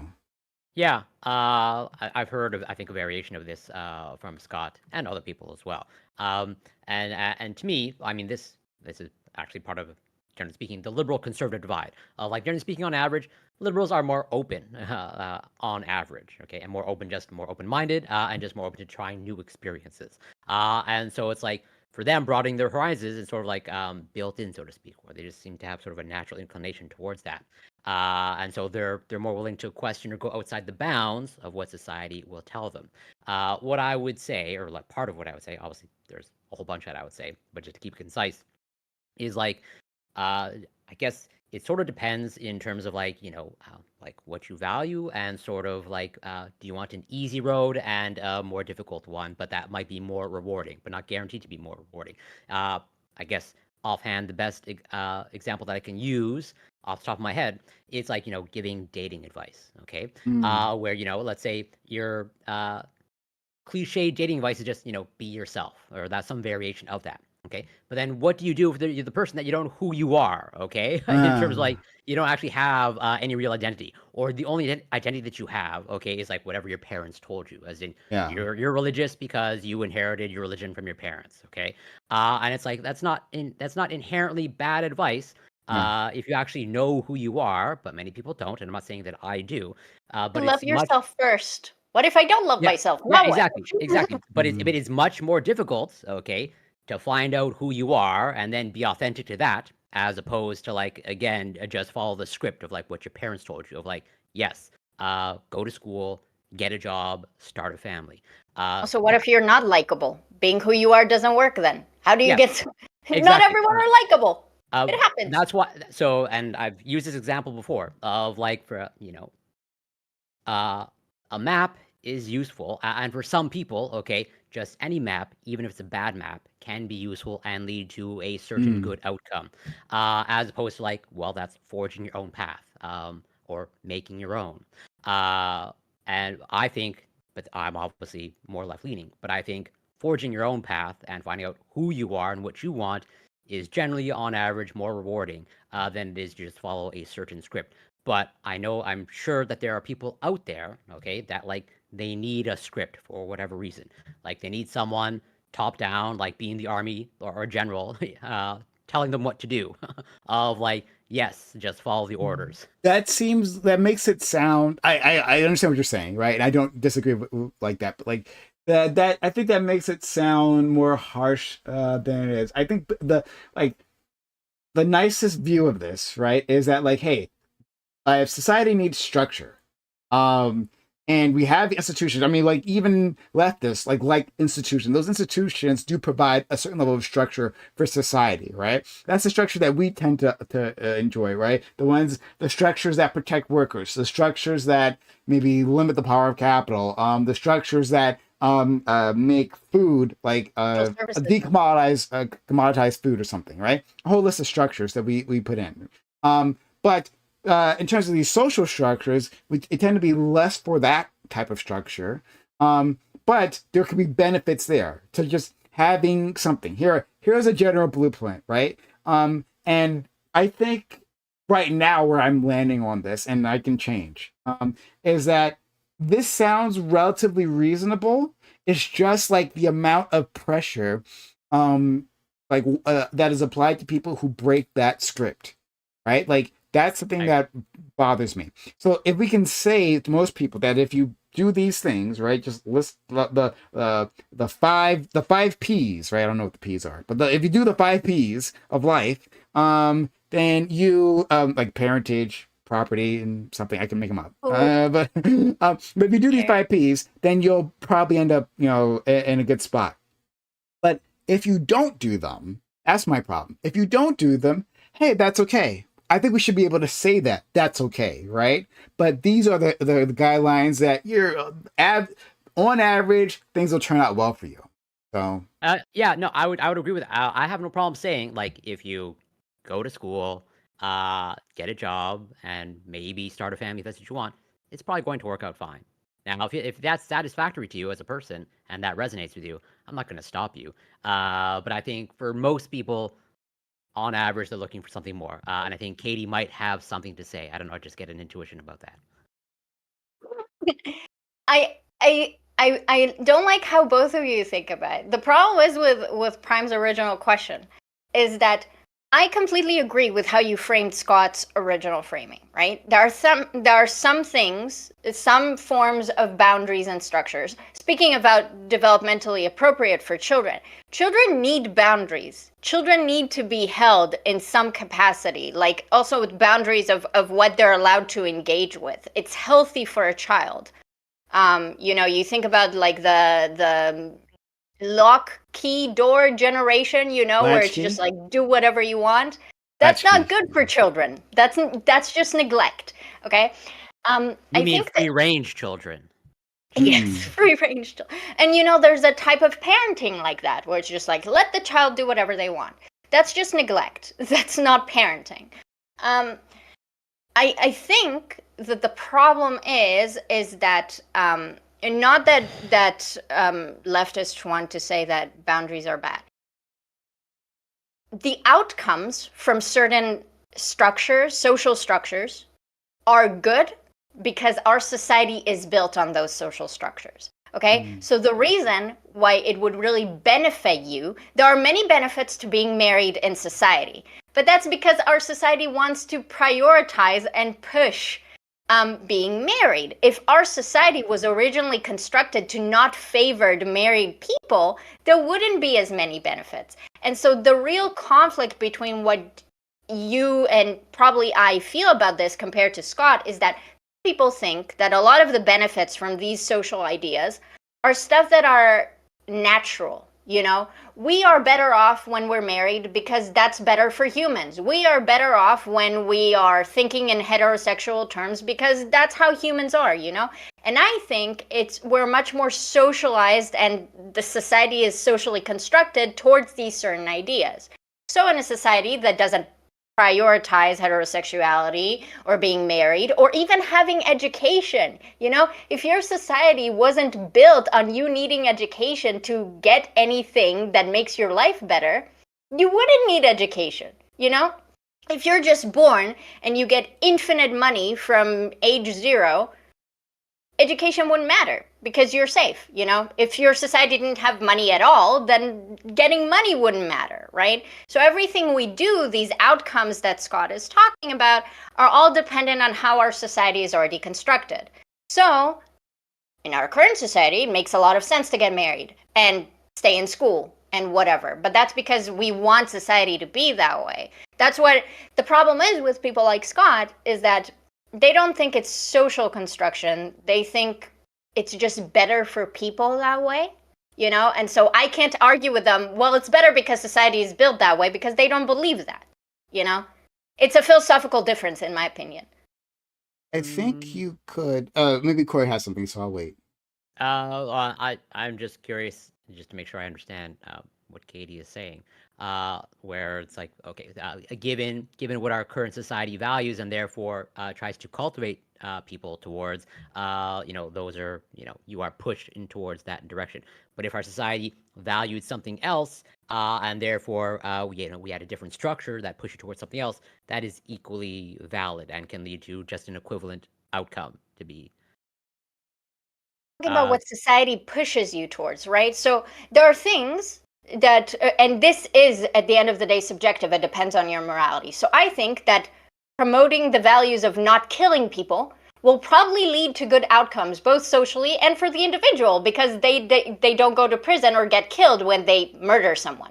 Or like telling a child not to constantly set themselves on fire is actually a good thing, because that would probably lead for good outcomes from that child not getting themselves burned, right? So there are things that those boundaries that we should set because they are pro-social and generally good. But there are these other social constructions, like what I already mentioned, that are much more subjective. They're more ideologically motivated than like survival motivated. You know what I mean? Am I making sense? So then are you making a distinction that there are some subjective goals, okay, that you can construct a different society around, but then there are some objective ones that, like, no matter what the society is, like, you should always be sort of not pushing or forcing people, but encouraging? This is an autistic moment for me. It's like I would never say objective, but there are certain boundaries that I would support, like educating people to not kill each other, or not burning yourself, or feeding yourself, keeping yourself alive. I would say that's a good thing. Is that objective? No, you could have a society that says, fuck it, let everyone kill each other and die. That's what people used to do, right? I'm just like, no, I actually support pushing people not to do that, right? So I wouldn't say objective, but yeah, there are things that I can get on board with and things that I think are much more arbitrary and ideologically motivated, But then wouldn't you be ideologically motivated if you're just saying if you it's could call subjective? that ideologically motivated. alright. Yeah. I guess I do think that there's a certain baseline that both me and the most rabid like hyper Nazi would say that not killing yourself is generally good. Maybe I'm wrong. Maybe Nazis have deteriorated farther or something. But you know what I mean? Like, I think that being like, hey, maybe no murder is something that most people can agree is pretty chill, actually, Well, that So it's Nazi. not that it's not ideologically motivated. I do think maybe it's an appeal to a consensus. Well, if that Nazi's talking to you, then no, he's not going to agree on that. You shouldn't kill yourself.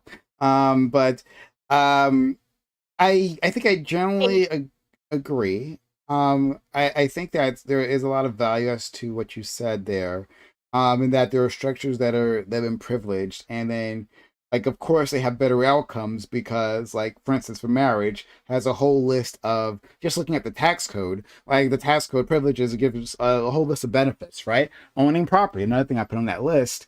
Well, like in America, the way to grow your wealth, because all our other options have been taken away, one of the few ways to grow your wealth is to buy a house and hold on to that, and then that will be, assuming the real estate market goes up, that'll be the way that you have something to pass down onto your kids or something to extract. Yeah.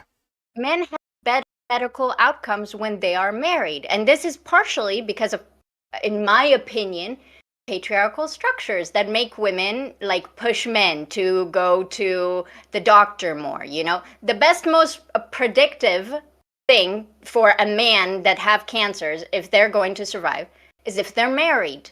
That is not the same for women, because there are certain, Or marriage causes no, I'm kidding. But yes, or that, but in the case that it's not true, like if we lived in a society where, I don't know, it was equal, or that women weren't as much of caretakers for their husbands, then it wouldn't be the predictive, right? That's what I'm saying. Well, so that's maybe just attempt to sort of maybe steel man Scott. Like, so I recognize your point in terms of, like, generally speaking, yes, there are benefits for men to being married, and part of it is like someone, whatever, nagging you to just take care of your health, to not have a heart attack.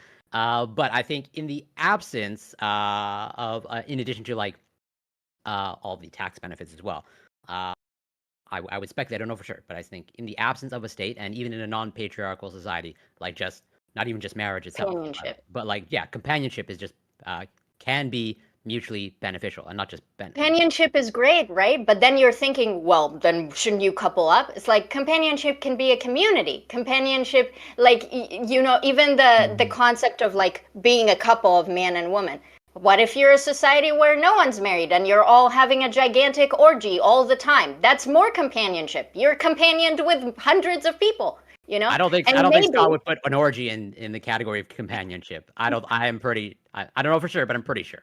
But here's the thing, Corey. Here's what I can't account for, right?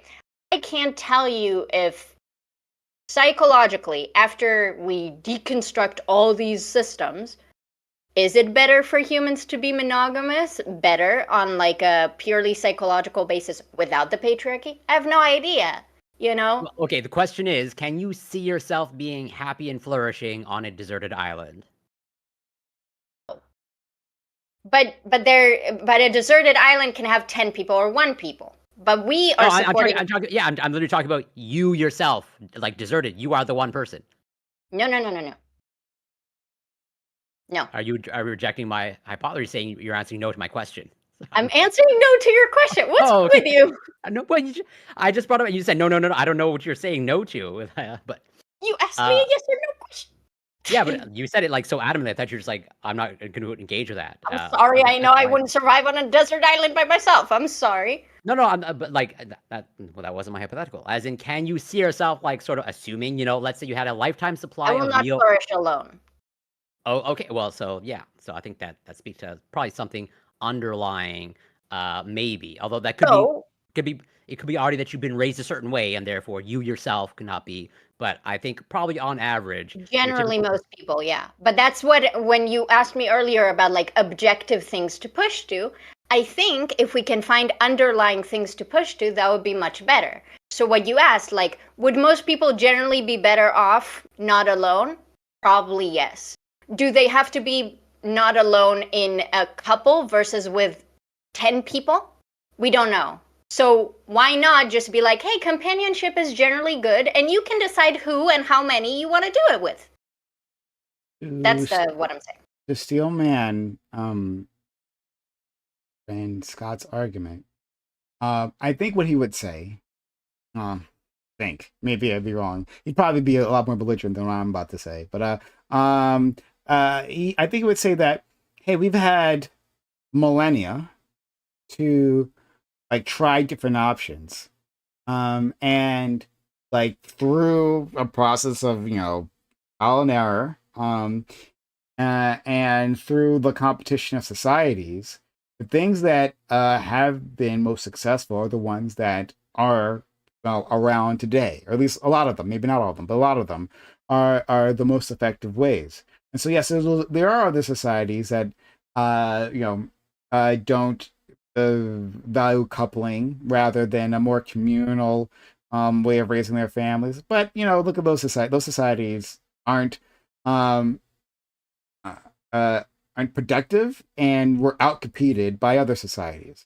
And that the things that have the most privilege, right? So we'll say marriage, but the other things as well. The things that are privileged are the ones that just happen to also be the most effective. Yeah. Argument. Yeah, I don't really disagree. Again, there's value in that. Just like overall, I don't have really a strong disagreement with what Scott has outlined based off of your assessment, which I agree with. Because I've heard him say it before. I just think from what I gather and my conversation with him, I think he would more strongly socially enforce it more than I would like. Yeah, and that's more or less where my line is. How would you deal with what I said, Katie?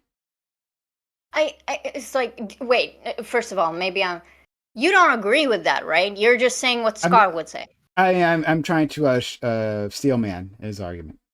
Okay. I mean, first of all, The competition of societies thing, I don't think like we killed more people, therefore we were the better ones is a good metric for anything. I think if you are the one who killed most people, you were probably the bad ones, and maybe you should have been the one to lose. Whatever. So like the might makes right thing, I think it's a terrible argument, although I wouldn't be surprised if it appeals to right wingers more. But I think it's also like it's really historically inapt. Like, you know, if you look 300 years ago, even in like Europe, sure, people would get married, but the model of raising children was different. It wasn't like how it is now with the nuclear family. We know this.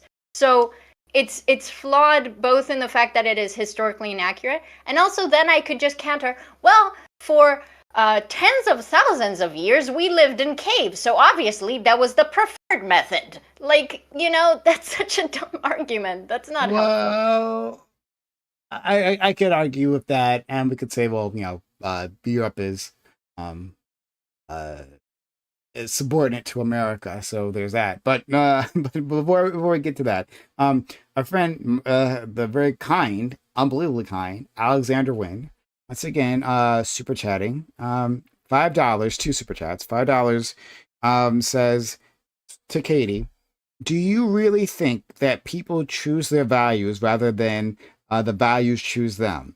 Seems like values are often the outcome of biology. No? So then there's another super chat as well. Go ahead. No. I think values are taught to people. What a dunk. I think so. I'm not going. If you ask me personally, I think socializing is the vast majority of thing. But even if you say that there's both nature and first of all, I don't think values apply even to the nature versus nurture thing. Values are like a really complex notion unless you think values is like not starving to death. I don't consider that a value. I see that more as a survivalist thing. So yes, I obviously don't think we are born with values. You can look at other societies, they have different values because we socialize them into people. So no, I absolutely don't think that values choose you. I do think people can. Right. Sorry. No, you go I first. do think that if you're born with a certain brain or have certain social experiences, you might be socialized into something, and your brain, and you could call that your nature, would be like, yeah, I don't fuck with that, you know, and you can say that that's like your values choosing you. But generally speaking, people align with what they're taught, you know. Like, even if you think that I'm some radical leftist compared to like Lactoid, who's a right winger, we're raised up in like liberal democracies. He and I both think that murder is wrong, I guess. And maybe if we were born in like 10,000 years ago in a different society, we wouldn't think that, right? Like, it's very simple. We're taught these things. That's what I think. I was gonna bring in that second part as well. I was gonna put that forward.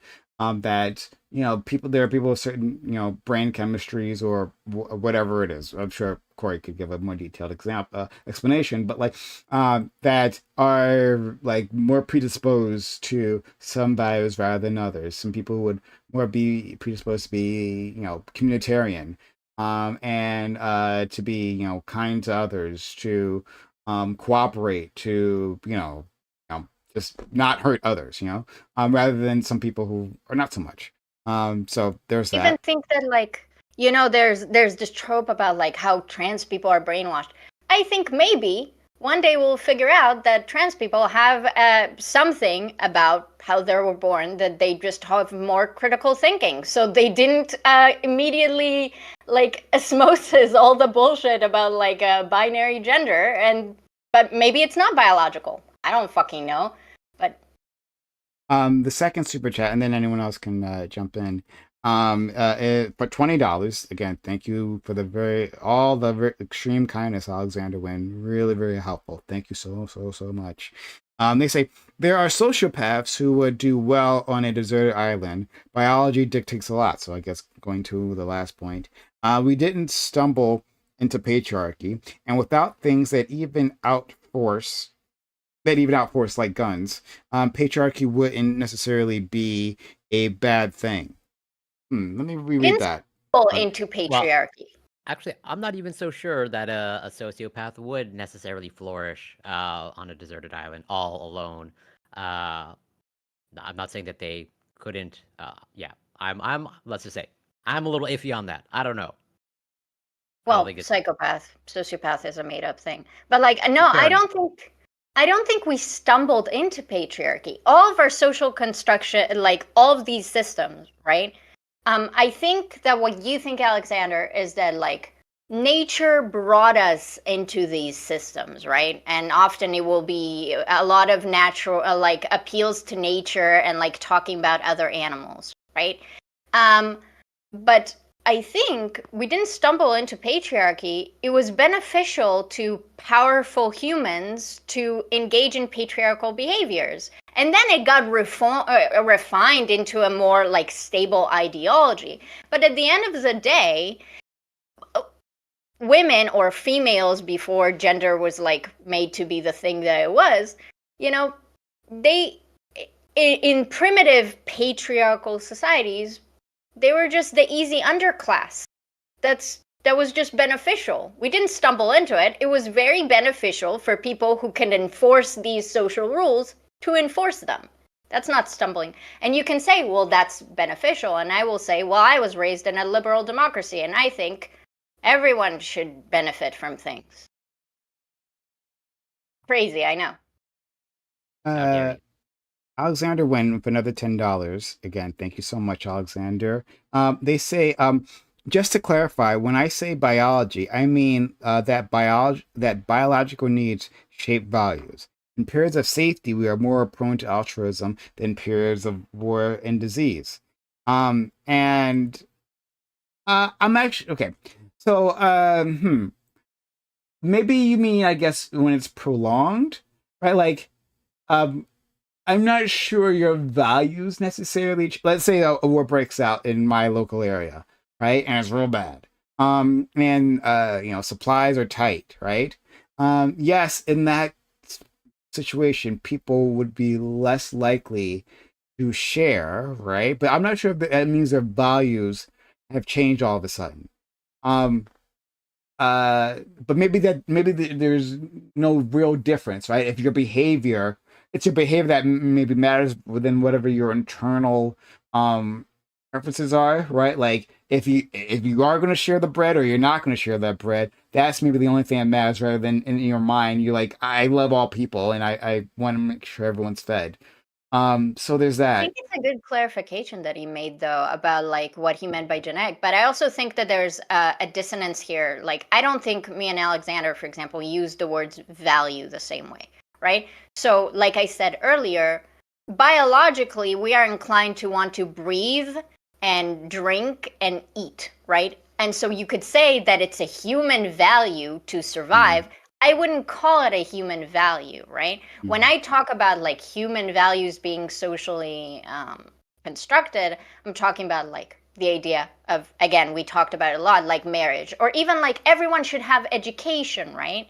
I don't think that the value of everyone should have education in its Western concept is biologically driven. I think it's a mistake to attribute everything that humans constructed and philosophized about for like 10,000 years to, it all stems from like biological imperatives. I also think we highly value biological imperatives without actually having any certainty about what those are, right? I think we are way too comfortable making assertions about human nature and human biology. I know why, because it's helpful to social ideologies that we want to promote, but I think it's a mistake. I think social ideologies teach us what human nature is much more than human nature created those. I hope that's understandable. They sent me a DM saying, I mean, specifically directed at me, says, I mean, over time, certainly, the Dark Ages shape values pretty harshly. So I'm guessing like a Dark Ages being, a period of scarcity within Europe, and saying that like that environment shaped things like pretty harshly, and but maybe that would also be go to your point, Katie, that like that sure those are the biological needs, and you're making a disambiguation there, but um even then, I guess I don't really have a clear idea of what Dark Ages society was like in Europe, so I don't really know. But I'm imagining that there was less room for maybe a communitarian mindset. At least I think that's what the implication is here. Well, the Dark Ages were specifically the church was very powerful back then. It was, before atheism and stuff, and so the church were the one dictating a lot of the things. So maybe Alexander could make the argument that, like, I don't know, the things that the church was telling people to do had to do with the scarcity, and it was actually for the benefit of the people. I would obviously disagree, right? Especially with the Catholic Church, at the time. But I think I get what they're saying. But again, I already responded to that. I think we know what human nature is, but that's the ideologies telling us what it is. I don't know if you're still here, Alexander, but there's this thing. I've been watching a lot of farm content on YouTube, just farmers doing farmer things, okay? And this idea that like women are less aggressive than men, and men are dangerous and they're always wanting to fight, and females are generally docile. If you watch farmer videos, the amount of times I hear farmers are like, all I have is female goats or all I have is cows. And I have to be careful because when I introduce them back together, they start fighting, or a farmer would talk about how a bunch of like their cows, they keep attacking a different cow because they don't like her. Like, you watch these videos and then you realize these stuff that you were told about nature, about animals, it's not actually real. It's bullshit that they told you because they needed to justify why they wanted to treat like human females that way. So they're like, yeah, females are all docile in nature. But if you learn anything about horses that live generally in like some matriarchal structures, horses have like a severe pecking orders inside their herd, like she will kick you and anyone under her. Like, she will not be docile with you, and she will kick a fawn even though females are meant to love children. It's just not that simple. We were just told a lot of things about nature because it fit an idea that people wanted to promote. It's not real. I like your idea, and I wonder Corey has thoughts on this too. That like, that our ideas of what human nature are, so much of that is constructed, right? Like, and it's something I argue all the time. This comes up, of course, in the trans debate, like constantly. What is actually human nature? Is gender natural? Are these gender roles, right? Like, do they come from somewhere? Or are they given to us? Are they imposed on us by our own society? So like that's where I usually interact with that. But like I guess I am of the position. I'm of the thought that that's so, especially when we're talking about humans. Humans are so much more of a blank slate. That especially compared to other animals, that we are so much of a blank slate, and we are so adaptable to all kinds of social structures and realities, right? That we can create, like with enough time, a society that thinks any set of concepts is natural, right? And go with that because that's the way it's always been, right? The humans can adapt constantly to whatever these things happen to be. But then since everyone around us is engaging within these structures, right? At some point we'll think, oh, this is simply the natural order of the world. And so yeah, and I tend to reject that. Well, what about you, Corey? Well, so Can yeah, I I say don't something think. before, Corey? Sorry. Yeah. Look, Corey, let me. I just wanted to say, like, the problem with these appeal to nature is that I think at the end of the day, we have an obsession with figuring out what human nature is, And I think most of human nature, whatever it is, can be heavily circumvented by socialization, right? I think most people agree that it is natural for humans to poo on the ground, but we don't do that, and most people find it quite Speak for yourself, disgusting. Katie. And so even if there are facets of human nature that exist, socialization is a much more powerful tool. And I'm a eugenicist, so I don't intend to actually try to biologically change humans on a genetic or like a physiological level. And so my only way to intervene with human nature either way is through socialization. And so I don't care about what human nature is as much because I can't control that. I can only control what I socialize people to do. That's all I care about. Well, You go, Corey. Sorry. so I would push back in terms of you can't. You answer control- Prime first. I'm dodging. Yeah, no, I'll answer both. Like we're getting very soon close to potentially being able to change human nature, assuming it's rooted in our DNA. Okay, but okay, but to answer your question, Prime, or at least to engage with it, is so I don't think humans are a true blank slate. Okay, but where exactly that I would put it more in terms of like we're like maybe 60-70% blank, not blank, 30% to 40% blank slate, and 60 to 70% socialization. And I say that just because, at least from what I know, in terms of, there's some interesting case studies in terms of feral children and, children raised in isolation. I do think Great example. that yes, there is a huge socialization process, but No, no, think no. there I are think I some agree sort of with you. like To be clear, when I say blank slate, I mean like that is fertile ground for socialization to be built up on. Right, that's yeah, the ground. Rather blank rather than instincts. Those are the two things I'm comparing, I guess. Yeah, that's fair. Oh, so okay, yeah, that's fair, and I think instincts is probably a good word, because like, so I do reckon the way I sort of view it is like, we seem to be born with some sort of default operating system, but then I think hopefully it can be patched through socialization, where babies do cry, babies do respond to certain stimuli, and they clearly have preferences. Now, where those preferences come from, But Katie's pointing at also, me for something. feral children and the baby's crying example is a great example to how socialization changes our nature. Feral children, when they grow up in isolation, if they don't have human communication, a lot of them can't speak as adults. They haven't developed the same type of vocal control. And so they don't use human language, not in terms of like they don't speak languages. They don't have the same vocal range that humans do. And so, or like the baby's crying. When you neglect a very young child, they're going to stop crying.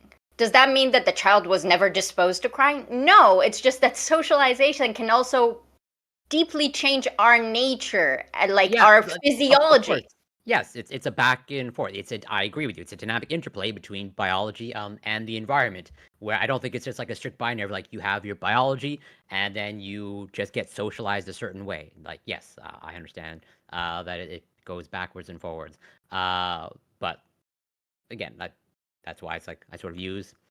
We appear to have some sort of instincts and sort of some sort of default operating system. But I think at the end of the day, okay, at least my overall guiding principle is like I think human behavior and is just like overall very plastic, and that like I operate under the assumption that you can change as a human being, and I think that's overall for the better. And like I agree with you. Currently, now we can't. Ultimately, we don't have control over our biology, and so it's like I agree. It's maybe not a very useful question to ask now, but we are going to get to a place that we do have to grapple with that question when we can actually change our biology to like a pretty much a very high degree, and then we might have more answers in terms of like what is nature, what is nurture, and the dynamic. I don't necessarily think that human nature. Um, I'm gonna get people upset. I think human nature is also a social construct more than anything real. But if you think it's in our DNA somewhere, then I guess we'll have to disagree for now. I mean, I don't have a strong disagreement with what you said. I mean, sure, I agree. The concept of human nature is human. Yeah, sure. Just like our human language is humanly constructed. I can't really argue Yeah, against. but just to clarify, because people get confused about what social construction mean. It's like some babies are born that their skin are just slightly more sensitive, and that might get them to behave differently just because physiologically they're slightly more sensitive, even in certain areas, right? I'm not denying that there are physiological realities, but the idea that there's a strict concept of human nature, of a right way, of a natural way, something that comes right to us as like you said, a real operating system rather than just like quirks. It's like, yeah, I don't buy that. Your use of the term operating system, like it appeals to me. Being a person from tech, but like I think it's actually really apt. Because an operating system is like this middleware, interesting middleware program that like interacts with the hardware, right? Like the physical computer, right? And allows a human to interact with that through software that's placed on top of it. Now, like you, as far as I can tell, you will not find a operating system that doesn't ship with like a text editor, right? Like Notepad or something, right? Or especially in this day and age, some sort of basic browser. You won't find one without that. So a person might say, well, it is part of the definition of an operating system is to have a text editor and a browser. But that's not it. That's just software that uses the platform of the operating system, right? To have a functional one, to have a more robust one, it's useful to have that, those like basic pieces of software. But that's not the definition. If those weren't there, it'd still be an operating system. And telling the difference between the two, I think it's very different. I mean, if everywhere you go, you always have a text editor, right? Then why wouldn't that be part of the definition? How could that not be, a necessary step, right? So Connects yeah, to I what don't know. Alexander said. Like when he talked about like we didn't just stumble into the patriarchy. There were systems, if especially because humans were like physiologically different then, we were a lot smaller, right? So physiological differences between males and females, for example, would be more pronounced. So there would be a certain logic, a real logic, in having males do like probably carry the mammoth, because you need less males to carry the mammoth than like females to carry the mammoth, and so it's better division of labor in that way. Does that mean that now women can't be tech engineers because women aren't built for tech or something? And so people don't separate these things. All of these social structure, the same way that we talked about racism like whatever time ago, there was a need, and a social structure came to supplement that need with certain type of ideology. But then the ideology evolves, and then we associate everything with the original need, which is not true. Like, sorry. So no, it's fine. Just another super chat from our friend Alexander, who's been very, very, very kind. Thank you, Alexander. We'll never stop thanking you. Thank you for being so kind and supporting the channel.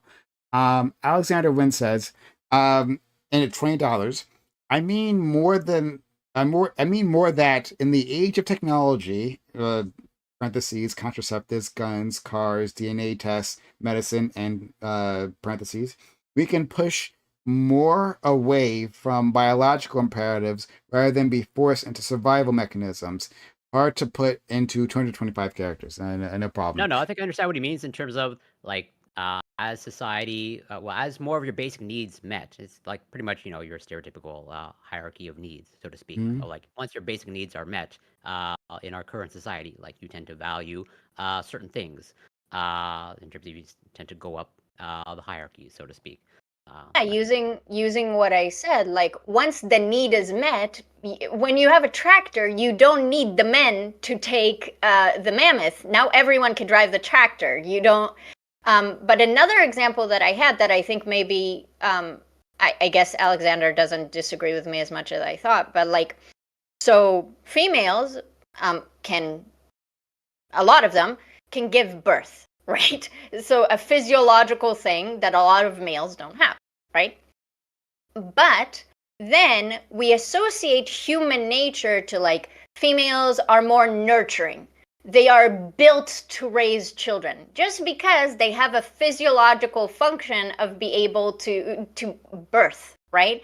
And so this is kind of what you said, Prime, about like the browser and like the interface, is we start associating a lot of things that aren't necessarily with the actual function, you know? So when you said, Alexander, that I'm sorry, I keep thinking about it because it was such an interesting phrasing. We didn't stumble into the patriarchy. Females were giving birth, and now we want females to engage with the children, and so we develop an idea that, oh, I see a lot of females raising their children. Females must be more inclined to raise children, right? Again, watch farming videos and you watch how many farmers are terrified that their goats and cows are going to abandon those calves, right? And then those cows go into slaughter because the farmers are like, well, some cows are just not good moms, you know? And it really breaks your illusion about what we were told, you know? Because they just get cold. I'm not disagreeing really with anything. I just want to just highlight that being on a farm is a very particular situation for an animal, and the behaviors that you observe on a farm is not necessarily what you're going to. Agree that it's not necessarily what happens in nature. I'm not saying, again, I'm not disagreeing with overall your. I think nature overall is violent, no matter what. I just want to. Yeah, I'll give this example. Females abandon their youngs in the wild too. There you go, Corey. I fixed it. Yeah. Yeah, I don't like and specifically on that, like I have a bit larger problem with hyperbole to begin with, like, and that bothers me. But when people say things that, like, you know, no mother would ever abandon her child, like, that's like crazy. Like, what are you talking about? First of all, it happens all the time. It's happened so many times. It's unfortunate. It's really unfortunate, but it happens, right? Or no parent would ever want something awful to happen, or, you know, things like that. These blanket statements that are meant to cover people. I wish these things were true. They are not. That all parents want the best for their children. Definitely not. Yeah, definitely not. Yeah. And there are unfortunately really tragic stories around that. So that bothers me. But part of that is a thought that, you know, women are nurturing, right? Within like their core, they are simply nurturing sex.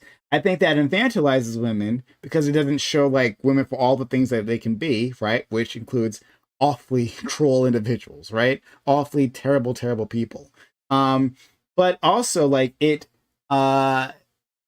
like when our society like won't even build in structures to account for like the things that an individual woman might do, right? We are suspect of men, and for good reasons. We're suspect of men, but we're not suspect of women in the same way. Well, of course, this mother wants what's best for this child.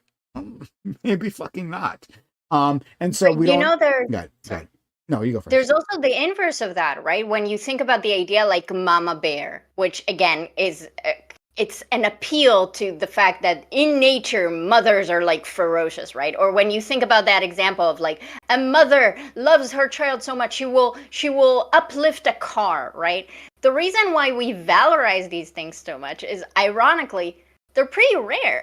You know, these are outstanding examples of very like specific cases, and then we try to apply it on all women.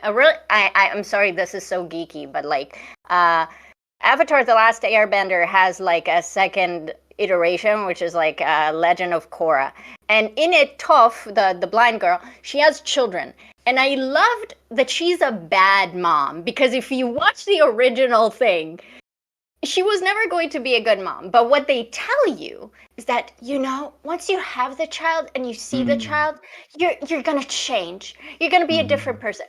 Why the fuck would she be a different person? Like the only way you can think that is if you don't actually think this human being is a full individualized human being. That they're just like, they have some structure in them that the second they lay their eyes on a baby, like their personality will go away or something.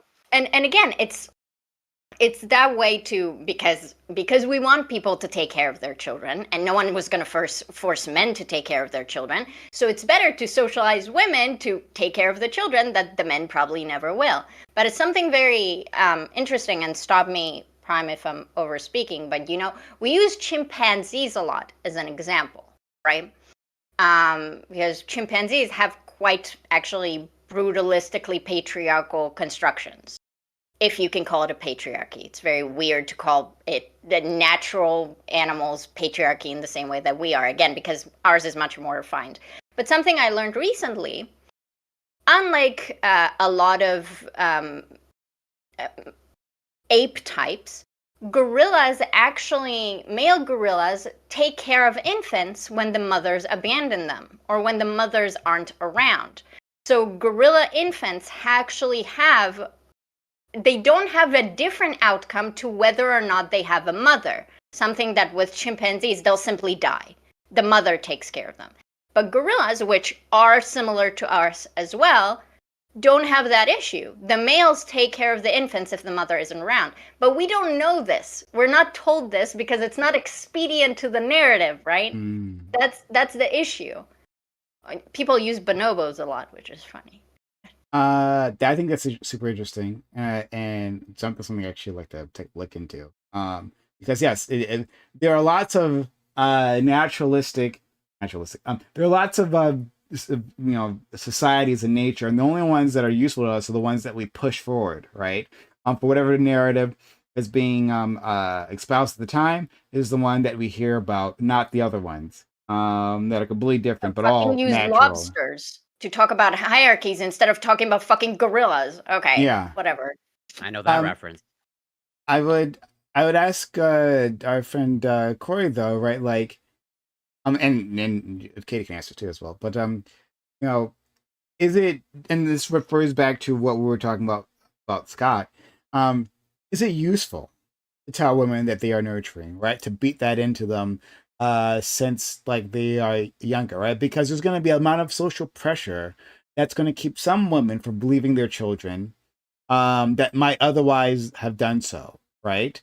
If it was simply you're open and free to find your own way in life, right? Well, then a lot of people are going to choose like, oh, I mean, this baby is a hassle. I mean, it really is a fucking hassle. And if I am simply free to do whatever I want and don't have any boundaries, I don't have any social pressure otherwise, maybe I will. And then we'll have worse outcomes for those children. So is it useful? Well, I can see utility in it. Would I endorse it or be in favor of it? Probably not. Where it's like, so this all, I think in my mind goes back to all, masculine versus feminine. Where it's like, let's say on average, it seems like, okay, women are more pro-social than men. But is that due to biology or socialization? Probably more socialization or a combination of the two. But I would want, generally speaking, I would not want to limit that just to like women and just say like, you women be pro-social and leave the anti-social behavior to the men. I think, which is also mainly socialized. A lot of people think that like men are somehow like genetically like, some people are nurturing and some people are not. When you start genderizing it and socializing people out of being nurturing because that's not the manly way, then that's where the problem is. Yeah, I don't disagree. And so it's like, if you value, let's say, pro-social behavior, which I do, okay, I think you should generally just encourage it overall and not limit it to a certain category. Same thing with any other quality in terms of like whatever. You can talk about courage as a typical masculine trait, but I don't think that should be just isolated to men or even just, emphasize that messaging to men. I think courage is a good virtue to have overall. So why not just whatever, encourage courage overall as a virtue. Same thing with kindness and caring and sacrifice, etc., etc. I think it's on average pretty useless, at least to me, to sort of define characteristics as masculine or feminine, because I think that limits you. But obviously, I think what you asked, Prime, like again, and I know I'm not saying that you're like that, is just it falls into this idea of like, well, socially today, children are much more dependent on mothers, right? So wouldn't it be good outcomes for the children if we socialized women to be that way? But that's only because society currently has children. Why not socialize men into being the main caregivers, right? That would create good outcomes for the children, unless you actually believe that like a child needs a mother more than they need a father or something like that. But generally science shows us that you just need a main caretaker. It doesn't really matter their gender. You probably want two as well, at least, right? But that could be any gender again. And so it's just that now we are chasing our own tails. We're trying to account for conditions that already exist with trying to socialize people into working out into those conditions, right? Like capitalism sucks, so we valorize the idea of being a hard worker and not being lazy and productivity, because now, well, no one's throwing away capitalism, so might as well socialize people to be as productive work machines as they can be, right? It doesn't mean that it's natural for people. Like, I remember learning that people in the Middle Ages would work way less than humans today, right? Like, the farming happens during a certain period of time, and then in there's like a period of a few months when you finished harboring your grain and stuff, and you don't do much work, but we don't think about that there are like hundreds of years in human history where people would just kind of chill for months at a time, because that's not how work used to be constructed, right? But we think about human nature, and it's like humans, they work. It's like, no, they don't. Yeah, I think this idea of constructed histories is just really fascinating, because I think it's something we just keep running into again and again, as to what narratives are useful, and how we as a society, as like a societal memory of the past, is constructed so much by the present and our realities here, right? Like, it is useful for us to believe that, and this sounds like I haven't heard this before, but it sounds right, like what you're saying, Katie. But like that, that Exaggerated. farmer's life, which is very, otherwise quite grueling, right? That it's useful to believe that these people were always like finding something to do, right? They had to survive, right? And only the smartest and the best did that, right? Because that narrative maps on to our current realities, and that's the thing that we're going to work. We're going to work off of.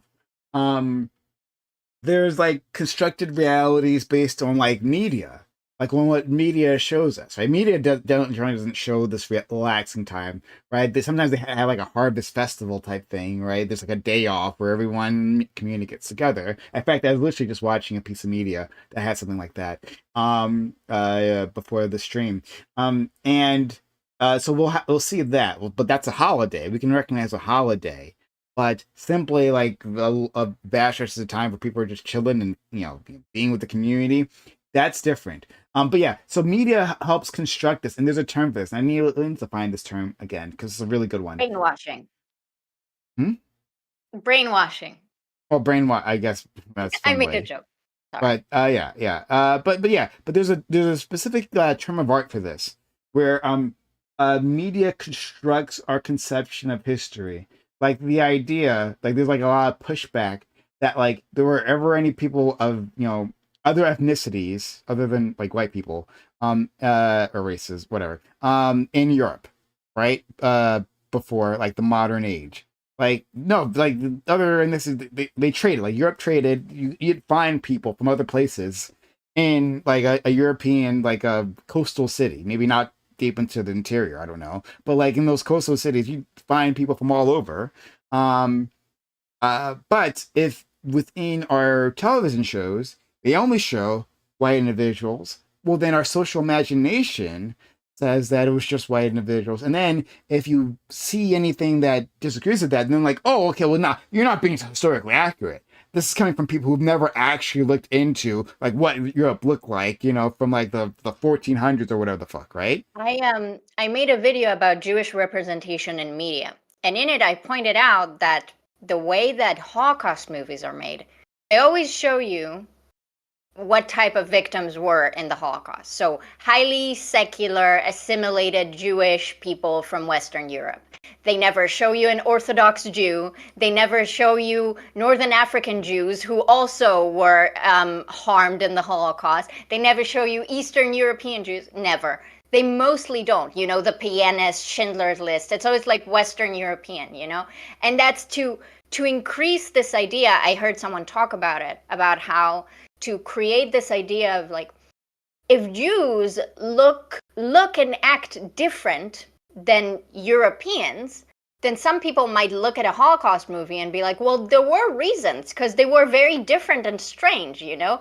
So you want the Jewish victim in the Holocaust movie, you want to watch it and be like, why would they attack him? He's exactly like them. He's a white Westerner who plays piano, you know, instead of like showing a Northern African farmer who's being attacked by Nazis, right? Because then you have a different narrative here to contend with. And also something that you said before you talked about media is that, like, you know, a lot of middle-aged men or men that are fired kill themselves because of lack of work, because there's a very big crisis of they lose a sense of their utility, of their viability. And this is also, you know, you think about it, because men, they just need something to do, right? Instead of like, capitalism needs men to work. So capitalism teaches men that their value is that they are workers. And if you take that work from them, or if they retire, they literally lose their sense of purpose in life. And to think that is a natural thing, like chimpanzees or gorillas like kill themselves because they have a day off because they don't go to their office job, like, think about it. Like, it makes no sense, right? But that's so what they teach us is that men have this drive to work, you know, but it's why it makes no sense. Sorry, no. I keep thinking about it. No, I think that's really good. I just wanted to add one other thing on that media construction thing is pirates. Pirates is actually a really good example, right? Like how pirates talk, right? That's purely constructed by media. And like, from my understanding What? of the They situation, don't talk like yeah, right. Like the arg me matey thing isn't like it wasn't some sort of common thing, but like so my understanding of this, and if I'm wrong, yeah, please someone correct me. But like what I've heard is that one that way of speaking comes from movies, right? But like there were actors, like the first actors to do a pirate accent, right? They were they decided like what am I going to do with this role, and they took a specific way of speaking that was common in like someplace in England, right? Like a very specific section of England where they had a similar affectation. And there was a reason for that. There was a specific reason why that was picked. I think I forget what it was, but anyway, they picked that affectation. And that just has like traveled along. And now, if you ask a person what a pirate sounds like, our collective imagination has a very clear understanding of what that is, but it's like has no bearing in history. But like that specific area, and fucking, I think, why am I cursing? I think Aiko could back me up on this. Like Shakespeare was from that area, and like Shakespeare might have sounded like William Shakespeare, like a pirate. In our understanding, he might have actually sounded that way, but you wouldn't think that because that's not the way he's ever portrayed. To live or not to live. Yeah. So like he had like it's like there's a lot of evidence that he would have a very what we would think of an uncouth, like rough way of speaking. But like when we hear about Shakespeare, we hear about Shakespearean plays, we think of like high, I don't know what it's called, but like the central London type of accent, right? Elvish. And that's what what we would say he would say. But even then, like if you look back hundreds of years, right, like even English itself was very different. So like the structure of English as it stands was still very different. So even if you heard him, right, if you heard anyone around within England, right, you'd have trouble understanding them at all because a lot of things have changed between now and then, right? Well, I have an example for that. But before that, I would say that sometimes media completely constructs an idea, right? But a lot of the times, most of the time, I think, media will pick one thing that appeals and it will like take flight, right? So it's probably more accurate to say that pirates as a phenomena, there were like a lot of them and they were all different, you know? But instead, like media takes something and that's the only thing that you see every time. And then it starts constructing this image, right? Rather than the truth that most phenomena are pretty diverse. In presentation. But what I was thinking, it always kills me because I learned German because I lived in Germany. But like the way that American media portrays how German sounds like is shocking, right? Because like the way that most Americans like identify German, you know, there's like this meme of like and then Schmetterling. If you live in Germany, that's not how German people sound like. It's if you only know German from American movies, when you actually encounter someone speaking German, you might get really confused because they don't sound like Hitler, surprisingly. And they don't talk like that. I've said this many times before. I've said this so many times before, specifically on this. I'm like, the way people in the States encounter German is through the German language, is through Holocaust movies. That's how we do it almost all the time, right? Especially from your earliest memories, and when you're formulating your ideas of what the German language sounds like, it's always through Holocaust movies. It's always through like Nazi guards yelling at people, you know, barking commands, right? And then you actually hear Germans. I did hear, I like actually started to like actually encounter Germans and hear them talk. I'm like, oh wow, this language sounds pretty beautiful. I actually like it a lot. Then I go back and tell Americans that, and they reject this idea whole cloth. Like, no, it's extremely harsh language. I'm like, I don't know about that.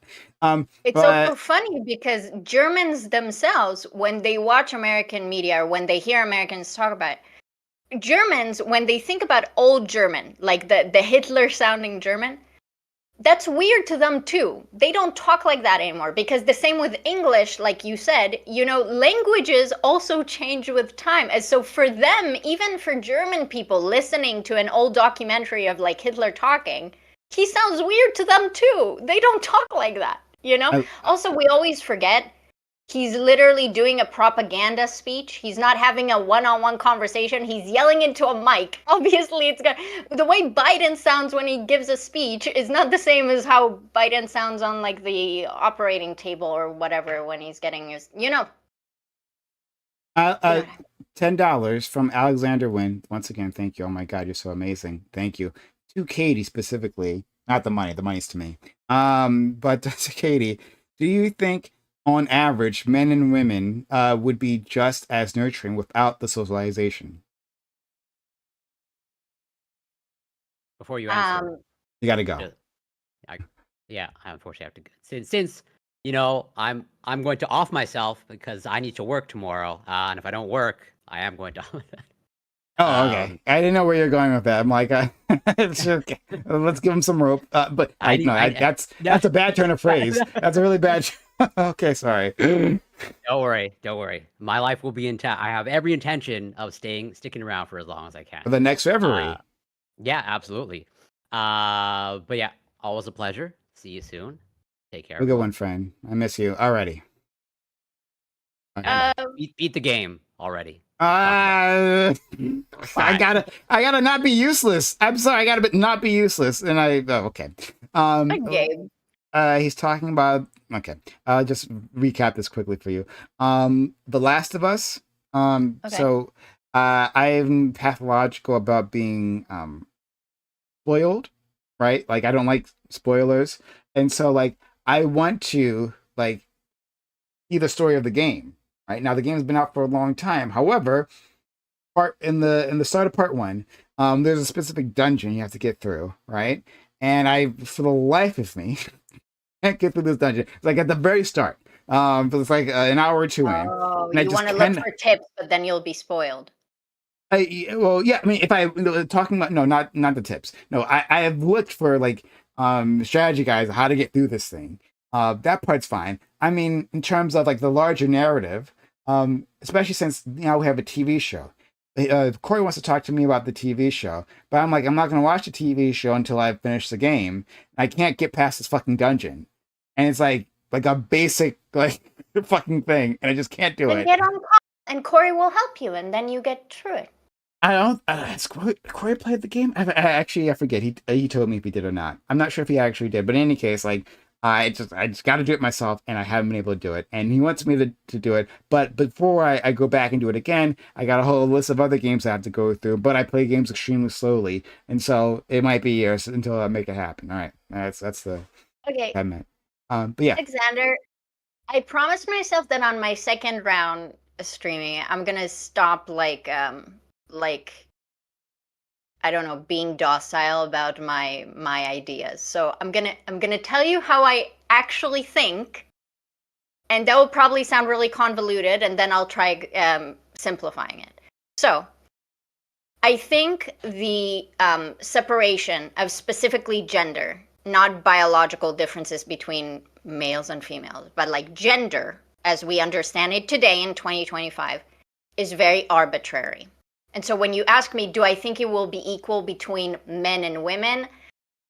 I don't think in a world where gender roles are socialized into people, when that doesn't exist, I don't think we will measure it by men and women. Like there'll be no purpose in doing that. And so it's very hard for me to tell you, like, in a world where gender doesn't exist, do you think things will be equal between genders? You know, that's how I think about it.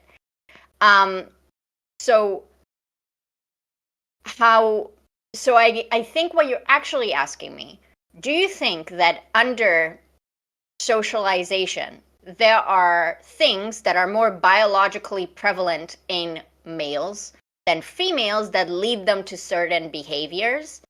And the answer is probably yes, but not the same things that you and I probably would disagree on what things. Right?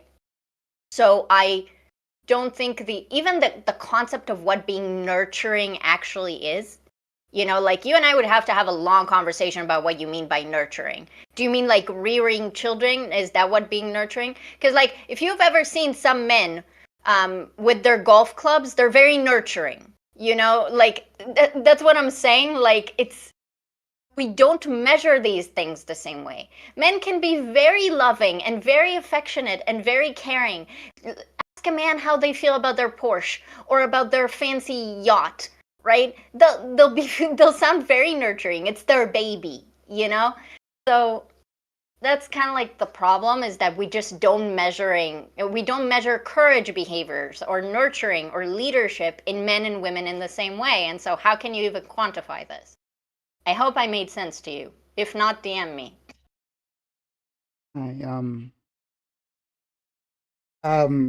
it's kind of like, I think part of the issue is like and it's to your point, what we say is acceptable for a man to show his affection towards, right?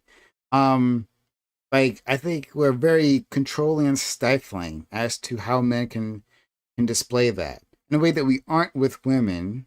And so it appears that women are simply more affectionate and social. But and I had a discussion with this. It was in a VC. I remember Doobie was there. That part's important. Because when I am going to express affection to a man, right? Like I can say these words: "I love you, comma, man. I love you, man." Right? I can say that. For some reason, we've decided within our society that putting that man there gives us an appropriate amount of emotional distance. And like it's not weird, but it feels weird to people, at least in my society. It feels weird to say another man to say to a man, "I love you," period. And you're also more free on this than most people. Most people would feel weird to say, "I love you, man," to their friend. Yeah. Some people won't even go that far. That's perfect. That's actually a really good point. But a lot of people wouldn't go that far at all, right? They maybe find other ways to express that, but they wouldn't say that because even that's too much. And in this, like we were talking about, like, you know, breaking through these like restrictions, and I told Doobie, "Hey, I love you," period. You know, right? He said it back to me. It was really nice. But like like, what are we allowed to be affectionate towards? And this is the gift of feminism. This is the gift of feminism right here, because there was a period of time. Now I'm not sure how long this, like when this actually started within Western society, but there was a period of time where men weren't really encouraged to interact with their children. Right? That's women's work. That women do the child rearing. You go and you work hard, you hang out with the boys, right? You come home. Hopefully, You she's got discipline a your children, yeah, dinner. You discipline your children, right? But and you that's how you aren't. show them love.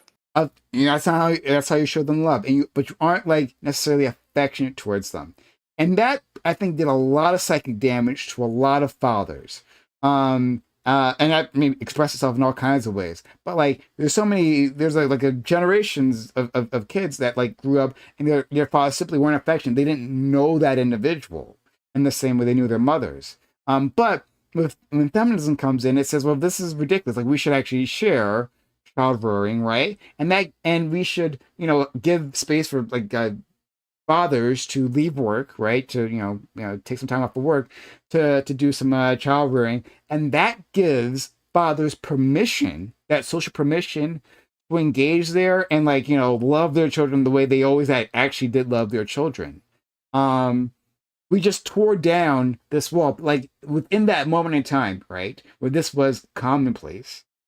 You could have said, well, it's only natural that the woman does that, does the child rearing, and the man, right, he's just a disciplinarian, right? That's just what men want, right? That's the way we are. That's But what that would children be nonsense. need. That's what they need. But that's just an imaginary thing.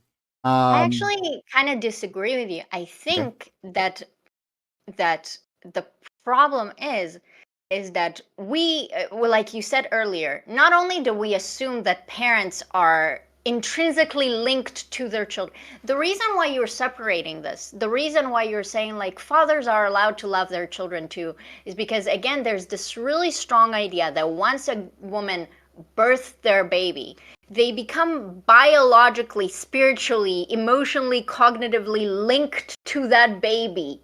And so it is a given, it is an obvious thing that this woman loves the baby, she's dedicated to the baby, she will spend all her life and her energy, she will lose herself as a human being if she ever was one. And then we're like, well, in contrast, men are not allowed to do that. When in reality, I think some people bond with their children, and eventually, more than a biological function, to bond with anyone, you need to spend time with them. And the matter of fact is, if the woman is the primary caregiver, whether she biologically linked with the child or not because of fancy hormones, when you spend a lot of time with anyone, you're gonna be okay with them, Like, so just the fact that men were not really, they weren't the main caretakers for a long time. So why would you bond with the child? Why would you like the child? Like, you don't have to spend time with them. The mother has to. The child will die if she doesn't. So instead of attributing this to this ethereal idea of love or whatever, like, if you take care of your child, you're going to like your child. That's what happens when you spend days and weeks and months and years trying to get a little person not to kill themselves. That's just human. Like, when you get a dog out of a shelter, do you immediately love that dog? No, but you bring the dog home, you decide to love them, and then you bond with it. And I think people really mystify this concept with like babies, specifically with women. But to relate it to what you said to men, I think a lot of, there's a talking point about like the loneliness epidemic. I think because men are so bored from loving most things, and not just loving, just most men don't know how to experience even physical affection unless it's sex. And so obviously there's a feeling of sex deprivation. People are lonely. Women are lonely too. We are isolated and atomized because of a lot of social factors. But unlike women who can find a lot of physical and social comfort in people, men are not allowed to do that. And so, of course, you become sex obsessed, that's the only way you can feel any relief from loneliness. But that's because men were never socialized to like, I always lament this, like, I would give more hugs to men if I didn't feel like every time I give a man a hug, it's used to like sexualize me. And I think a lot of women would like to have these casual, even physical interaction with people. But it is so hard when men are geared to see all of these interactions as sexual or turning them into a sexual thing, that there's a lot of physical deprivation that happens, but men are taught to see all physical deprivation as sexual, and it's not true. Humans need contact. Human needs human touch. I know I've spoken a lot, but I'll just say this: there's a very famous study that they did, a horrible study. They took newborn babies, okay, newborn monkey babies. They separated away from their mothers, and they did two things. They took barbed wire and put sorry, they took, I mean, it was either food or a blanket, basically, and the babies chose the blanket instead of food. Newborns, monkey babies who need food to survive. And the monkey babies would choose to cuddle themselves up in a warm blanket for the sense of physical comfort rather than feed themselves. Because and again, this is like appealing to monkeys like they're humans, but I think you get the gist. Human contact is very important, and men are not allowed to experience any physical contact once they're not children, unless it's sexual. And so obviously they're lonely. Jesus fucking Christ. So Alexander Wynn, sent me another message, not a super chat. But it said, in my culture, you only ever say that you love your kids, and mostly if you or they are about to die. So I get it. So he's saying like mostly like when you're about to die, basically that's when you say this. I've heard this, Alexander. I don't know your ethnic background. But when I was saying all that stuff before, right? One, I was thinking about a Western context, but I did read this article years ago, by a woman, who was, I believe she was from China, like her ethnicity, right? But she talked about like how she just like did not know her father. Her father like did not interact with her at all. How like, I mean, he was in the house, but like not checked in. Like was extremely distant, and like he barely ever touched her. Until basically just about his deathbed. Where like some nice words were exchanged, but like there was this like hard distance between him and her, right? And I think all the kids, not just like the female, but like I think all the kids. And like that, like how incredibly tough. And she's like, I don't know this person. Like I recognize them. Well, they tell me that he's my father, right? But I don't know who this individual is, because he was not allowed to express. They tell you they love you on their deathbed, and you're supposed to feel something. Why would you feel something? You don't know this person. You don't know this person. You don't know him. So yeah, Alexander. I don't know your ethnic background, but I know that's definitely a case in some cultures. And to respond to what you were saying, Edie, with sex being the only way to show affection, holy shit, yeah, that's a big thing. This is actually huge. Yeah, that's and it's so alienating for couples, like to share a personal thing. Like I want to cuddle with my boyfriend, for example, but if every cuddling is like an invitation for sex, then obviously women, then they don't initiate that non-sexual contact anymore, and that just makes men more physically deprived, and they become more pushy in that way, right? And so when there's no way to initiate non-sexual touch, it's just, I think it's so detrimental for men. Humans, it's necessary. Yeah. So like, yeah, I agree with you on the sex is like, the way physical intimacy is told to men, like this is okay, right? You're allowed to want more of it, all the time, right? That's the thing that you always wanted. That's the type of attention you want from women, and it's the type of attention that's always well, I mean, I don't know what context, but you understand what I mean. Like that's where like it makes sense within the context of a couple, and so that's where their focus is. And I think that's where so much of like the, just broadly term it, stalkerish behavior comes from, right? Like you hear women and you hear their experiences with men, and like how men like seem to put a lot of emotional weight on like even the start of a relationship or start of an interaction with them because they're expecting so much. So like classic example, hey, we're texting back and forth, right? And then, he texts her, start of the day, hey, how are you? What's going on? And all that, right? She's at work, so she's not looking at her phone, right? She comes back hours later, and then it's like 10 texts, right? Where he's like, hey, what's up? I haven't heard from you. Whatever, fuck you, bitch, right? Like I never liked you. I know you're fat and ugly. And she's like, what the fuck? But like he like this is it. This is it for his level of affection, and this is everything is riding on this. And now you've like denied him, right? He has no other outlets that he's allowed to put this in, and so like once that's denied, he's like, well, like his whole world ends, right? So I think a lot of like really dangerous, aggressive sexual behavior comes from that. And then something I was going to say in terms of like needing touch. I remember going to college, and like it was just a period of time where I wasn't touched for whatever reason.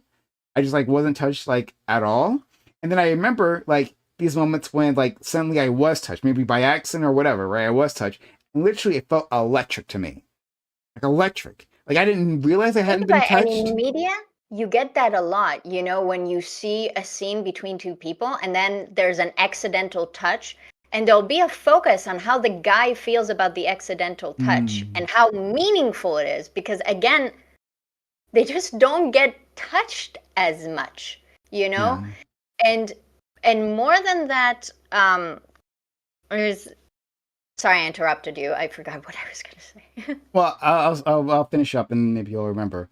But yeah, like I wasn't touched at all in college, and then like I know this because of these like moments where like it accidentally happened. I remember like what is this feeling? Like it never happened before when I was touched, but yeah, it was just so rare that it happened there. And then coming back home and then being touched by my parents, it was like weird. Like okay, but now I'm being touched again, and it's like odd, and I feel uncomfortable. I don't know what to deal with this, and yeah, that was just like an odd moment. And since then, like honestly, now I don't get really touched at all. But that's fine. I'm actually much more okay with that. But the point is that like if that is the case, right, then you're going to have a lot of weight placed on any outlet that people are deemed acceptable, and that's just going to be sex, and it's going to come out. It's going to be some weird sex, weird shit. Two things that I remember that I wanted to say was that with come to like the sex outlet, right? Like think about it. If you're with a group of guys, it would always be acceptable to say, God, I wish I could fuck my girlfriend more.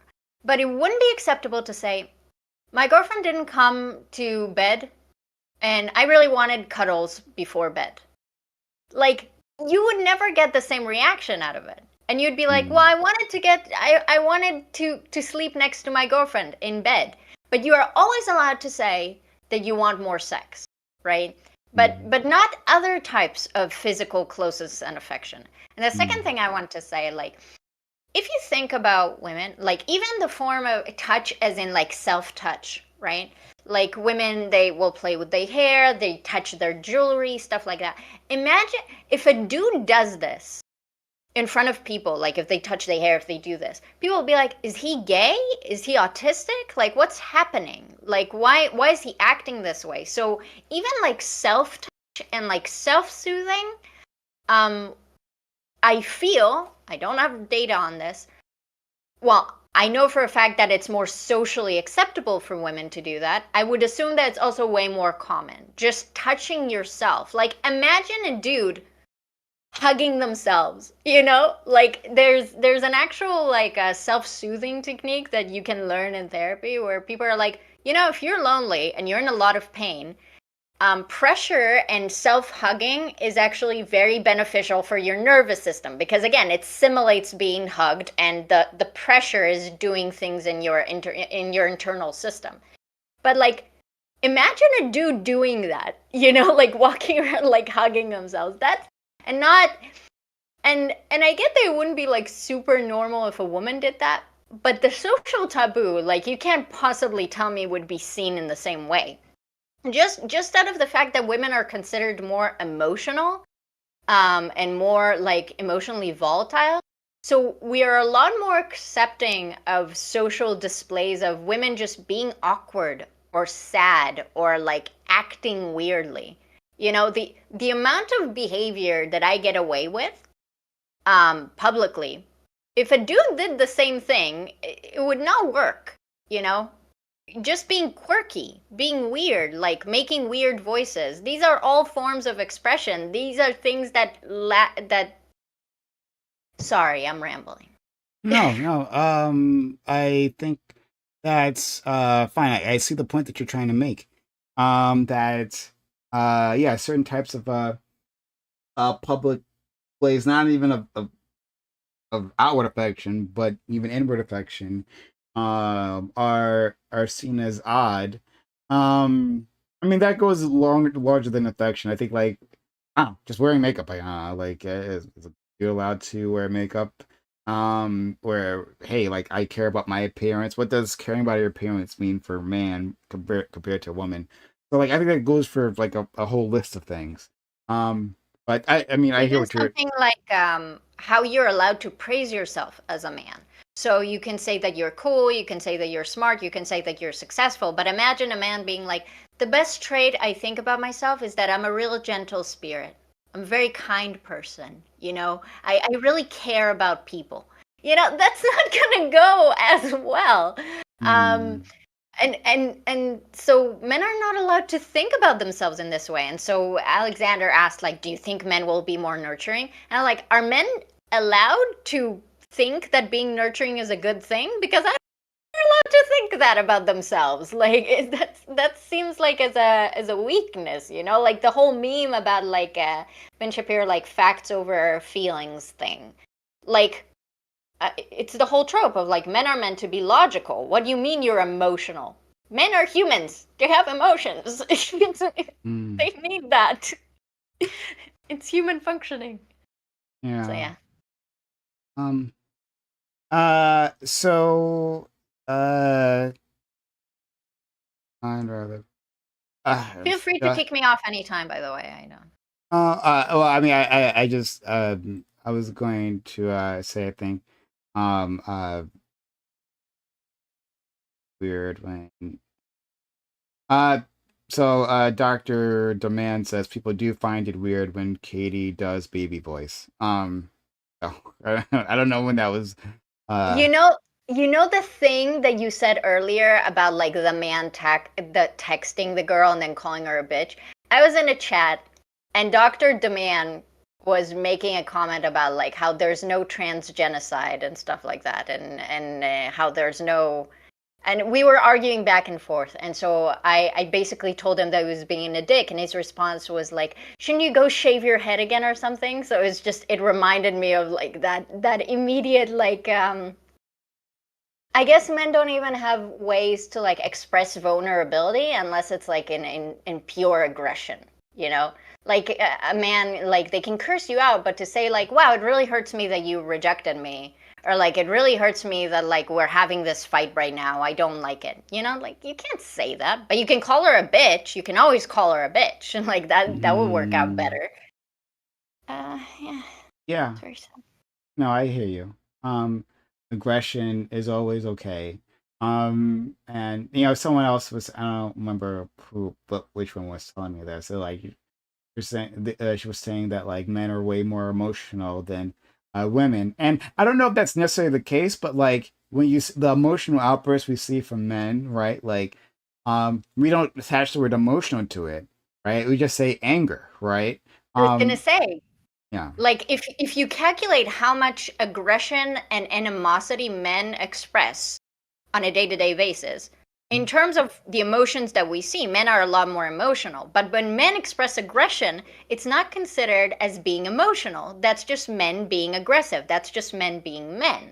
But in terms of like social displays of emotionality, anger is like, just men punching each other on the street, like getting drunk and like having fistfights. Women don't really do that. Not as often. Isn't that emotional manipulation? I don't know what you're referring to there, Alexander Wynn. Isn't straitjacket thing was about self-hugging? Isn't you said the straitjacket thing was about self-hugging, so you'd rather be in a straitjacket? Okay. Isn't that emotional manipulation? I'm not sure exactly what you mean by that. Yeah, just let me know. I'll wrap things up soon. Because I just don't think we have much of an audience for our general musings on Came to gender. talk about Hassan, and we ended up talking about racism. What did you specifically want to talk about, like when you showed up? I wasn't sure. I know you guys were talking about. Well, honestly, I just kind of wanted to shit on Hassan for a little bit. I was hoping, but by the time I showed up, nobody was talking about it, which honestly, better. I'm proud of that panel. Well, not Lactoid, obviously, but you know what I mean. Okay, fair enough. Telling a girl that you feel hurt. That's emotional manipulation. Telling a girl that you feel. I don't know how expressing your actual emotions would be emotional manipulation. I mean, if you are doing it for maybe a secondary agenda, right? One, if you're not actually hurt, but you're telling them they're hurt to elicit a response that would be beneficial to you, that sounds like emotional manipulation. But The difference between telling someone that you're hurt and then doing a lot of things outside of that. So if I'll take a very inflammatory situation. I don't know, is that Alexander? Yeah. Yeah, so I'll take a very inflammatory situation. Let's say you're in a relationship and you turn your girlfriend down. She tries to have sex and you turn her down. And she tells you, I'm really hurt that you turned me down. You could say that she's trying to guilt you, right? You could say that. But also, it's kind of complicated. People want to express their feelings, but there's a lot of things that we later can do with expressing our feelings that can turn like negative, right? So there's a difference between healthily expressing your feelings and between guilting someone or like trying to make them feel bad about it. But like, I don't know, telling a girl that, look, if you mean like you hit up a girl on the street and she turns you down and you tell her, I feel hurt, yeah, I don't think it's emotional manipulation. I think you're an entitled weirdo. But I totally support you going to your friends and telling them that you're very hurt that you try to hit on someone and they didn't want you. I don't think it's that girl's responsibility to take care of you, but I absolutely think you should turn to your friends and be like, so I tried to hit on a girl today and she turned me down and I don't know, I don't feel as valuable as a person now. Like women do that. Like they don't say it like that, but like when I hit on guys, like I'll go to a girlfriend and be like, "Oh my god, there was this hot dude and like I tried hitting on him and he didn't even get it. Oh my god, am I ugly?" Like it's normal. But imagine doing that with your guy friends. Like that's not going to work. Like you know? Yeah. I think another thing that we didn't talk about is how like humor also like gives people appropriate emotional distance to express what they're feeling. Like, hey, I don't know, I have to come up with a joke now, but like but basically like making a joke out of the fact that you got like rejected. Like, hey, like I actually this did suck for me. This was an unfortunate experience, right? Like I was really interested in this person, and then I gave it a try and it didn't work out. But when you express this to someone else, especially your male friends, you do it in the context of a joke, right? Maybe something self-deprecating or maybe at her expense. And like Not only that, I had an entire fight with someone in my chat once about how I told them that the way that guy groups, the ribbing thing, the like I've been very clear on that. I think men are socialized to bully each other. Like, I don't think that's good friendship right there. And I had a whole ass fight with someone, and he's like, no, we understand that we care about each other. And it's like, dude, this is not emotional support what you're doing. I don't care that you need to justify yourself that all your friends do is bully you. If you can't have like a sincere moment with your friend without giving him shit about something, um and then the real problem is that then the girls who are their friends are meant to do the authentic communication, right? So my guy friends are for joking about me and laughing at me, but I want my girlfriend to care about my feelings. You know, the meme about like all a guy wants is going around and being a soldier and then having a girlfriend to cry with. Why can't you cry with your guy friend, huh? Why can't you do that, buddy? Because he'll mock you. But if a girl will mock you, you'll be upset with her about it. Yeah. Maybe violently so, unfortunately. Um so Alexander said a few more things. He says, that's what most situations would feel like, telling a woman she made me feel sooner? Or, I mean, some kind of way after a rejection. It feels slimy to most people, I think. Yeah, he meant some. Yeah, some kind of way. Yeah, that's what most situations would feel like. Telling a woman she made me feel some kind of way after a rejection. It feels slimy I to most think it people, I think. depends on the relationship Uh, with that woman, right? But as I said, like I don't think any time and like expressing your feelings is not necessarily to that person, you know? When the cashier is being mean to me and that hurts my feelings and makes me cry, I don't go to the cashier and be like, "Oh my god, you weren't nice to me and I had such a bad day, my feelings are hurt." But I will go to my mom and be like, "Oh my god, the cashier was such a bitch to me and I already had a bad day."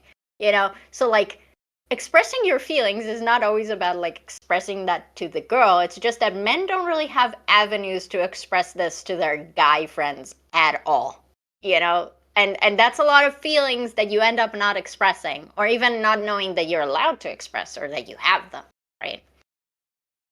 Sorry, yeah. Prime, I interrupted you.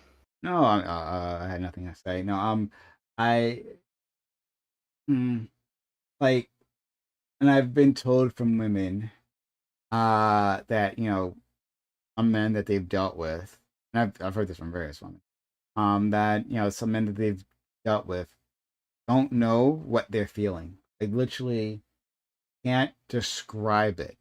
Right? Yeah. Like it, and if you have to like drag it out of them, right? It takes time. Then like you can just like the woman can easily like place a word to their emotion. But these individuals literally can't. They will Because even there's argue with you back. You'll be yeah. like, well, you're clearly upset. And they'll be like, I'm not upset. You know, the meme of like that women won't tell you what's wrong. There are guys that literally don't know what's wrong with them. I think I told you this. My ex, like, I would wake up in the morning and I would see that he's clearly upset. And I'd be like, oh, baby, you're upset. And he'll be like, no, I'm fine. And then later that day, he would come to me and he'll be like, I think I'm upset. Because it would just hit him later, but it was so obvious from looking at him that he was upset. But he was really emotionally disconnected from himself, and so it would take him so long to gain emotional insight of what was going on with him, you know, and like the way that we teach children to identify emotions is that like a child will have an emotion and then the parent would be like, oh, you're tired, oh, you're sad, or you're angry. And men are just not given it's just like, oh, you're angry, you're angry, you're angry, or you're upset. But when a child is hurt, you're like, don't be a little girl. Like you're not giving a word to that, you're just telling them to not express this certain type of emotion. And so all emotions are being converted into like aggressive feelings or angry feelings. It's speaking of developmentally inappropriate. That's what it is. Like it's detrimental to someone's mental health. Yeah. I think. All right. Okay. Oh, never mind. I agree with you there that some people that we don't teach.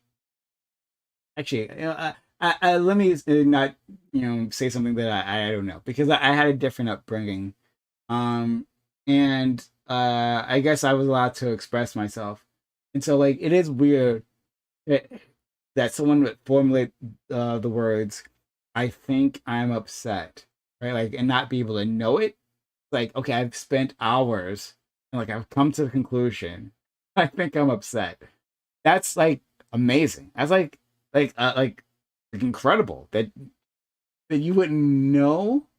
Like, like I could see that, like, when there's a complex emotion, right, and you're trying to like how am I going to express this? Okay, like I feel angry, but I also feel hurt that this has happened, right? But still at the same time, because I love you, I feel joy that maybe you've decided you're going to go to college. Yeah, you're going to go to college, and it's far away from me, right? And I thought we were going to be together, so I'm angry about that. I'm hurt, but I'm also happy to see your success, right? I can understand like trying to take some time to formulate that concoction of emotions, but to say basically, hey, I think I'm upset, like hours later, that's amazing.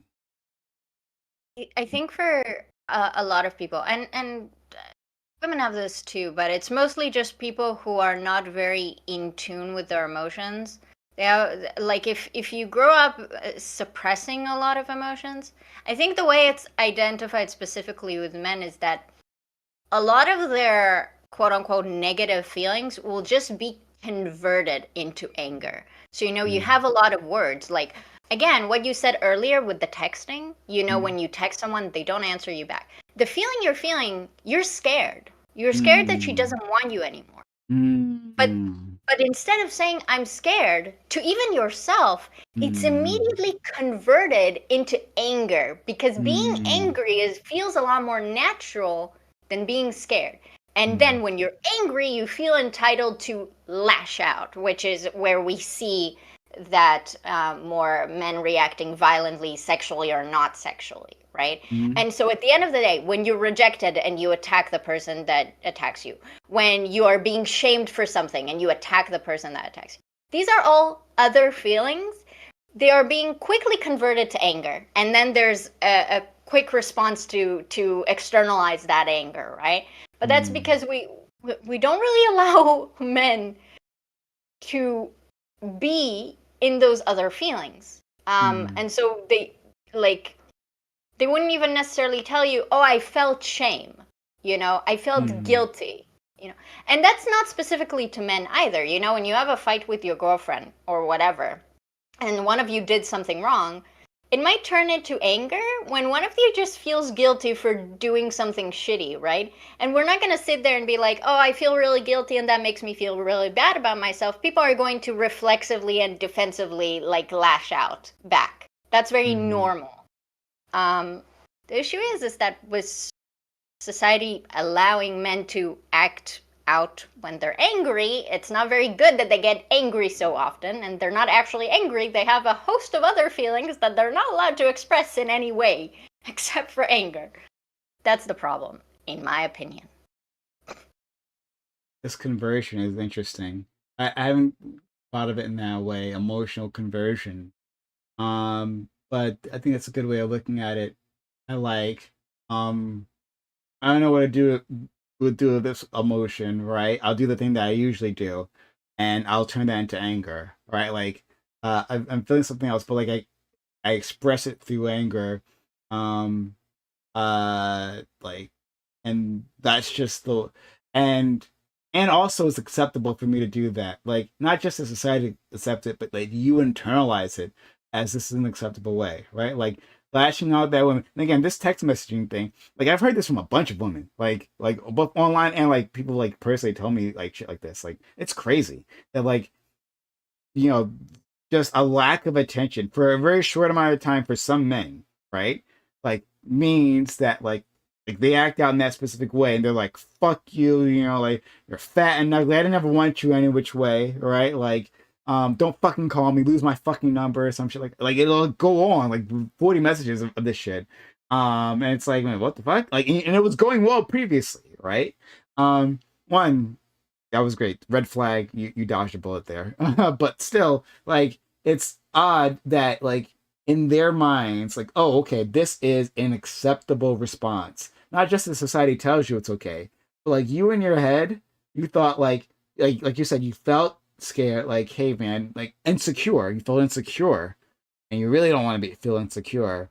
And the way you feel more secure, the way you take control of the situation, is before you're even rejected, you reject her. Okay, like you haven't responded to me in 8 hours, right? Clearly, now you're fucking other dudes. Is that what you're doing now? Are you fucking other dudes? That might be a thing. Are you fucking other? That's what you're doing right now, right? And like, because anger is also, you can be angry at yourself, but more often anger, unlike shame or guilt or insecurity that you feel about yourself, and it's a very difficult feeling, you're usually angry at someone else. And so converting feelings into anger always allows you to be externalize? upset with someone else rather than Yeah. be upset with yourself. And so Yeah. it's very effective. And again, this is like when people get defensive, when you tell them they did something wrong, it's because they feel bad about themselves, but it's much easier to attack outside because then you don't have to sit with this feeling. It's a lot harder when someone you love tells you that you did something bad and be like, oh, I'm a shitty person for doing that. It's much more easier to say, well, what about the thing that you did to me? You know, it's Yeah. well, it's maintaining our egos. It's very human. To the audience, oh, hun, someone asked me to say, this has been one of the, oh, holy, okay, all right, this was unexpected. Um, Steve Skeletal, if you're still here, let me know in chat. It says, this has been one of the best streams I've seen all month, Prime Kai, and that Katie, thank you. Gotta head out now. Oh, they're probably already gone. But that's really cool, Steve Skeletal. Thank you for the kind words. I guess you're already gone. But like, yeah. Yeah, that's really, really kind of you. And I'm glad you found value in it. Now I feel bad. I wish I had seen that a little bit sooner.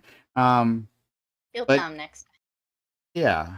I don't know if you see this later, Steve Skeletal, then you be so kind as to DM me, and I'll say nice words to you then too.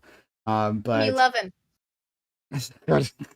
Without man. Be a man. Drop the I'm man. not gonna say any of that. But I appreciate you, Steve Skeletal. That was really, really kind of you to say that. And I'm just glad that provided some bit of value to you. Okay. Since again, I don't think we have much of an audience for this. But apparently the audience we did have really liked it. I'll see if I can send us off, send the audience off to wherever it is. As always, I don't actually pre-plan this. I wait till the moment that I do have to send you guys off to then find someone. It's always very awkward, but here we are once again. We'll never escape this moment in time. But as my browser is loading, sorry. Can I give you someone to rate? Sure. This guy's nice. I DM'd you. The libs can use it. Okay. So we'll be Thanks for waiting. having me on. Yeah. Thank you for coming on. I don't know who this person is. This is a man, and as my audience knows, it's very rare for me to read a man. It's got to be a hottie. It's what a hot woman is how I roll. Don't care who she is, really. But apparently a Bill Boneless. He looks nice. That's all I can say about him. But I think he's watching Stargate. Holy crap. Stargate.